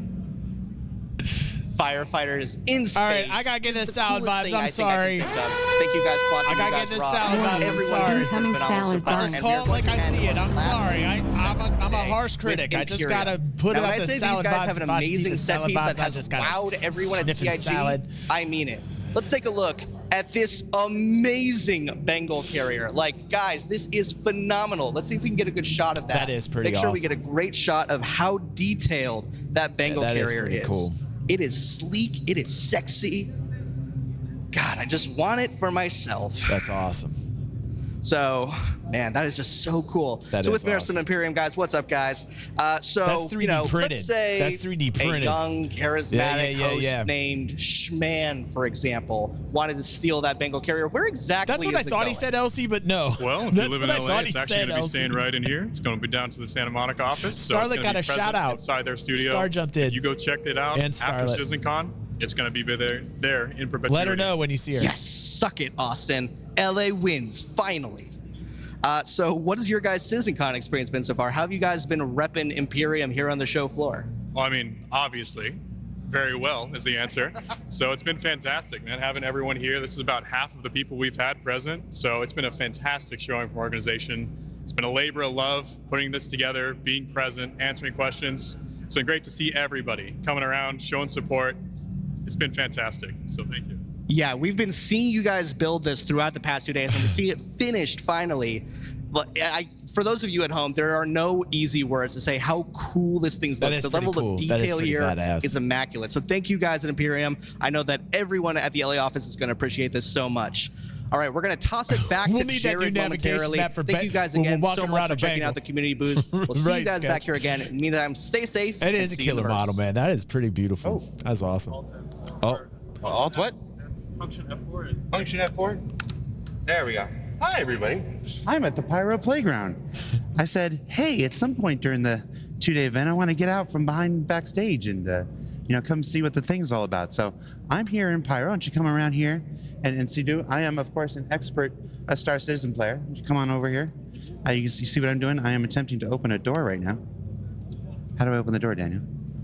It's not this door? That's not the door? Also, you're not Daniel, are you? You're Adam. All right, so we are here. What station is this, Adam? Did he just say? No, remember, no, put the mic. Oh, this is Checkmate. This is Checkmate. This is Checkmate Station. So this is where the demo starts. And what do we do when we're here at the demo? This is where your hebs are. So, yeah, you can't go back in. Okay. You want to go straight. You want to follow the exit signs. So left. And those are your elevators. Are these ones going to kill me? No, these should not be the death elevators. Not even in Pyro? It's actually better like this. No guarantees on that. I want you to go on record. Look at that camera and say the elevators in Pyro won't kill you. I'm going to say no guarantees that the elevators on Pyro won't kill you. All right, so we take the elevator, and where do we go next? You're going to go to the entrance. All right. Push the button. Look at this guy. So one of the other players will do it for you. There you go. So, no, show the screen. Show them. He's saving Chris from playing, man. Could you imagine? People are tired of seeing my dumb face. Jared's like, oh, right, God, so where please am I don't going do now, Chris Adam? Roberts. You wanna Please make a don't do left? Chris Roberts. Right? Jared's thinking that. Jared's sweating right now, man. Jared's like, No, oh, you please. went too far. Please don't pull Chris Roberts. I don't see anything. There you go. All this environmental storytelling. This is the experience that you just walked through. All right, up here? Yep. He's so nervous. And another elevator. All right. So what does this say here? Do you know? I can't read. I know that's rough and ready for the top part. All right, yeah. So Rough and Ready are the gang that runs the Checkmate Station. All right. Well, everybody, I am not going to subject you to my first time here in Pyro for any longer. We're going to throw it to the first of our two-part environmental presentations, starting with Living on the Edge. Here we go. So Back take in. it away, everybody. We're back and, in. Back in. I don't know. Watch it. It's good. We're back in. This is brought to you by Get Mounted. This message brought to you by Predator Mounts. Even the same chord. Listen to that. Did you hear Hi, that? everyone. Pitch perfect. Pitch perfect. My name is Khan Chuckett. I'm the lead level designer for the PU. I will give you an introduction to our locations when it comes to the design, a high-level overview of the design of our locations. I'm going to describe you the processes of our workflow and the goals that we aim to achieve.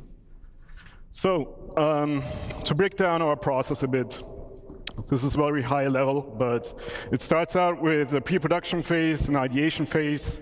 Here everything starts out in the mind. We bring it down to paper, sketch, write, formulate a plan based on our overall design goals. And then it moves on to the blocking stage. You might have heard of this, like the white box and gray box phase. This essentially contains all of the gameplay that you would see in the final product. Basically, the way it's meant to be played. Ooh. And we test this out with a lot of iterations. This guy's shaky, ain't he? And yeah, a lot of testing. Just take a breath, bro. And it's basically, the white box is not in a stage where it's presentable, but that comes now. It's not easy to be on camera. So on the right, as you see, the food court that Adam is going to be showing you later. Not everybody can be DG. Yeah, this is the final product, VFX, lighting, everybody had their pass on this. Take a breath, bro. And level design or other designers still maintains the space and makes sure that the systems that get created, you can do this, are being retroactively implemented. All right, so one key aspect of game development in general is the balance of narrative, visuals, and gameplay. So all these interplay, they interconnect, and it's the foundation that runs through all game environments. So it's important to communicate context. Medic! And here in this draw-over, you see that narratively, we see sort of a dangerous environment, the spiky shapes here. Yes. Are sort of threatening. We see defensive structures. We can expect some enemy NPCs here, but it's also an old village. Maybe there's some exploration, some loot to be found. And then what's also important is communicating goals. So goals can be the pathways that you take, the gateways that bring you from one step to another, and so on. Hey, whoops. There we go. Okay. Come on, man, you can do this. Since we're a sandbox game, accommodating playstyles is pretty important. So playstyles meaning going guns in blazing, shooting at everything and everybody, going more of a stealthy, infiltration-y pathway if you wanted to, but also all the social aspects that you know from Somebody give this man a beer. Thanks, Slyfox. And to do this, we established. So one of the core design philosophies is granting the player the freedom of choice to do what they want to do at any point throughout their experience. And we do this by establishing or defining multiple pathways or archetypes that we call need to send good vibes to this man through the ether. Hold on a second. I'm connecting you to this gentleman. The first one is pretty straightforward. In a social setting, you have the goal right in front of you. I will be the bridge. We will send him love. Single goal, send this man some love so he can breathe. In a combat setting, this is very exposed, so it's dangerous to traverse this route. Let me be the bridge. Where it gets more complex is when you have, such as with this outpost here, when you have multiple goals that can be equally important to the player at any given point. This is where we need to have a bit more design put into it with, for example, the landmarks that serve as orientation points. So to help you orientate yourself wherever you are in this location. And leading you to these locations by utilizing shape language and composition. The second path is, these are secondary pathways, so these are alternative routes. And these are options that are offered to you as you traverse the area on the primary path, for example.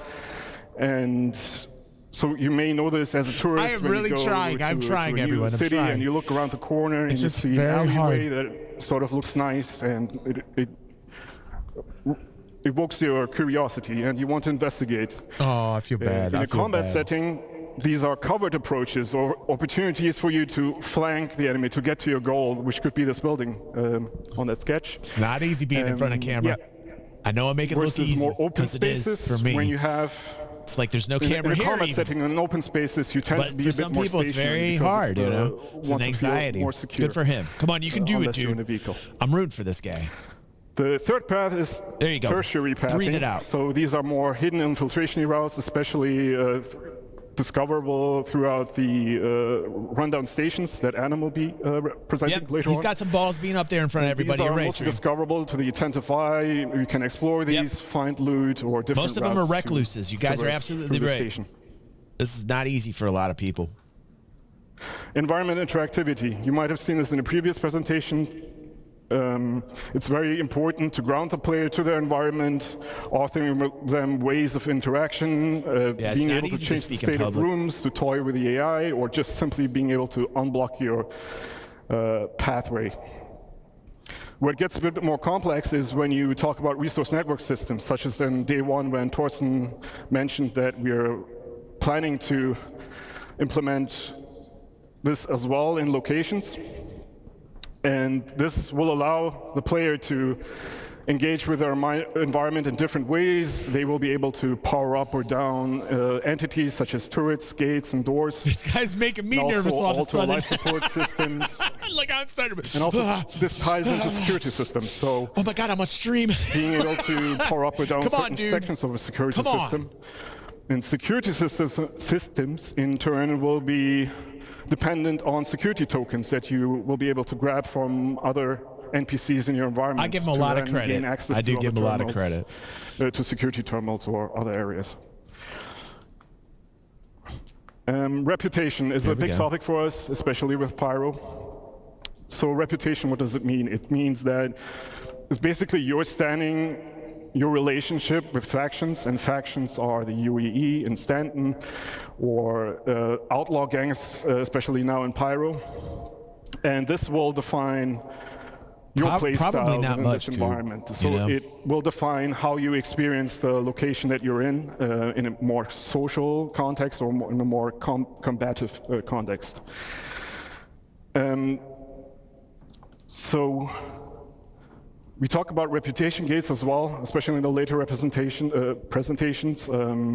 So in the case of the food court, in the rundown station, we have multiple floors.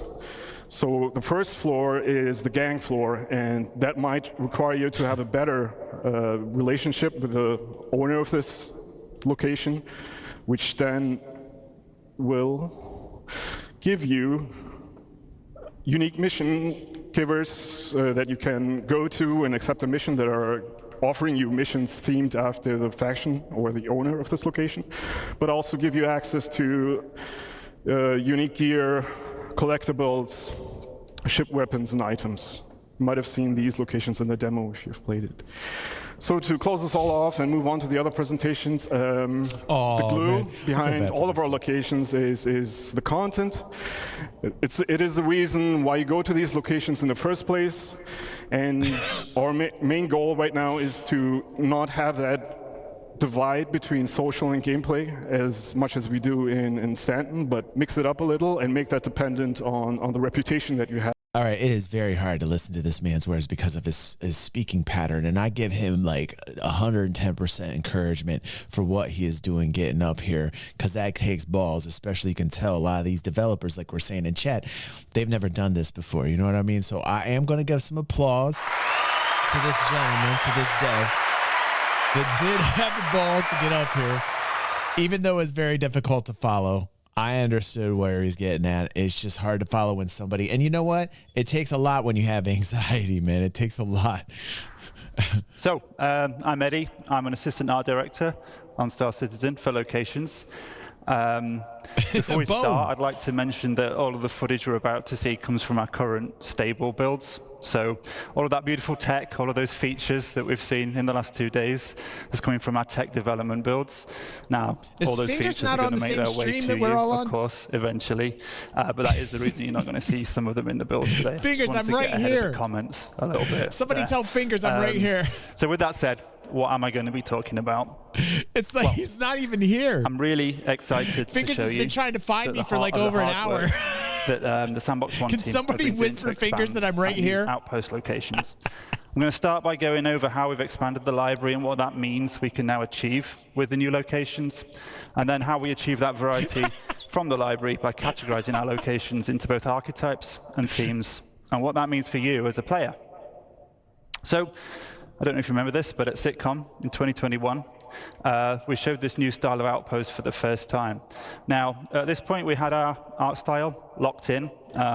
We'd worked on our library of content to the point where we could make smaller locations like this one, but with a limited amount of variety between each one.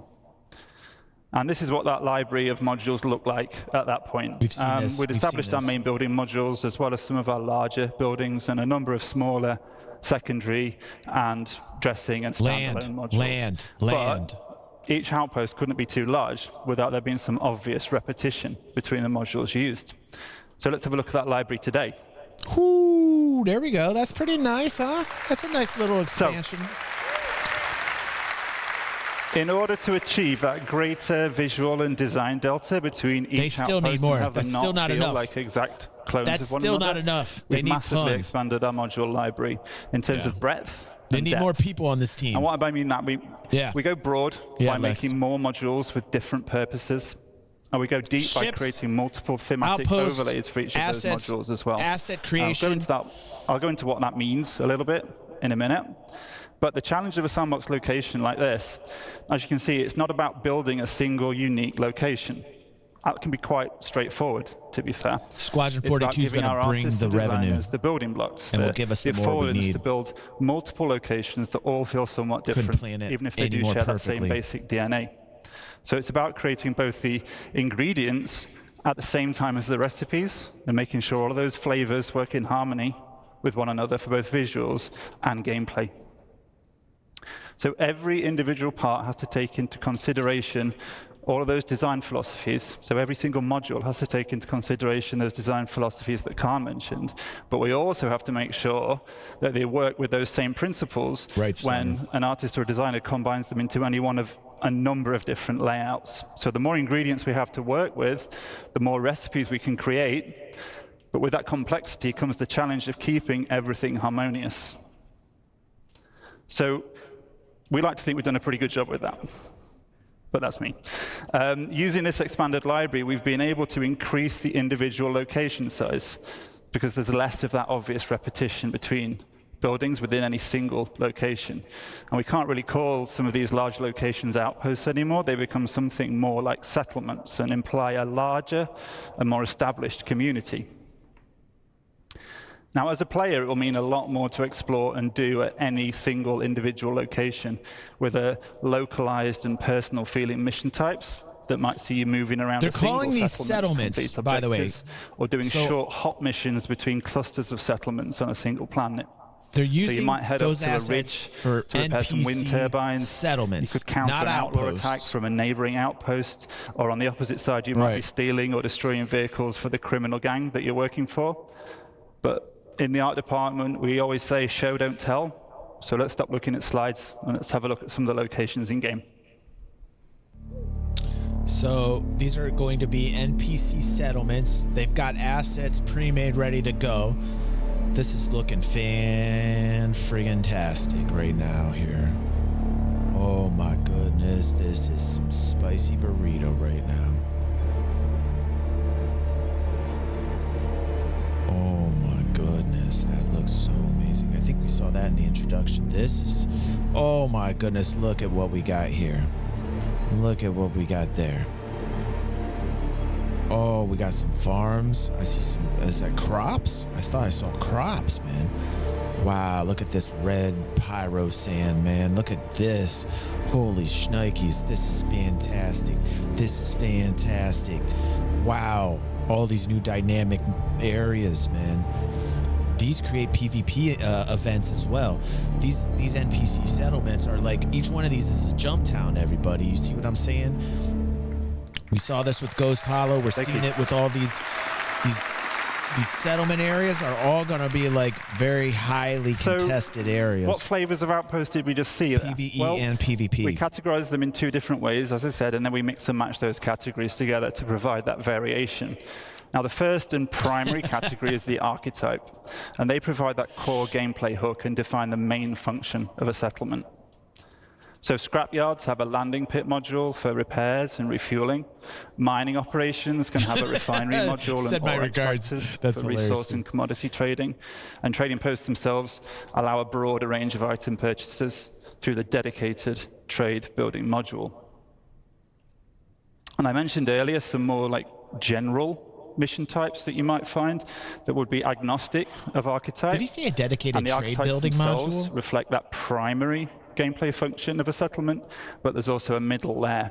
Did he say a Of course, we don't want dedicated these trade locations to building just be a module? glorified shop or repair station. So there's to be more secondary activities to do locally to an outpost that are also defined by its archetype. So you may find scrapyards can offer salvage-related gameplay and missions.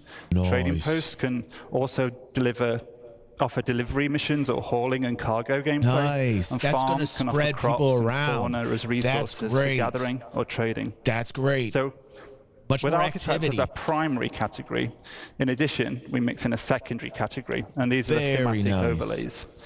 Now, at the moment, we have two main themes. Internally, we call these independent and outlaw. So themes offer additional variation on top of the archetypes to inform the look and feel of a location. Not just visually, but which people you'll interact with there, how they'll respond to you based on your rep, what types of missions you'll have available to take on. Fantastic. So themes don't change the trader in me is so happy.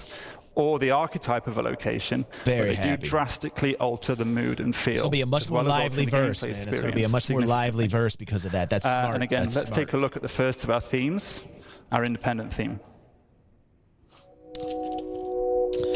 Yes. Yes, yes, yes.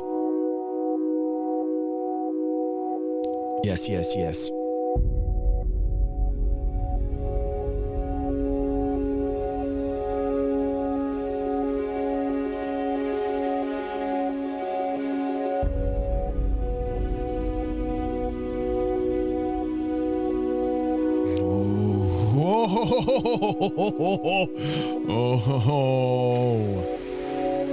Oh man, come on, man.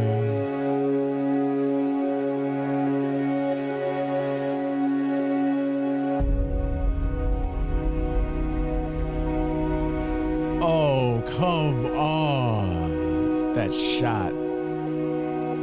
Eating the crops. You're eating my crops, woman.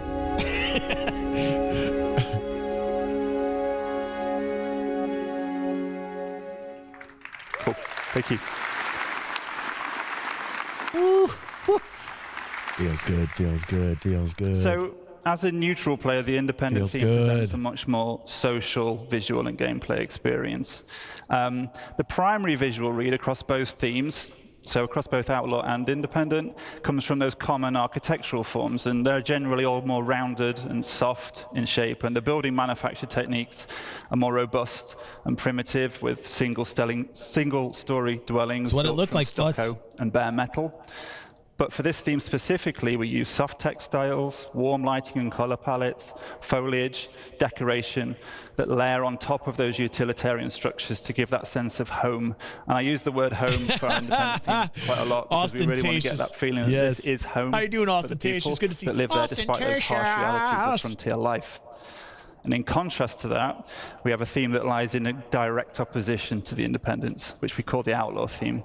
So let's take a look at that now as well. Can this CitizenCon get any better? Yes, it can, because it is amazing. We know it's going to get better, don't we? Don't we know it's going to get better? Oh my God. This keeps getting better and better and better and better. Here I go smiling again. My face hurts so bad. I've been smiling for 2 days straight. Oh my God. Get out of here.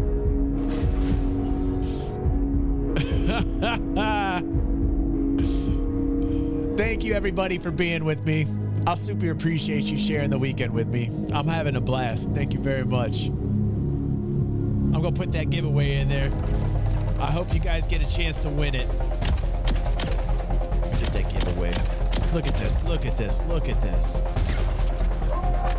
Thank you, Orson. Thank you, Chumba. Thank you, Crow.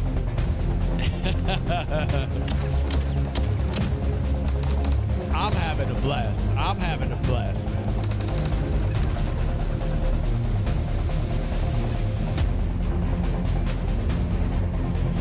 I'm in hot water with Christy right now. Let's go. I'll talk about that next week. You're welcome, Red Show. It's always a blast hanging with you, bro.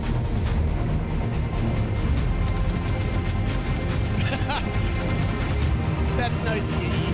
That's nice of you. Appreciate you, E. Look at this. Look at this. Stunner giving out 5 gifts. Thank you, Stunner. Like a boss. So the outlaw theme tells that story of these once functional settlements being completely overrun by the various criminal elements that inhabit the system. And visually, we have themes of a regressed and subverted civilization. So we layer on top of the architecture these spiked and aggressive forms, and we have evidence of a squalid living arrangements, and lighting comes from fires or poorly maintained fixtures. Some spaces are going to be recognizable as deformed versions What's up, of Dark the Spike? independent Welcome theme, home. but some have been completely changed to more nefarious purposes. And while both themes employ all of the various alternative pathing and traversal considerations that Khan detailed just earlier, the outlaw spaces are weighted more towards combat. But just because these spaces are more dangerous and the experience can be more combative, that doesn't mean that the archetype of the outpost is lost. So if you as a player choose to be a criminal working up your rep with a head I'll copy paste all your messages for Christy, so maybe it'll be able to buy and sell items. Might be easier on me. But you probably won't then be very welcome at the independent DG locations, and that's where you get your combat experiences. So while the outlaw theme looks very different, the functionality of those archetypes still remain. I might do a little short about it with Christy. I've talked about the kinds of outposts we've been hard at work on, and I hope you've enjoyed checking them out over the last 2 days in the Pyro demo. It's really made me very pleased to see people playing our content at last. Oh, that's awesome. Thank you That's for awesome. that. We got good feedback, too, from members in our Discord saying it was fun. I hope it should be obvious that we're going to get these out for the first Pyro And then it was smooth like butter. We still have some final optimization and polish passes to do across the whole library. Thank you, Retro. We're also going to be expanding the amount of these locations throughout Pyro There you and go. beyond. And our tools allow us to do that very quickly now. And we've got the library as well to do it. And the new outposts are not limited to the Pyro system. Does this not They're sound completely, finished? System agnostic, so you can expect to see They're these literally outposts talking in in other systems as such well. a manner that it sounds. And of course, we're going to look to add more finished. ingredients, more of those modules to the library as well, to further expand the variety and depth you'll be able to see at these new locations. We want to encourage Squadron 42 more drops on-foot that gameplay within PU a is now smaller beta. ecosystem. Like, that's of a what this planet is feeling to like. give that more localized It's what and it's personal feeling like. feeling experience.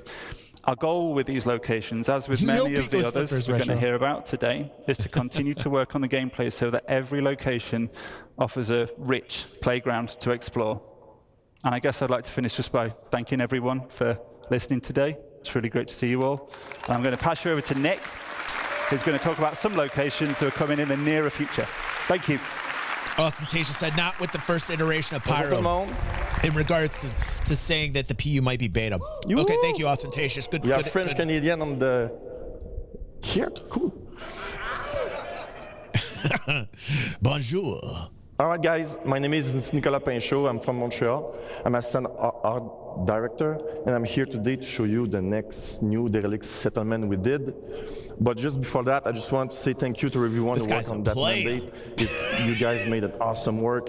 I'm super happy and proud to be here today to show you that, all of you guys, and to the world. So let's cut to the chase, and let me present you Mr. the new derelict Smooth settlement. Art Director. He's like Mr. Smooth Montreal Art Director. Let me just wow your pants. Let me just wow your pants. Bonjour, bonjour. Let me say how you say, wow your pants off. Wow. My pants are off, my no-no spot is completely engaged.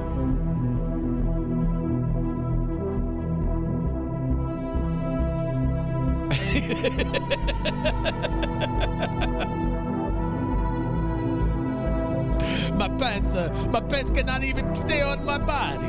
My pants they fly off me.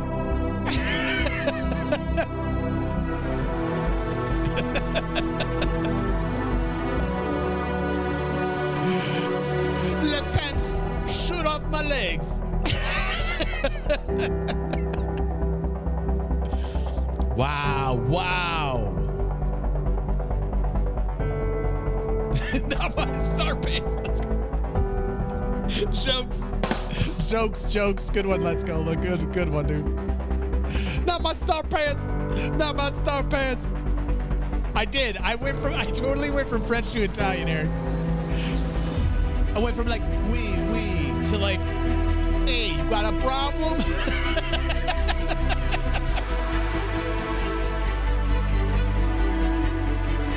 This is fantastic.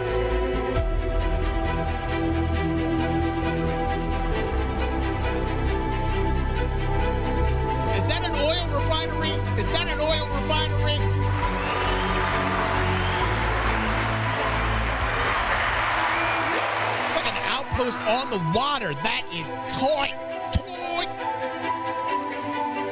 That was literal fire. Look at this. Look at this. This town on the water. That is badass. Badass. I'm going nuts. Look at this. Look at this place.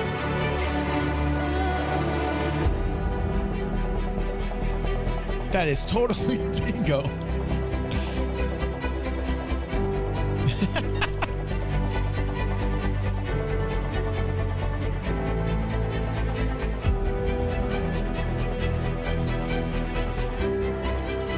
We got confirmation on swimming, by the way, Sketch, if you missed it.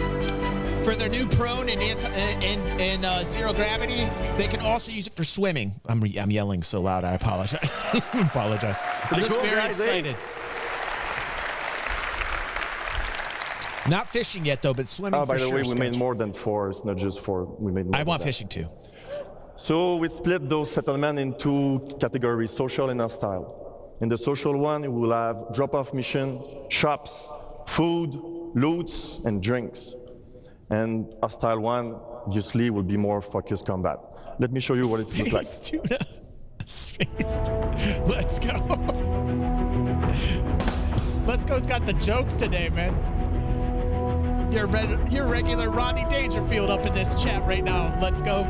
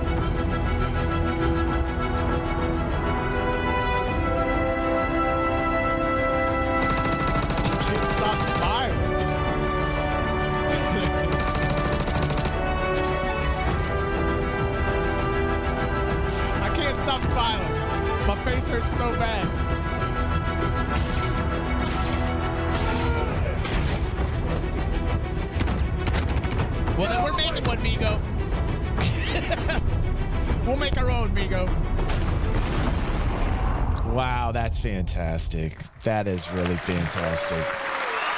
That's so good. I like the end. The end's awesome. All right, in summary, guys, we're going to have a lot of new location on planets, links with nice mission and good gameplay. And the most important, all those locations will be in Q4 this year, available in the game. My face. Oh, wait, what?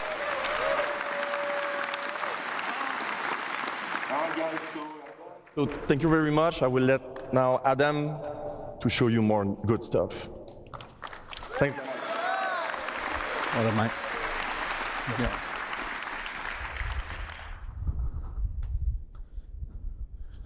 Hi, everyone. All right. So, welcome to Rust Up Stations. I'm Adam Sanders, lead environment artist for EUL1. We're excited today to show you our efforts for the Pyro rest stop stations. So, what are Pyro rest stop stations? Well, these are stations reinvented. These have new themes, archetypes, and gameplay to support new and interesting experiences. Aside from the social aspects, there is gameplay and exploration on the location. I've hoped you had a chance to play the demo over the past couple of days. I know I've spoken to a few of you. It's pretty good, right? Yeah? It was a sneak peek of our current progress. Man, what is going on? Let's kick off with an overview of the Pyro system. This is insanity, man. This is like the best CitizenCon For the Pyro ever. system release, we plan on 6 planets and 26 stations. They are including jump point kicking stations some that connect ass, for man. Stanton and future systems They held such as this so Magnus. close to the vest. Rest stop stations are either in rundown or abandoned states. Citizens of Pyro, the Rough and Ready Outlaws, and Xeno Threat may control these. Our focus today will on the Rough and Ready owned Pyrotech Amalgamated Fuel and Resource Station, Planet 2, Lagrange Point 4, otherwise known as Checkmate Station. Checkmate, bitches. Checkmate. Check and mate, man. This is perfect. This is the best CitizenCon ever. This is like so many years condensed into one amazing final orgasmic explosion of a CitizenCon. This is how you make babies. This is how you make babies. like ridiculously good this year. Ridiculously good.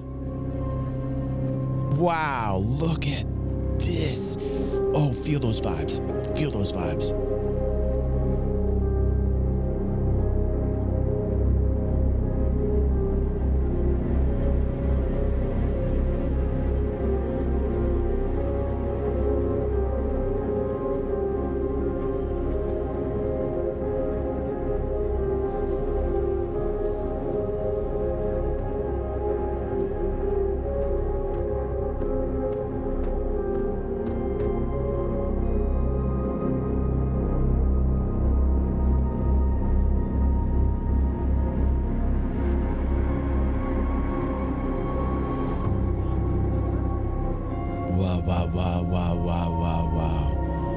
Wow. Yes. Oh, yeah.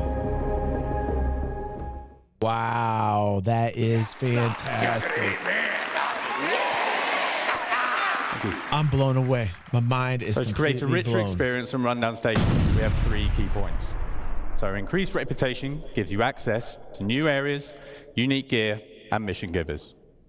It also relates to basic functions such as the hub clinics, which need at least a neutral standing with their owners.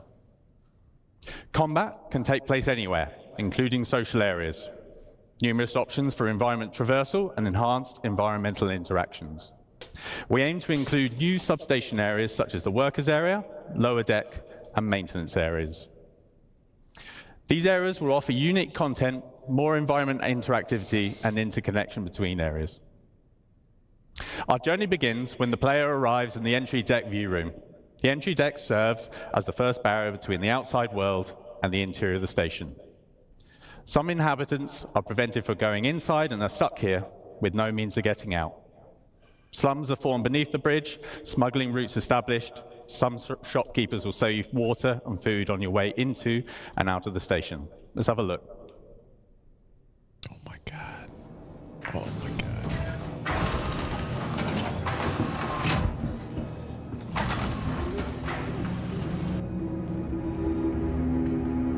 Interesting, I didn't see the animation of the pushing that they were showing earlier.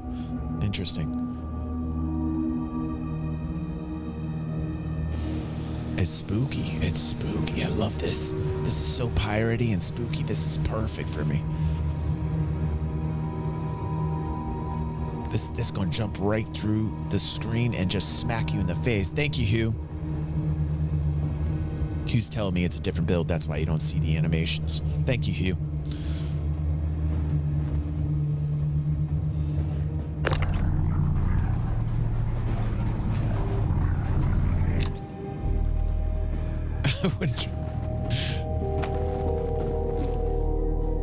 I don't think they're saying that, Coob, but that would be fascinating if that's what they're getting or alluding to. I think they're building that in.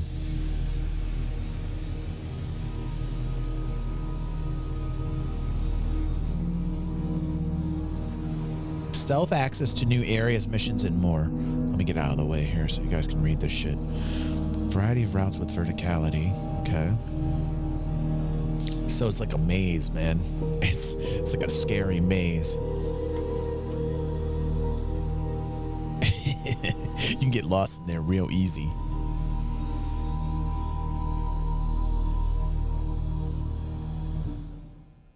All right. I like the vibe.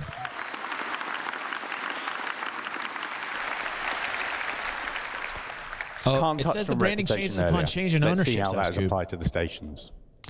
So how does the reputation gate in the entry deck affect gameplay? Okay. What happens if He's we have talking good about what reputation? Coot's talking about.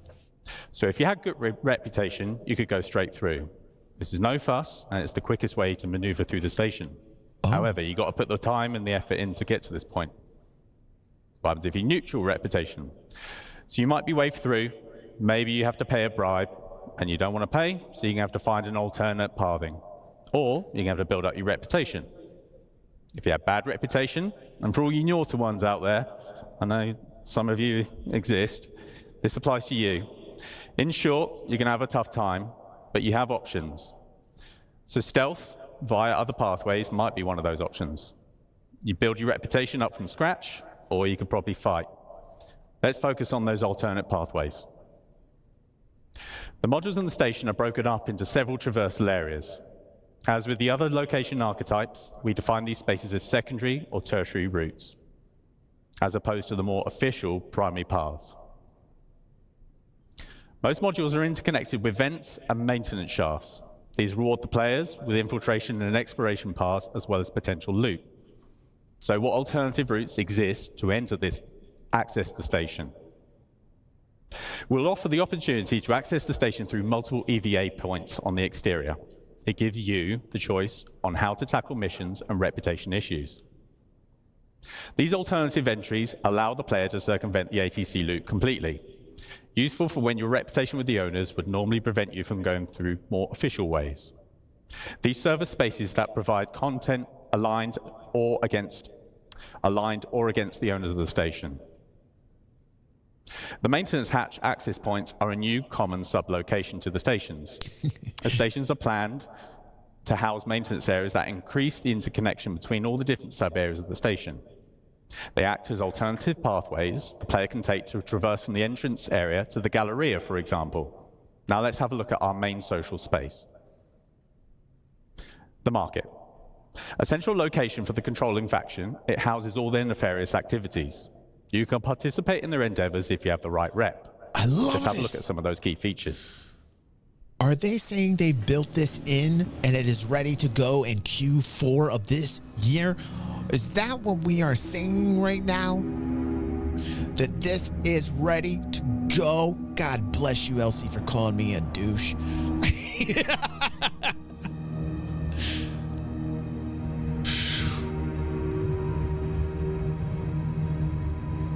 I'm calming down. I gotta breathe. I'm getting too hyped, man. The hopium is off. The hopium's blowing out the top of my head right now. I can't, I feel like I've been smiling so much. I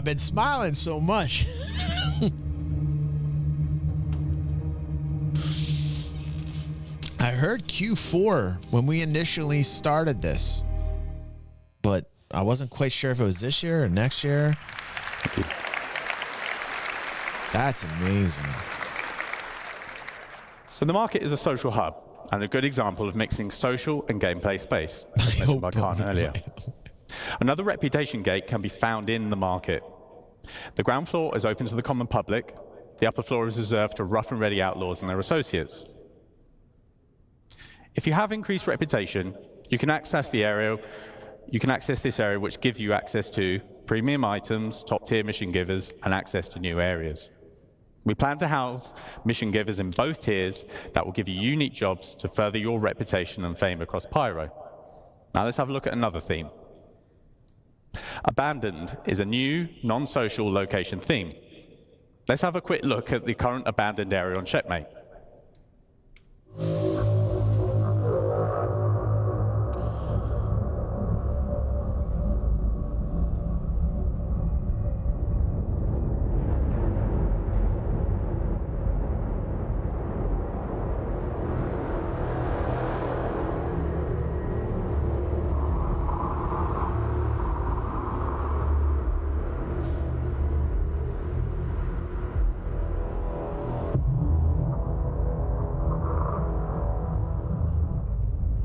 PvP and PvE, it says.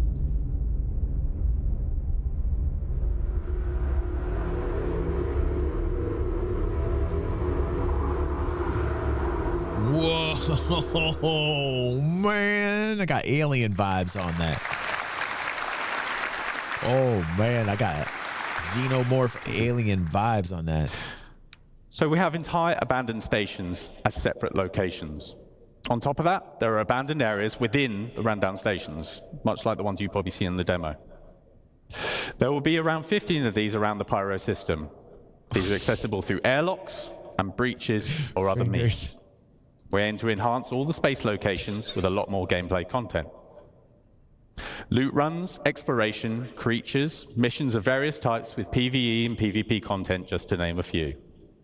We're also laying a focus on environment interactivity with potential retrofitting of occupied stations. With the future addition of security systems and the resource network system, we will have the means to further improve the experience within these spaces and offer new challenges. With power, life support, and gravity playing a key role to give the player a unique experience, especially in abandoned stations. So, what do Pyro rest stop stations bring to the game? So lots more variety in space stations, with more gameplay opportunities within a station location. Opportunities for exploration, hidden areas, multiple options for access or traversal. These are faction-owned, and reputation will affect the location and gameplay. These feature lots of new mission opportunities within social space and multiplayer opportunities for combat on location. So I hope you have enjoyed this sample of what stations will offer and had a chance to have a go on the demo the past couple of days. That concludes the Living on Edge overload presentation. Thank you for your time.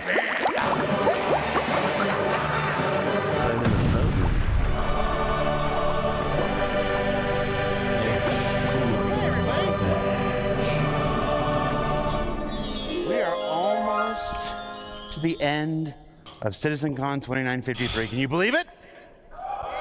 2 days? Pyro? Star cloth? Star hair? Star pants? Star citizen? Hell yeah. All right, we've still got one more presentation to go, but I have a couple announcements I have to make. This was just handed to me by the facilities team, so bear with me. Astropub, you're gonna need to redo your lore video on the history of the Zeus. Geo, you need to get some money. Geo, get money. Offie, I need to be invited to the next ladies' night. Burks, this just says get good. Oh. Is he even here? Fastcart, slow down. Gabby, just thanks for my bracelet. And Salty Mike, don't forget to pick up your check on the way out. Yeah!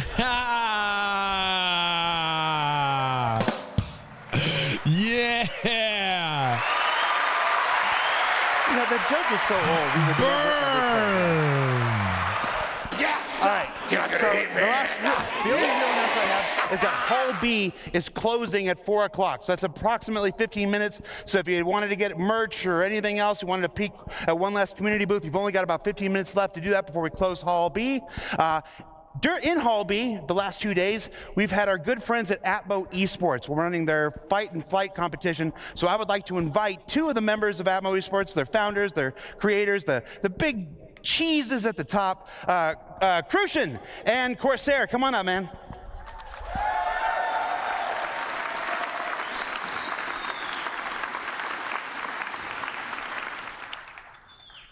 You got 90 seconds to tell people about who you are, what you're about, and how the event went. I'm Corsair, and this is Crucian, and we're from Atmo Esports. And we've just run Fight or Flight, the first live tournament experience here at CitizenCon 2953. We'd love to thank the staff and competitors. Who are the competitors? What are you doing? You want? Yeah. Is that what that big group is? Yeah, these guys. competitors. Yeah, just get them up. Yeah, come on up, guys. Come on up. Well, I just want to give a big thank you to the competitors who made this tournament happen. We have Lizzie B, Avenger 1, Verity, Cobra, Herbadiza, Cobra. we got Sin, I love Cobra. Astropub, G.I. Jew, we have Comet 15, Bognagus, Bog's cool. Ms. Gabs, Schwang, Zero State, New Cabbage, Detox, and the Floor Mat. These guys have gone through adversity throughout this tournament, and they've done a fantastic job. So I just want to say thank you to the community who keeps supporting what we're doing. We'll love to be back in the future. And this community is the best community in the world. Thank you. Take a bow, players. I know, Futz. I know, shaming them. I'm shaming them. And of course, if you're here watching this, you can check out the stream, the whole event dude. up on their Twitch channel. That's scandalous. Shame. I should check beforehand. DG Thank you very much. Thank you very much, everybody. Shame. Watch your step I'm on the the way black down. sheep. I'm always getting it from everybody. I'm always getting it from everybody, man. No respect. I'm the Rodney Dangerfield of Star Citizen content creation. All right. I got one more housekeeping thing. There's a person not many of you know. He's an associate producer in our LA studio. And when the workload for this event wish I had the money, I would be there. As heavy and as detailed as it was, we turned to him to help with our broadcast this weekend. Thank you, Pook. And I he appreciate you. Rose man. up and he excelled like a champion. So I would like to formally introduce you to Dan Howbreck, who's been co-hosting the event. Dan, get on up here, man.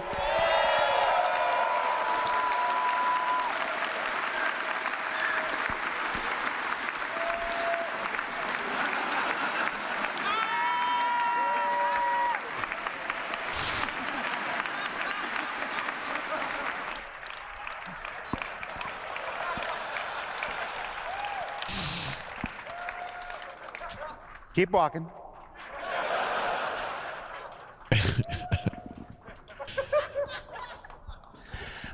Now, we've got one more presentation. That's Destination Adventure. You're gonna see more about things underground, things up in space, and things I'm gonna let Todd Pappy tell you about.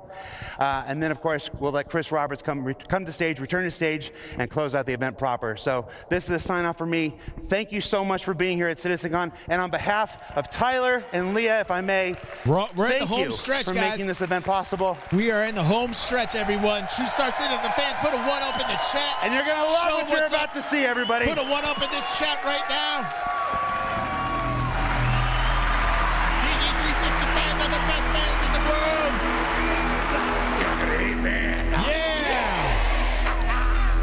Destination Adventure. Hello and welcome to Destination Adventure. All right. My name hyped. is John Griffiths. I'm the lead environment artist for EU Sandbox Best fans 2. in the world. And I'm the product owner for Best the fans. distribution centers. DG360 Before we fans. delve into, I'll put my slide on for a start. Before we delve into it, everything that you're going to see is currently in grey box, so just keep that in mind. Uh-oh, Elsie's getting excited again. These distribution centers, what are they? Well, first off, they're the biggest location we have on the ground outside of landing zones. The reason why they're so big is intentional. We wanted them to accommodate as much world and mission-based gameplay as possible. Each location supports multiple landing pads and hangars, Oh, wow. making them accessible to as many players as possible at any one time. There's even a road network to support transit from the planet's surface, into the main building and to any berth ships. So every distribution center will be owned by a faction. Depending on the faction and where the distribution center is located on the planet will determine its specialism. Now, each specialism will lend itself to different missions and gameplay opportunities. So let's talk about some factions for a moment. All right, you building that in dual universe areas? An example of a major faction would be the UEE. Now, at their distribution centers, they're likely to be more specialized towards military supply, research and development, or communications, depending on which branch of the UEE it is. They will have a much stronger military presence in the area. My God. And missions here may be more hostile with combat-orientated, team-based raid opportunities. Other examples of hostile gameplay that we're thinking of is hacking and stealing, searching for and destroying a specific item, tracking and eliminating any VIPs, and, you know, everyone's favorite, eliminate all. Grey Cat Industrial would be an example of a minor faction. So their distribution centers will be more specialized towards gathering resources, manufacturing, assembly, shipping. There would be a security presence here, but it won't be that as strong as a major faction. And missions here would be more suited to friendly gameplay loops, though we won't be ruling out hostile missions like corporate espionage. Some other friendly gameplay types. Cargo hauling, like I said, resource gathering and mining, maintenance of the location. But you know, that's enough of me talking about it.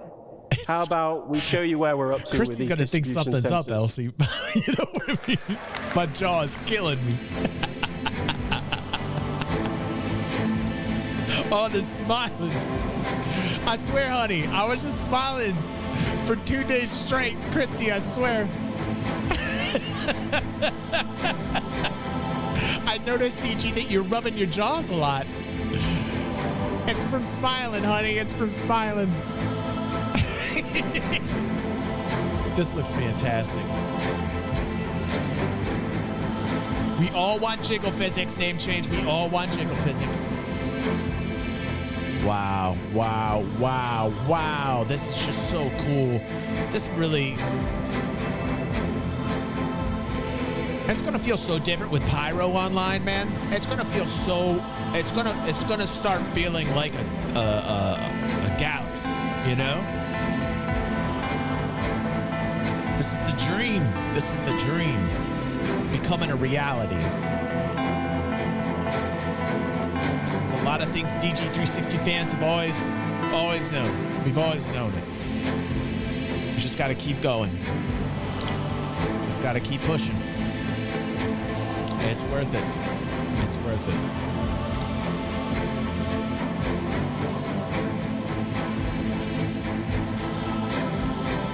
It doesn't feel like Grey Bombs at all, Dis. No.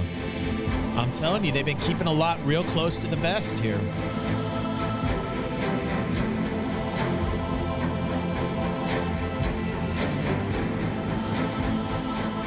Roads are going to be Bigfoots. Yes.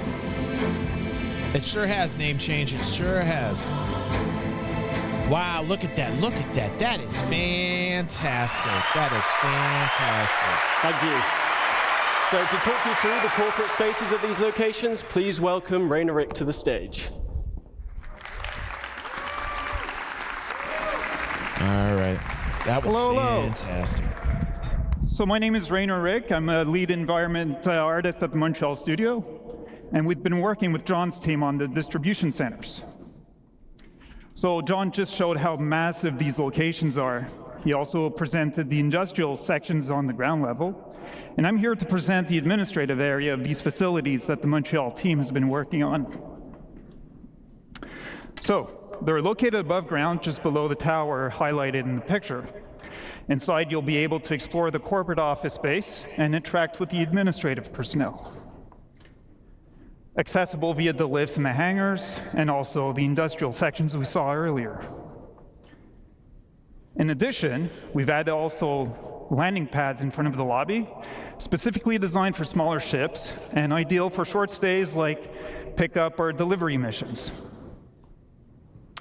And we can't ignore the fantastic views we have from these platforms, a reminder of the vastness of these facilities. Now, let's step inside the lobby. You'll find the atrium, which is a central point of the administrative area, providing access to various locations of the corporate space. Within this space, you'll find the reception desk, and as a newcomer, you'll be expected to report here first. So here you can hand over your deliveries or pick up packages and earn reputation points with that faction. So also expect to see corporate ownership reflected through branding, color schemes, and product placement throughout the corporate hub. And with the use of overlays, we'll be able to swap these out depending on the ownership. And here's an example with Grey Cat showcasing their vehicles and some shiny armor. And back on the topic of reputation, as it grows, you can expect to gain access to the executive office spaces. From here, you'll meet with unique quest givers, and depending on your reputation level, you'll receive various mission types, either friendly or hostile. And finally, the distribution centers were designed as an evolving location. We've built this with future expansion in mind.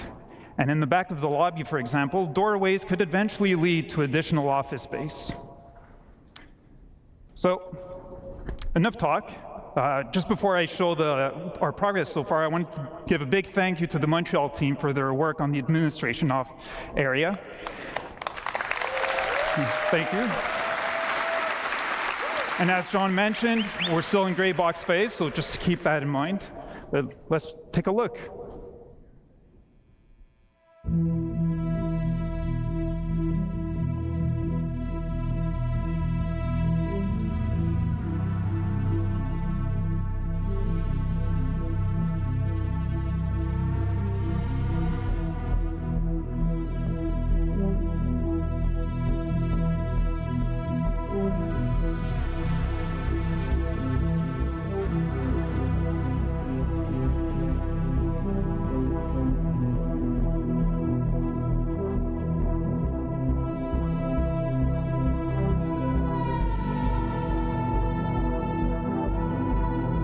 Are you guys seeing this?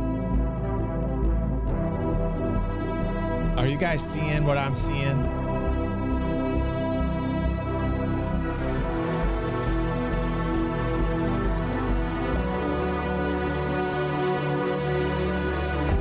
This is one hell of an eye-opener, man. This is one hell of a reveal. They have dropped a literal bomb on everybody, man. This is so alpha. This is so alpha predator, man. They just came out the box screaming. They didn't stop. I'm telling you what, this is a solid 10 out of 10. This is a solid 10 out of 10, CitizenCon. I've been very critical of CitizenCons, and I'm telling you what, I do not give out 10s lightly. This is a 10 of 10.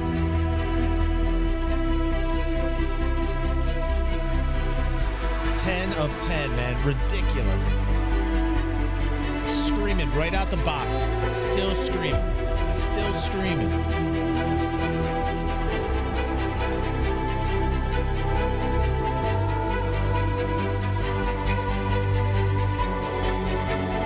Thank you, Starlet.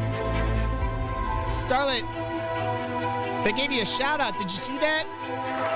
Thank you for that, Starlet.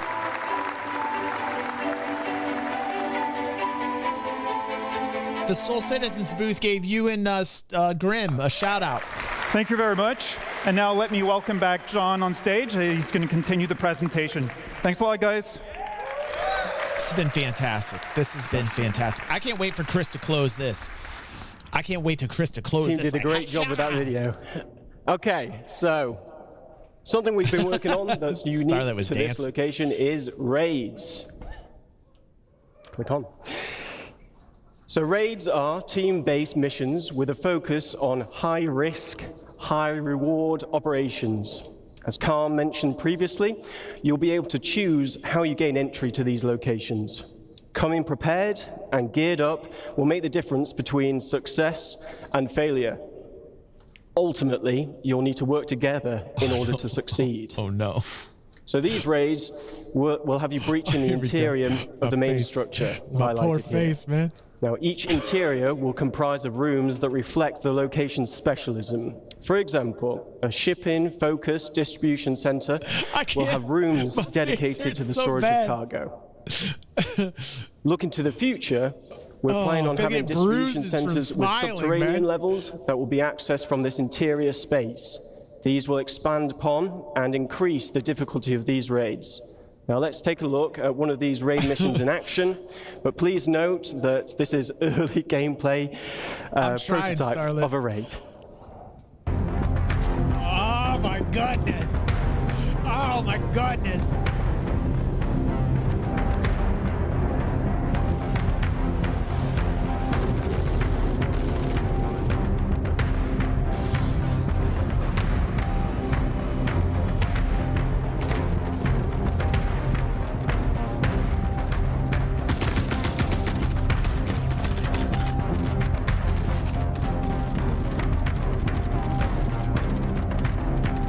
Early gameplay footage on the current build.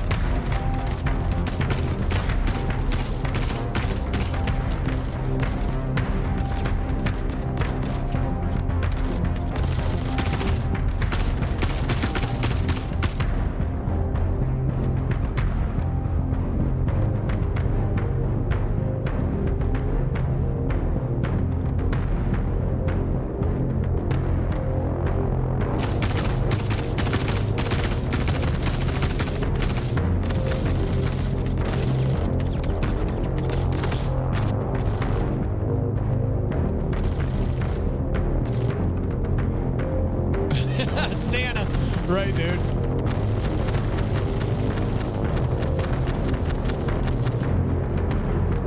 Oh, that's crazy. That's crazy.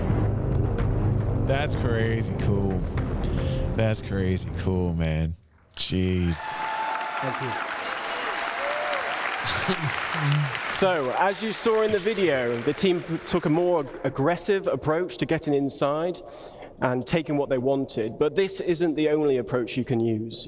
Multiple points of egress allow you to be stealthier, and it may make it easier for you to avoid obstacles in your path.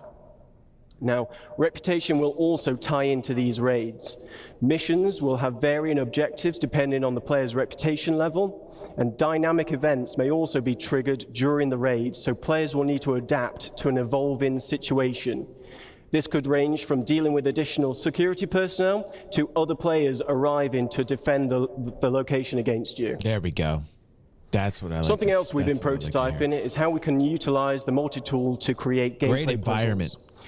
Physically interacting with the environment around you changes the puzzles for everybody. With multiple add-ons for the tool available, you may have to get creative when finding a solution to the problem in front of you. In this next video, we show you how using the tractor beam attachment can open up new paths to your objective, but it's up to you to decide what path you can create with what is available. Let's watch the video.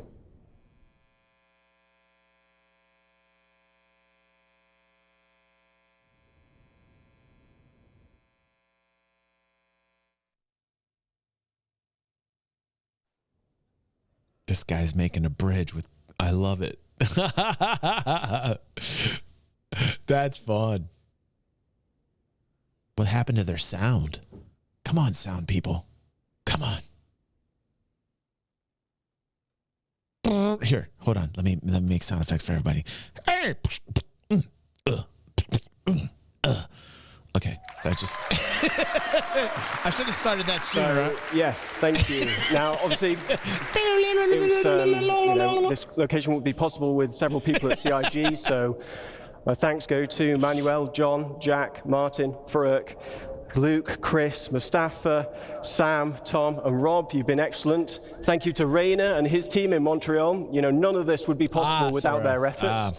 And yeah, thanks to everybody here and online watching. Really appreciate your support. Oh my goodness. On to the next one. Oh my goodness.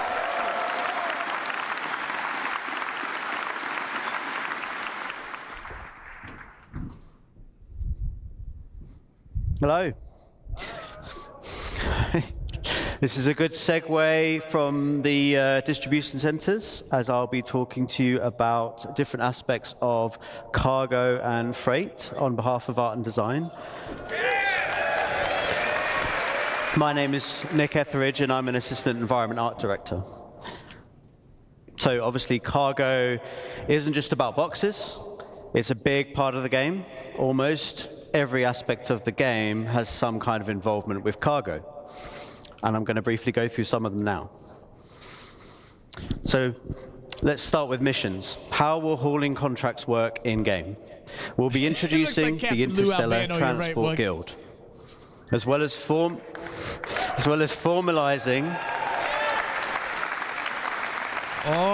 some of the main hauling and cargo companies that you'll be working with.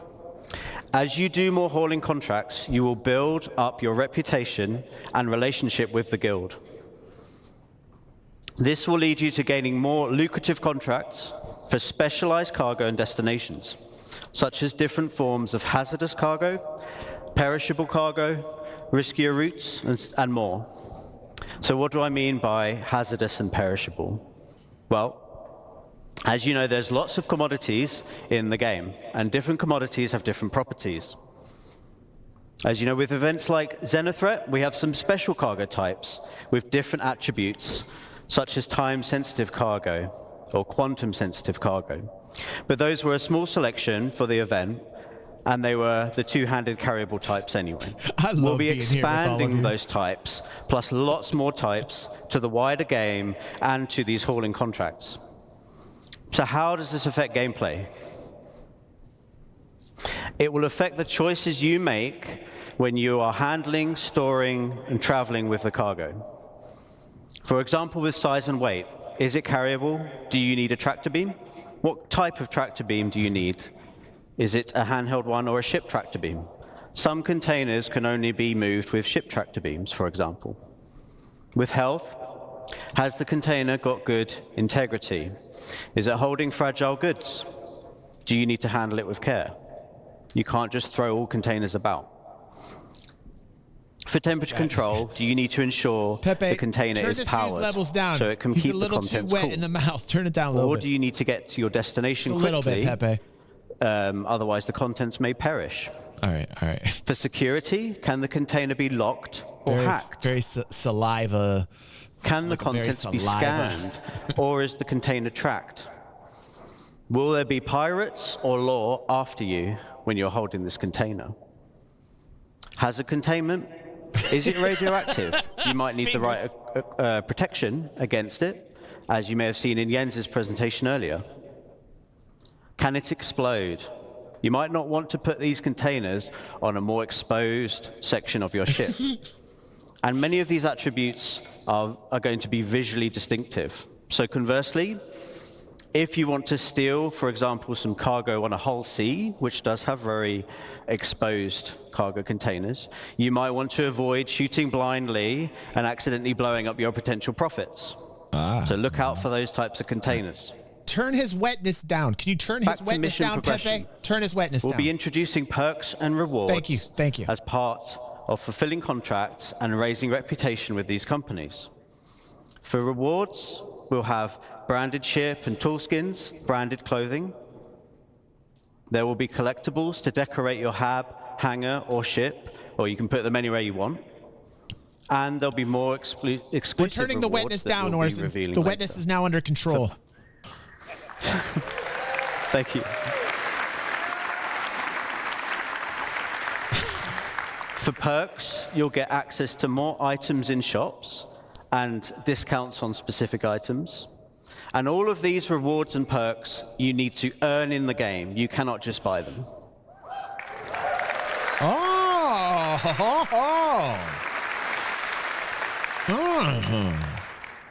Next, let's have a look at freight elevators and hangars. I knew you'd be excited for this. I'd like to show you a short video to demonstrate how freight elevators will change how you view your hangars and how you use your hangars. Extreme Vag. That's value-added gameplay. That is value-added gameplay.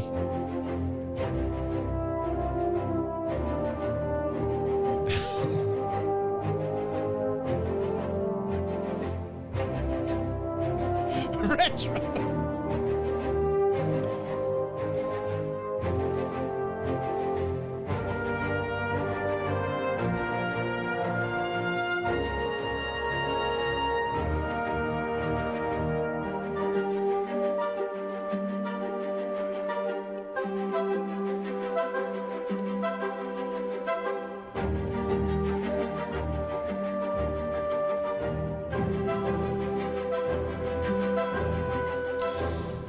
Yes. A lot of people upset that they got manually load ships. But teamwork makes the dream work.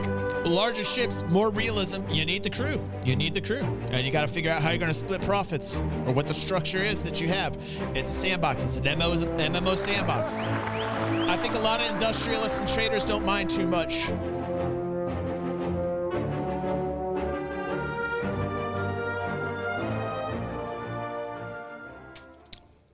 Pretty amazing. No.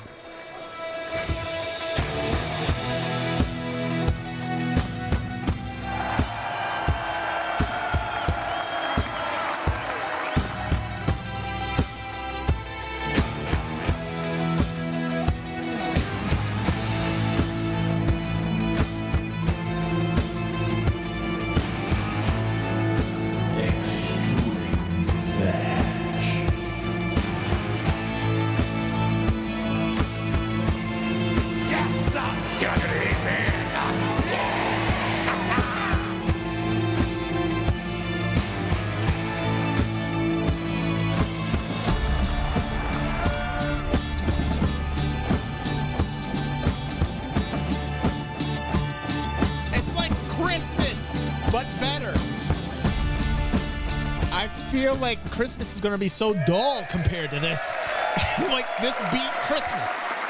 This has beat Christmas. Thank you. I'm sorry, Santa Claus. I'm sorry, Santa Claus. As you can see, hangars, they will become persistent and personal, meaning you can stay there as long as you want. Whatever you leave there will persist and will be yours to use as you see fit. Wow. Your hangar won't just be a place that you leave from in your ship. It will become a key base of operations to handle your inventory and storage needs. Yes, sir! And you'll be able to request your ships from an ASOP terminal from within the hangar itself. That is so big. There should have been clapping way before that. That is so big. There should have been clapping way before that. Location inventories won't be magic and instant anymore. This means that the freight elevators will be one of the main ways you interact with your local inventory. Fingers. Items stored at the location can be requested via the elevator kiosks and will be brought up in a physicalized state to do with as you want. I mean, this would be done through a dedicated interface screen to manage large volumes of items. It won't be using the personal inventory system. The change is obviously a really big quality of life improvement to retrieving ground vehicles. That's an understatement. No longer do you have to travel thousands or millions of kilometers to specific places in the verse to get your vehicle. You will get them straight from your hangar.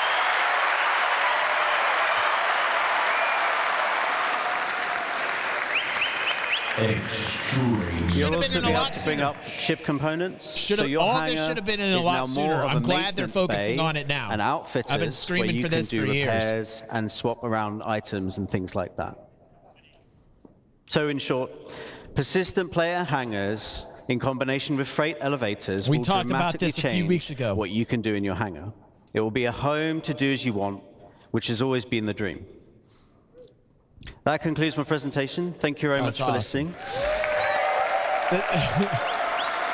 I cannot stop smiling. And I will pass you over to Todd Pappy. This is when it starts to get big right now. This is when it starts to get big right here. It's the Papster. Come on, I can't hear you. It's the Papster. All right, there we go. So, Papster.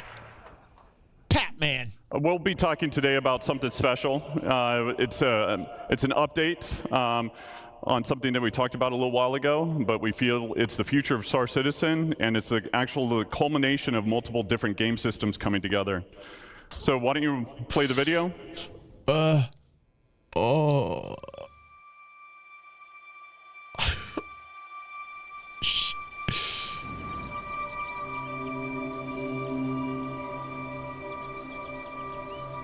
Oh my goodness, what's going on?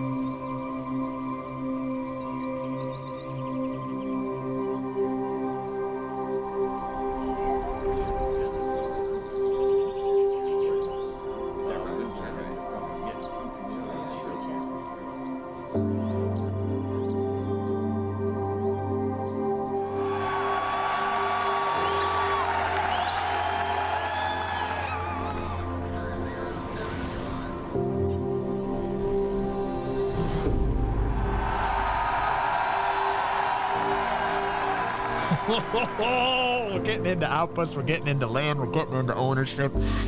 We're getting into ownership. We're getting into the pioneer. We're saying we got to.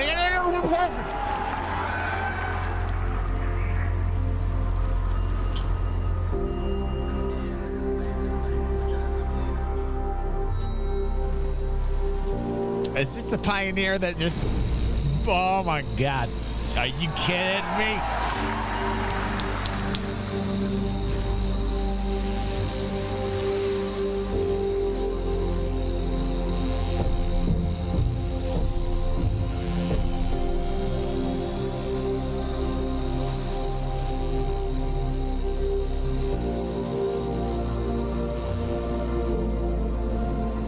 It's the pioneer, boys and girls. It's the pioneer. They gotta be. Are they tickling me? Are they tickling me? Are they flipping my flapjacks? Are they flipping my flapjacks?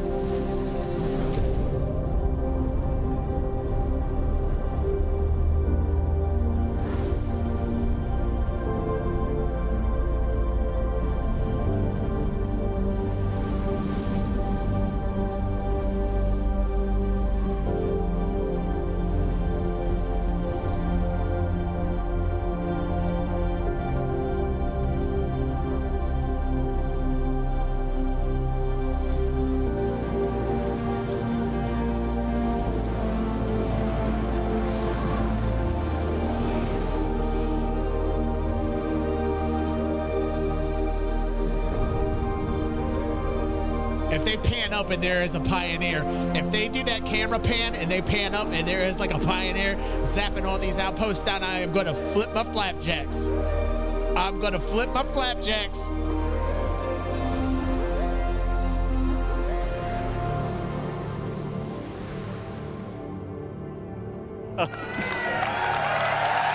It's home. It's land. Outposts. Land. All right. Okay, come on. So base building. Okay, base All right, building. It breaks down into two really large gameplay sections, planning ahead and prepping, and then you've got the on-site where you're actually going to build. So with that, you need to figure out what your goal is. It's is it to have a time. home with a nice view and relax? Is it to have a trading post where you want to create and sell items? Is it to gather resources available and move on to the next area? Or is it to be off-grid and be completely self-sufficient? So with that, with your prep and everything like that, we've got blueprints. So the recipes, everything in the game is fabricated from a blueprint. Players acquire blueprints via reputation rewards, missions, or rare NPCs. With any blueprint, you can actually do research on it and then create different variations. With materials ranging from the common to ultra rare, you might find them at the local shop or have to travel around the universe to collect them. Told you we had that. Unrefined, refined, simple materials, or even complex components will all go into the fabrication. With this, then you got location, location, location. Land claims. First area high security. Is high security. So you must purchase the land. Full protection. The base is actually invulnerable. Higher because of taxes. Planetary shield tech. Higher taxes. A security will show up to protect it as well. You pay for the privilege. You're taxed. A lot. So at this point, you won't have the best resources available. You won't have access to the best resources available on the planet. Safe. If you don't pay your taxes, the shields will go away after a period of time, and the base will become derelict and will collapse. Introducing this is huge But this to is the game. low risk, This is low player reward. retention right here. Then you've got low security. Owning things. So again, you must Owning purchase the assets land. in the game. It's owned by an independent corp, gang, or faction. This is why Web3 is going to Again, be you big, don't have by the way. access to all the best resources on the planet. The base is vulnerable. AI NPCs will show up and protect the base if it's attacked. The protection will escalate over time. Player can also build defenses to help mitigate this as well. And then it's medium Yes, reward. we are, Puka. Yes, we are. Medium risk. Then you've got lawless. So this is no protection other than what you build. There's shields, anti-air, Players can disable the shields by getting close to them Online. and destroying They them. structured it High like risk, EVE Online, high like I was reward. talking about. Since They got there's no high sec, taxes, low sec, no protection security. fees, They're going to split you get a up. high return on the They're resources going to that you police collect. it as such. Now, They're there's going to some charge cross-shard as and such. server meshing It's considerations exactly what that I've been saying since will kind of adjust this 2015. design in the future. Boom. But People we'll get didn't into believe that later me. once we're It's exactly really how I building. said they should have done it. So from here, you've got the tool. Yep. So this is what we would consider That's the a EVE surveyor. Online method. With this, we want to actually cater to everybody's playstyle, whether you're solo or in an org. With this, you got different buildings that you can produce, from small, medium to large to XL. I don't know. I was saying in 2013, or XL. Futz. So with the surveyor tool, you can only build We small didn't even have buildings. anything. With a vehicle, you can build small and medium-sized buildings. With the Galaxy, you can build small to large structures. And then obviously with the Pioneer, Pioneer can do it all. And it still works as a mobile base. And we'll talk about some of the more expanded features that we're adding to it in later on. So, and then it's also, we're exploring what can be done in space, not just on the planet. So from here, you set off on your journey. So with the land claim, you put your tool down where you want, you launch the drone that is built into the machine, and then from there, this allows the player to access the base building and also land claim mode. With the land claim modes, the player can actually change the size and position of what area they want to claim, and it also shows you the cost and taxes associated with it. If it's in a taxable zone and you don't own the land, this interface will default to it. So if you own land or it's in a lawless area, it'll automatically go to base building mode. So with the overhead view of the land, you can actually place down buildings exactly where you want. You can see the resources beneath the surface, and then you can also place multiple buildings before you actually build. So you can see how it will all kind of come together. You'll see the resources that are needed for it. And then you can also switch back and forth between different modes, which are showing off the resource network and how you link basically power generators to consumers. And then the player can move or deconstruct existing buildings right now with no charge. God, it's like they're taking all these ideas out of my head. So when you basically build these buildings, they don't come with any furnishings. And if you didn't bring any with you, then you want to build a fabricator. So depending on what you want to build, there's different sizes of them that support buildings from decorations, armor, weapons, components, and even ships. So fabricator. Very dual universe on that. That's kind of dual universe approach, huh, Aries? So like base building mode, you need blueprints, resources to craft what you want. They're going to cost a lot. Everything fabricated is produced from it produces a physicalized entity. Stats and quality will depend on the quality of the materials actually used. Once you've done that and you've built your decorations, now you can actually fill the room the way that you want to fill it. He did say ships, so furnishings can be purchased at different locations, or they can actually be fabricated. You can do that via first person or in a dedicated mode in the surveyor's tool. With that, you've got different types of buildings. So you've got utility style, which would be garages, freight elevators, landing pads, storefronts. And then you've got extractors. So with extractors, we want to make sure that nothing in regards to resource gathering is fully automated. Turn it up, Pepe. It's Pappy. A level of player engagement is always needed. So as Nick talked about before, there are different types of commodities, radioactive, perishable, etc. What you'll be doing is pulling out full containers. Then from there, it'll be repairing, or there's wear and tear associated with it, or even misfires like you saw in Thorsten's talk and Guillermo's talk yesterday. There's also upgrade paths for making them more efficient or resilient. Power generators. So with different types of power generators, there'll be some that are more cost-effective as well as effective in different areas. Solar panels will not always work in darkness. Fuel generators will need to be filled up every now and then batteries to store excess power. When? Then you've got producers. So things that will require the players to combine different resources to produce new items. This is just an introduction. And so then you've got defense. So anti-air, anti-personnel, talking about it. And then shield generators. And then the big one. We start development Q1. So that's me. Thank you all. Thank you for coming. It's wonderful to see you.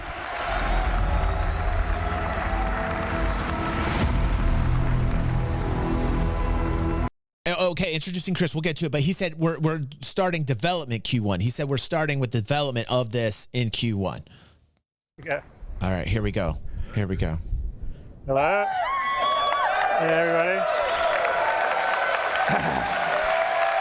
Still very cool that they're going to be starting work on it. All right, Chris. Dude, you knocked it out of the park this year, man. I hope you've enjoyed everything you've seen in these last 2 days. We were really excited to show you a lot of it. And I've sort of seen some online comments about, okay, well, that's very cool, but when are we going to get it in the game? But one of the real reasons why we wanted to show you this CitizenCon is because we've hit an inflection point on a lot of the features, as in they're either finished or they're in polishing he's got a stage, Squadron 42 shirt on underneath, doesn't he? That we've been showing you here at CitizenCon is our intention, not making 100% promise, just so everyone remembers that, to get them into Star Citizen through next year. So it's not going to be gated on having to be after Squadron 42. So we are.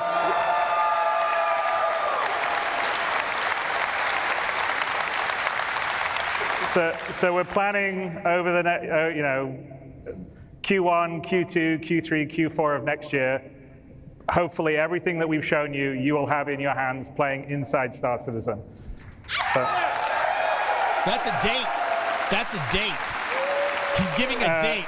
And it's very gratifying for the team and myself to finally be able to show you a lot of this. One of the advantages of being able to go and iterate on these features in Squadron was that we were able to do it without having to release every 3 months and make sure the old system worked while the new system was working. Before, so but not for a long time. Really polish the features, which I hope you could see when we showed you the updated, UI stuff, the updated FPS they gotta be close if he's that confident in saying it now after all these years, which is of not saying something we're very proud of, because this is, after all, an MMO. You want to have as much freedom to create the character you want to create. So, as you may have guessed, and Brian Chambers may have let slip a bit earlier, and he's going to find. Oh, he is mad. We are mad at Brian. Feature complete on Squadron 42. Yeah.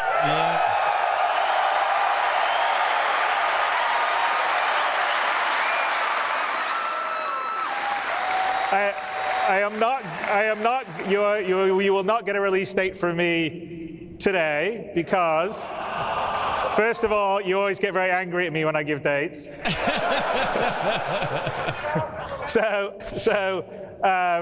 It will be when I know that we're fully about ready to print the Gold Masters, but it won't be just yet. But we prepared, the Squadron 42 team prepared a small video for you. I may be lying, it's a bit bigger than small.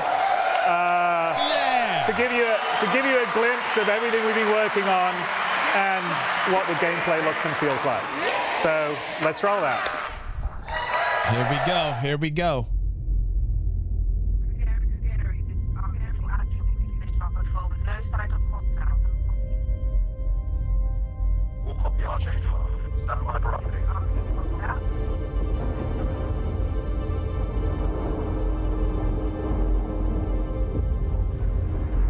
Archangel 6, come in. Go for 6. I'm getting a faint contact on bearing 287. You picking that up? Yeah, got it. Scanning now.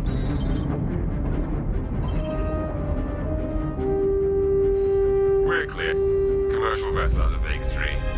Provided that civilian traffic is restricted under lockdown. Copy that. That looks sick. That looks sick, man. Archangel, this is Krugeri. Come back, Krugeri. Redirect to sector 7 Bravo Echo for immediate tasking. Copy that. On our way.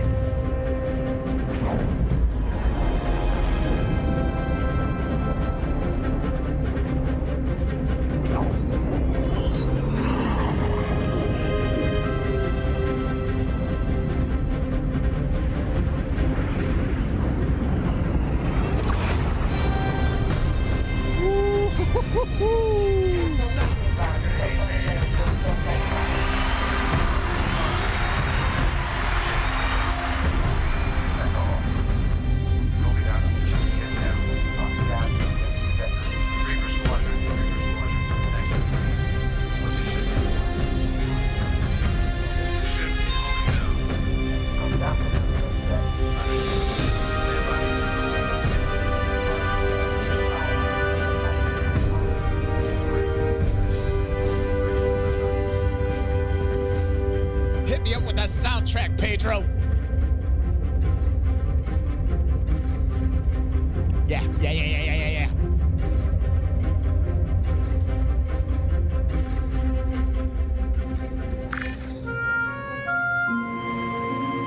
I know I just wrote you. But a couple of hours ago, proximity sensors on the other side of the jump got twigged.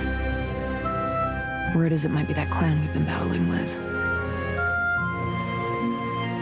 I guess that last fight didn't scare them off quite like we all hoped it would. Honestly, we've been out here so long, I don't know what to pull for It's the anymore. characters they created earlier, wasn't it? It looks like the characters. I just wanted to let you know. I'll ride as soon as I can. Stay safe. Your loving son.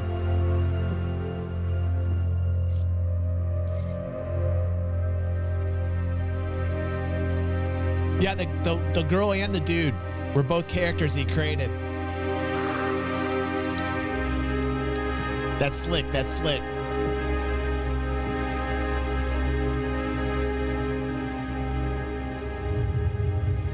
Never gets old, does it? You better listen, Jillian. You better listen. Please. I used to do the same thing when I was first coming up. Post up to the flight deck whenever I could to watch the launches.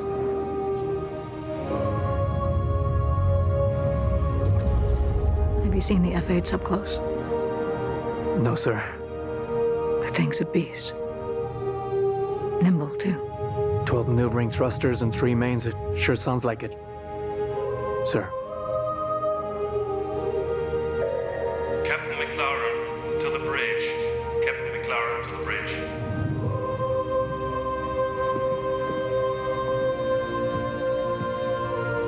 I saw you apply to the Flight Academy again. Yes, sir. Keep your head up. Took me a couple times before I got in. Thank you, sir.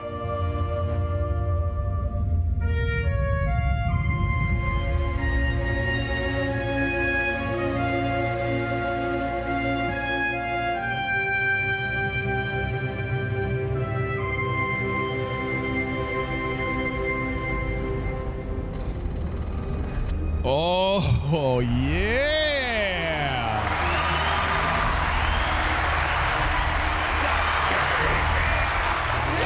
Welcome to Cloud Imperium Games Manchester Studio. I'm Chris Roberts, and I'm pleased to announce we have just passed a major milestone. Squadron 42 is now feature complete and has entered its polish phase. To celebrate this milestone, we've gathered some of our core leadership together to share what this means.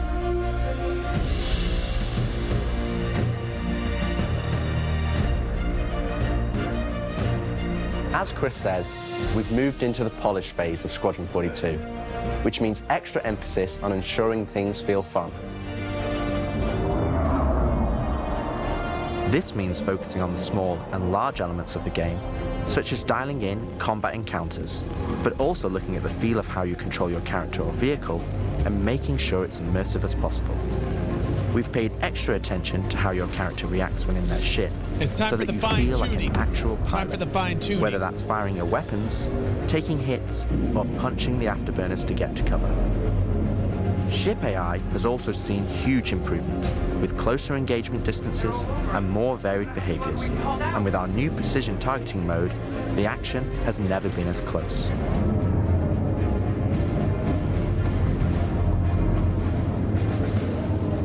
With the aim now on polish, we've organized the project into self-sufficient strike teams, so we can focus on individual areas to deliver the best experience. Whoa, where are we at here? What's going on here? What's going on here? Get out of sight. The Cutlass is going to spot you. This allows us to bring all disciplines together with a unified vision of enhancing the gameplay by seamlessly blending it with polished visuals, final cinematic performances, and our ever-improving technology.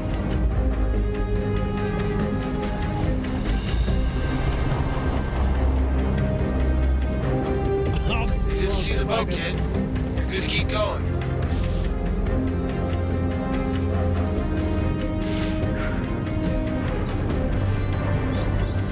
We're also dialing in gameplay features, such as the ship flight model for both atmosphere and space, which covers master modes, control surfaces, and our gold standard HUD and MFDs. Our interaction system for both the world and your character have also seen additional improvements, allowing us to hone and craft environmental puzzles unique to each location, while allowing us to tell the story of the world around you.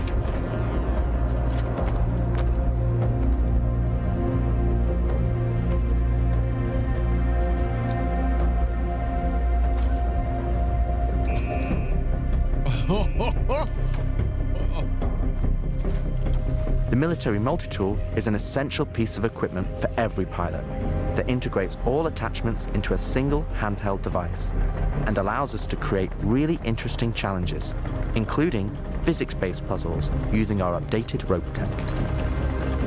Did he say rope tech? Did he just say rope tech?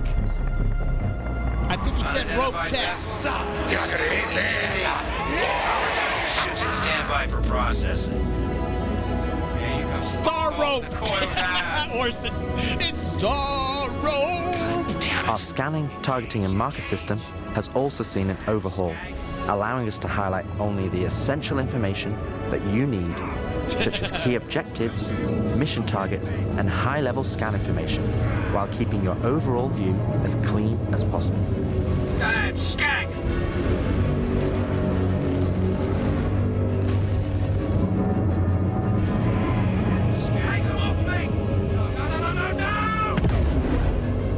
Tactical FPS combat and stealth, which has seen a suite of improvements from improved looting, weapon feel and balance, realistic scopes, and smoother locomotion. I love that alongside interface. our new and improved FPS radar and scanner that provides you an overview of the battlefield, but at the cost of ramping up your own emissions. Look at that, look at it. We've also seen the introduction of our Maelstrom-powered destructible environment, which adds a layer of dynamism to the experience, alongside our improved AI, that can now have hundreds of combinations of traits that allow us to create unique and challenging combat encounters that really push your tactical awareness and skill.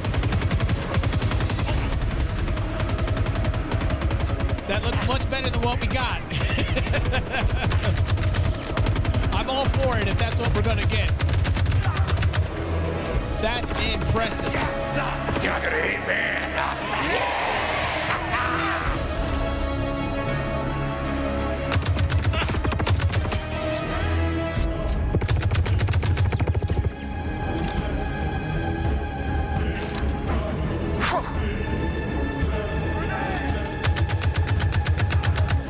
The sounds are so much better.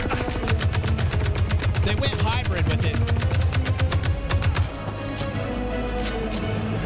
It is faster paced, Limitless. See what I said? Putting that Apex rhythm in it, that's gonna be contentious. That's gonna be contentious.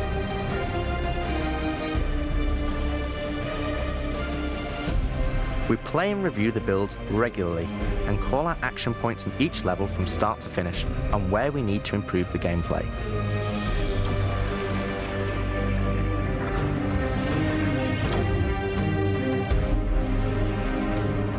This is an incredibly rewarding stage of development for me and the team, as the ultimate vision of the game is realized, allowing us to craft an experience that we can be really proud of.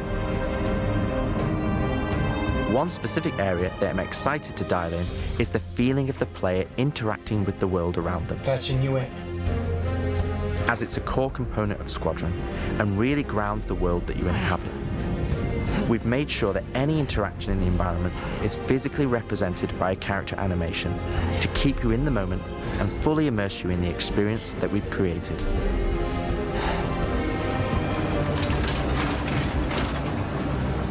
Ultimately, This is the final phase of gameplay iteration before we fully transition into optimization and stability on the road to release.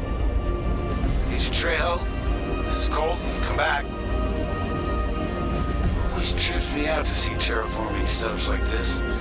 Web tried explaining how atmosphere processors work. Really shows how far we've come.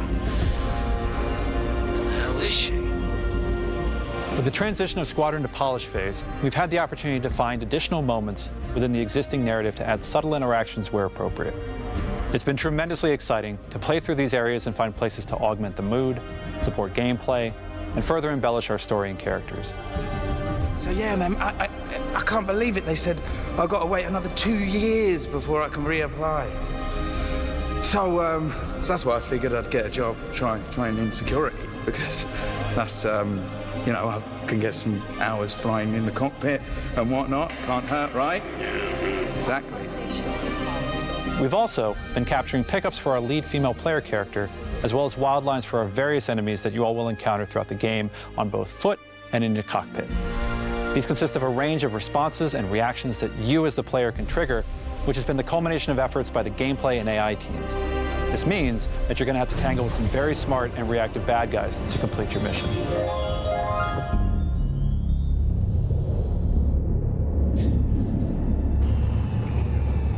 You gotta be kidding me, man. Gotta be kidding me. At the heart of this immersive adventure, you'll find cutting-edge cinematic storytelling, thoughtfully crafted to fully immerse you into your story. We fight today. So in 40 years from now, when you're surrounded by everything and everyone you hold dear, and they ask, what did you do in the Battle of Vega? You can look them in the eye and say, I held the line. Men and women of the Second Fleet, I am proud to stand with you today. Good luck. Bishop out. Nice speech. Any word from the recon team? Not yet. Now let's get into position.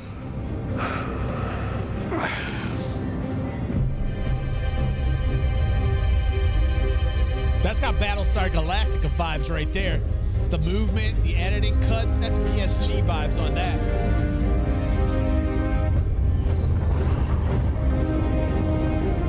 That's BSG vibes on that. I like that. I like Throughout that. That was the polish cool phase, our team is taking every opportunity to push things to the next level. Tell me you're expecting company. Oh, damn. This is not good. The Cine team is focused on finalizing edit lock on all of our big action as well as all smaller character sequences. I could have pulled this off of the Galactopedia.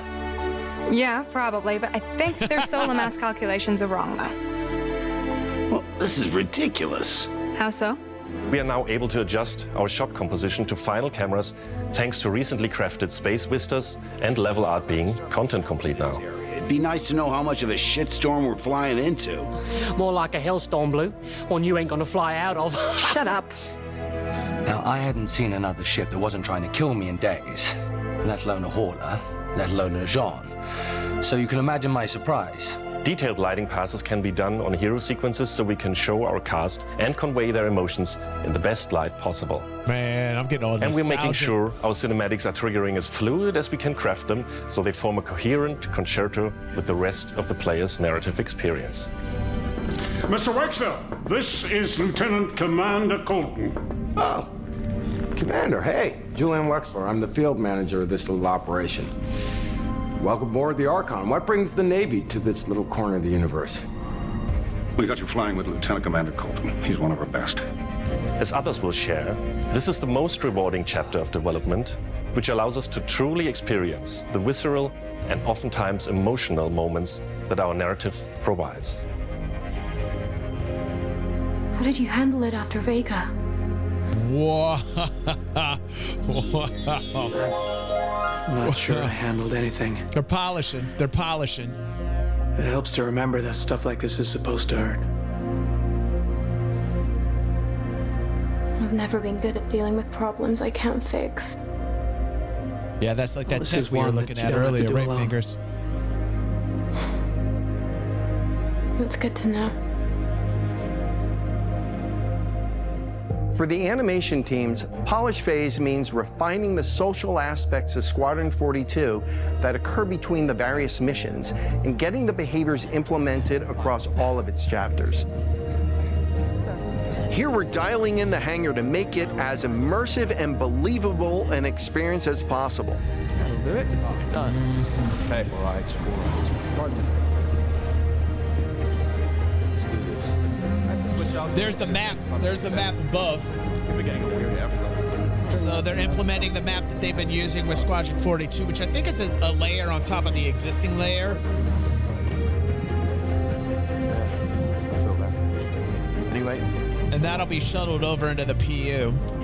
So a lot of work For from Squadron example, 42 we're gets launching shuttled off over. a space carrier, but we still ground the feel in real-world actions, refueling, repairing, and inspecting, and making sure that your next flight mission is a success.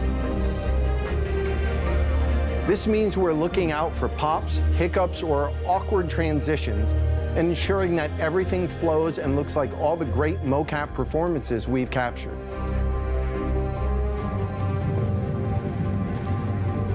Let's ready some extra ice packs out of storage. Whenever gunners are on full rotation, you can always count on at least one of them getting hurt. We also have you covered in everyday life. The medical staff work diligently for their patients, whether they're players or crew.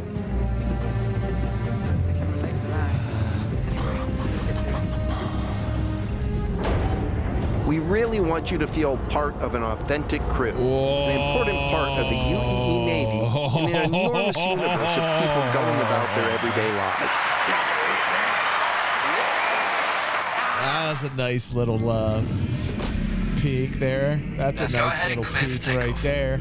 That's a nice little peek right there. Takeoff. Copy that. Hangar, ready for launch. Takeoff approved, Baron 2. You have the ball.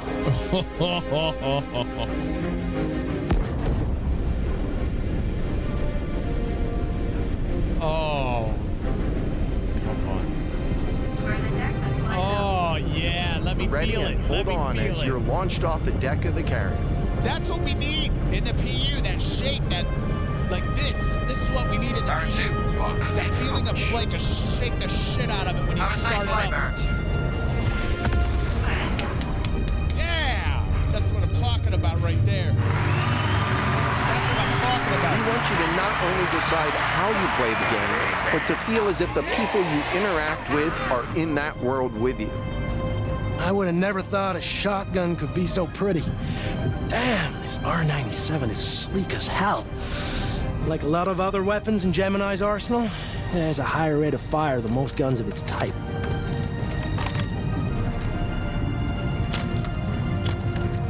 Dudes, I want all NPC merchants as smooth as this transaction right there. We're working to support a feel of authenticity through world traversals, running, jumping, and climbing, interactions with objects and the environment,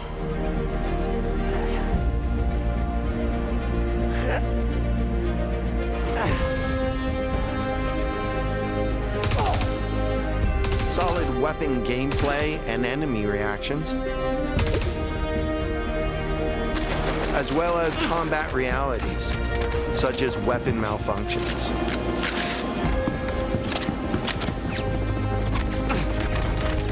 Or in close encounters of the more lethal kind.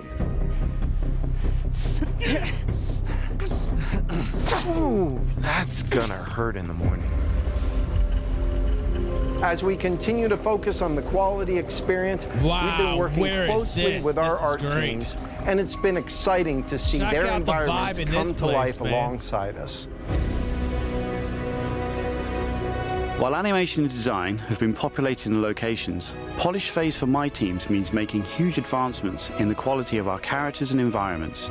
We've established our standard with recognizable characters like Mark Hamill, Gillian Anderson, We and want Gary the fan Oldman. duels, right? We're now applying this Right. to the rest of the cast and identifying any Show us remaining fan tech duel. requirements that Show need to us be fan closed duel. out. The story of Squadron 42 takes you through a variety of diverse locations of varying scales and styles. We shared glimpses of several environments before, and there's still plenty out there for you to discover.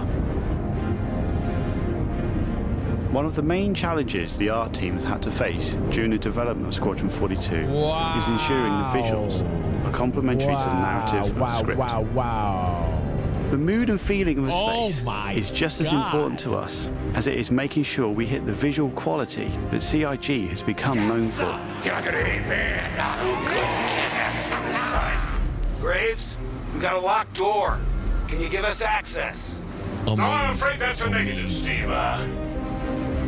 I would have to add you to our system to give you override permissions, and there's a lot involved in that. It won't happen quickly. Okay, we'll figure something out. Everything you see during the campaign has been heavily inspired by the classics of 70s and 80s sci-fi, but with a modern twist. We want everything you see to feel like it has a soul, its own personality, and tells of a history long before you arrived.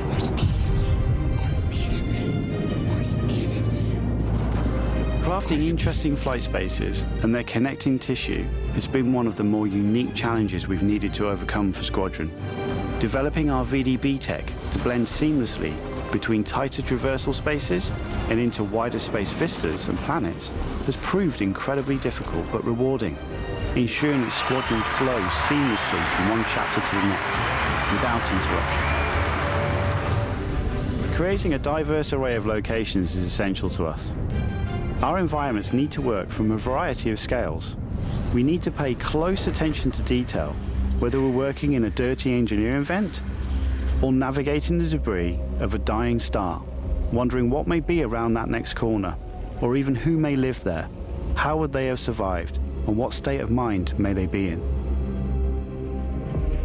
I'm having a meltdown right now in my brain. My brain's having a meltdown, complete meltdown inside my head. Complete meltdown inside of my head. We've worked closely with our social teams in delivering a cohesive social experience when you're taking some downtime from our refined flight and FPS missions, or even missions of the more eerie kind.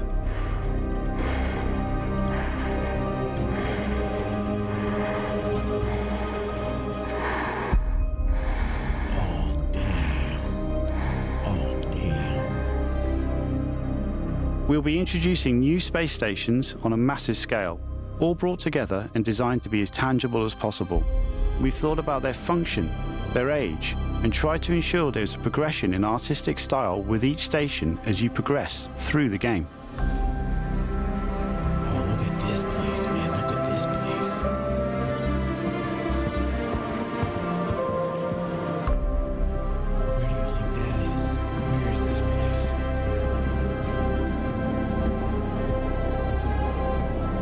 As you can see today, the teams are working incredibly hard, ramping up the detail and quality to match the breadth of our vision for Squadron 42. Now, I know you're all asking, when can I play it? When can I play it? When we have the locked release date, you will be the first to know. Now, we're in polishing phase on Squadron 42. You will start to see a lot more things coming to Star Citizen, as well as overall progress on the persistent universe. The polish phase can take some time. We have come this far, and we want to make sure Squadron 42 delivers on the promise of being this generation's wing commander. Now, even though there's only a few of us in this video, I'd like to extend a big thank you to all our staff around the globe who have been putting their heart and soul into bringing Squadron 42 to life. And I would like to thank everyone in the community for your patience and your support. To paraphrase Admiral Bishop, when people ask, what did you do in the development of Squadron 42? We can look them in the eye and say, I held the line. I'm proud to stand with you. Thank you for making this game with us. We're just gonna keep on going. We're just gonna keep on going. We're just gonna keep on going.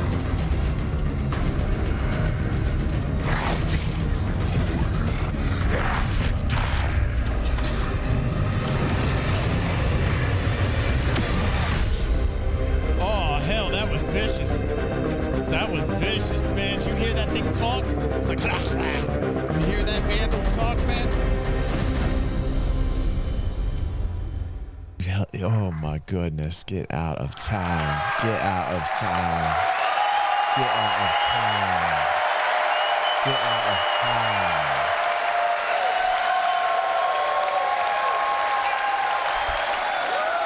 That's huge, guys. That's huge.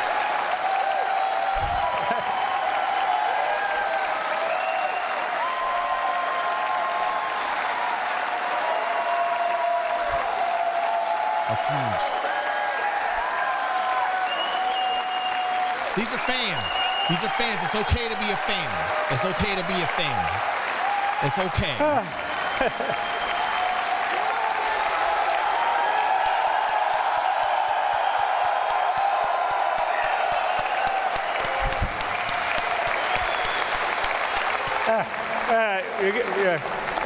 You're making me very emotional now. Thank you so much.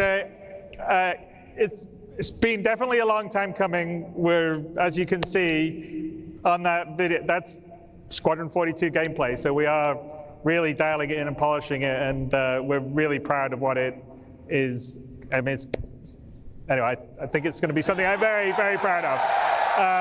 So I can't wait for you guys to play it in the. I'm not going to say when, but you know. And anyway, we kind of spent the time to craft something that's that beautiful with as much attention to detail and love without your guys' support, just like we couldn't be building the universe of Star Citizen without your guys' support. So I am, on my side, incredibly grateful, as is everybody at CIG, for your continued support, because we're building, Chris. Keep on doing it. I mean, keep going. A universe of dreams and stories of dreams, and it's a really wonderful thing to be able to do as a creative. So thank you, everyone here, and everyone watching, and everyone that supports Star Citizen and Squadron 42. So thank you guys very, very much. One's in the chat for Chris, man. Guy's been doing it forever, taking all this shit for all these years, man. And he's still going. He's still fucking going. I'm still going. You're still going.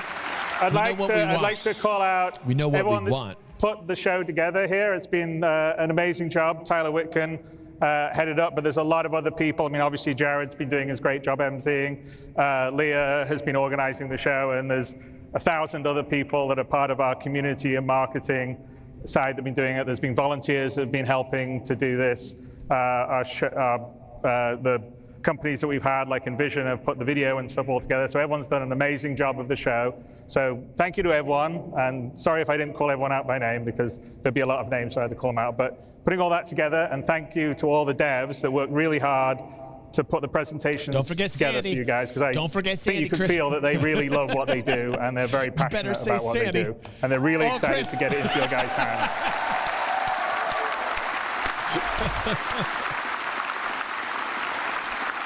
Christy, I know you're watching. I love you, Christy. I love you, Christy. I love you. So anyway, with that, I think I would say thank you, everyone. I'm really excited about what we've got upcoming in the future, because a lot of the foundational tech, the system entity streaming, and you saw server meshing earlier on yesterday, enables a lot of the stuff that's going to come to the PU, like the base building and the persistent hangars. So I am incredibly excited by We're on our way, 24 and beyond. We're on our way. And anyway, thank you guys for supporting. I will see you in the verse. It's going to take a long time, but Squadron 42 thank you is so going to much hit for pretty coming soon. out to share this with us. Year and a half. Bye. Yep. So, guys, what a fun weekend. It's not over. We're going to call our winner for our $700 Scoundrel Pack. That was amazing. Filled with awesome. Okay, everyone, that was absolutely amazing, filled with absolute awesome. And don't even worry, because we are going to stay on for a little bit longer to call our winner. Pepe, can we get some music here? Let's get the wheel out real quick, and let's see who's going to win what they got to win. Can we get another screen up in here so we can really see this wheel? Now, I put all your names on this wheel. You guys are entered. You guys are alumni members of DG360, and we have a chance to win a Scoundrel Pack. Now, Pepe, please please play us some music, please. Something intense. There you go. Oh, yeah. Oh, it's that time. This was brought to us by Eric Zarul. And let me tell you, he is now Saint Eric. Can we get a 1 in the chat? 1s in the chat for Saint Eric. Saint Eric, he is our new saint. A new ranking system. I'm going to start the DG360 sainthood, and this is for people that donate at least over $1,000 to the channel, and they have. There he is. There he is right there. Thank you, Eric, for giving us this opportunity to win a $700 scoundrel pack. And here on this wheel are our alumni members. Now, over the span of this year, we have given away over $5,000 here in 2023. And we are going to spin for a winner. And I cannot wait. Let's get ready to see who is going to win. Pepe, please spin the wheel.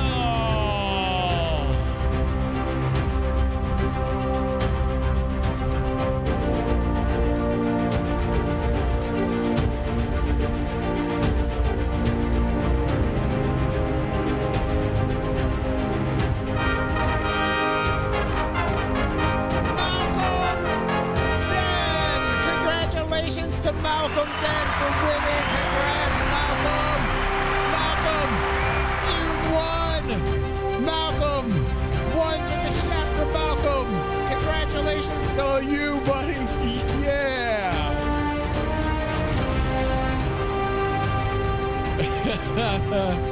Thank you for all the love and support. Listen, tone it down a little bit, Pepe. Tone it down a little bit, Pepe. Can I just tell you how blessed I feel to have such amazing family right here? Thank you so much for taking the time out with me this weekend for this once-in-a-lifetime event, man. This CitizenCon was like all of them wrapped up into one, and it was the CitizenCon that just kept on giving. I hope you're enjoying your time here on DG360. I hope you can call it your home. I know this is my home, and I know you're my family. Thank you for being here. I can't wait to see you next week. What a good time. I just want to stream all the time, every single day. I wish I could. I will see you next week. Thank you and congratulations to our winner. And one hell of a fun weekend that this has been. And thank you, Christy. Thank you, Christy. Everybody thank Christy. I know I'm in hot water. I know I'm in hot water, but I'm doing it for you because I love you, because I love Star Citizen. And congratulations to Malcolm for winning. That's a wrap. See you guys.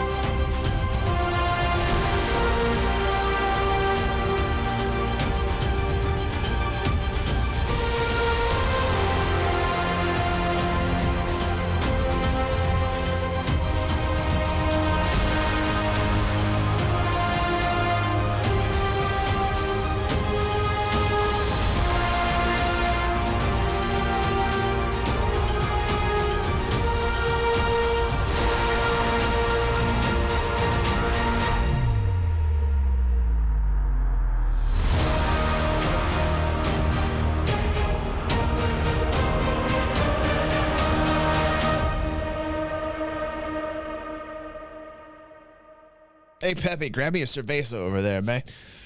Let's have a party tonight.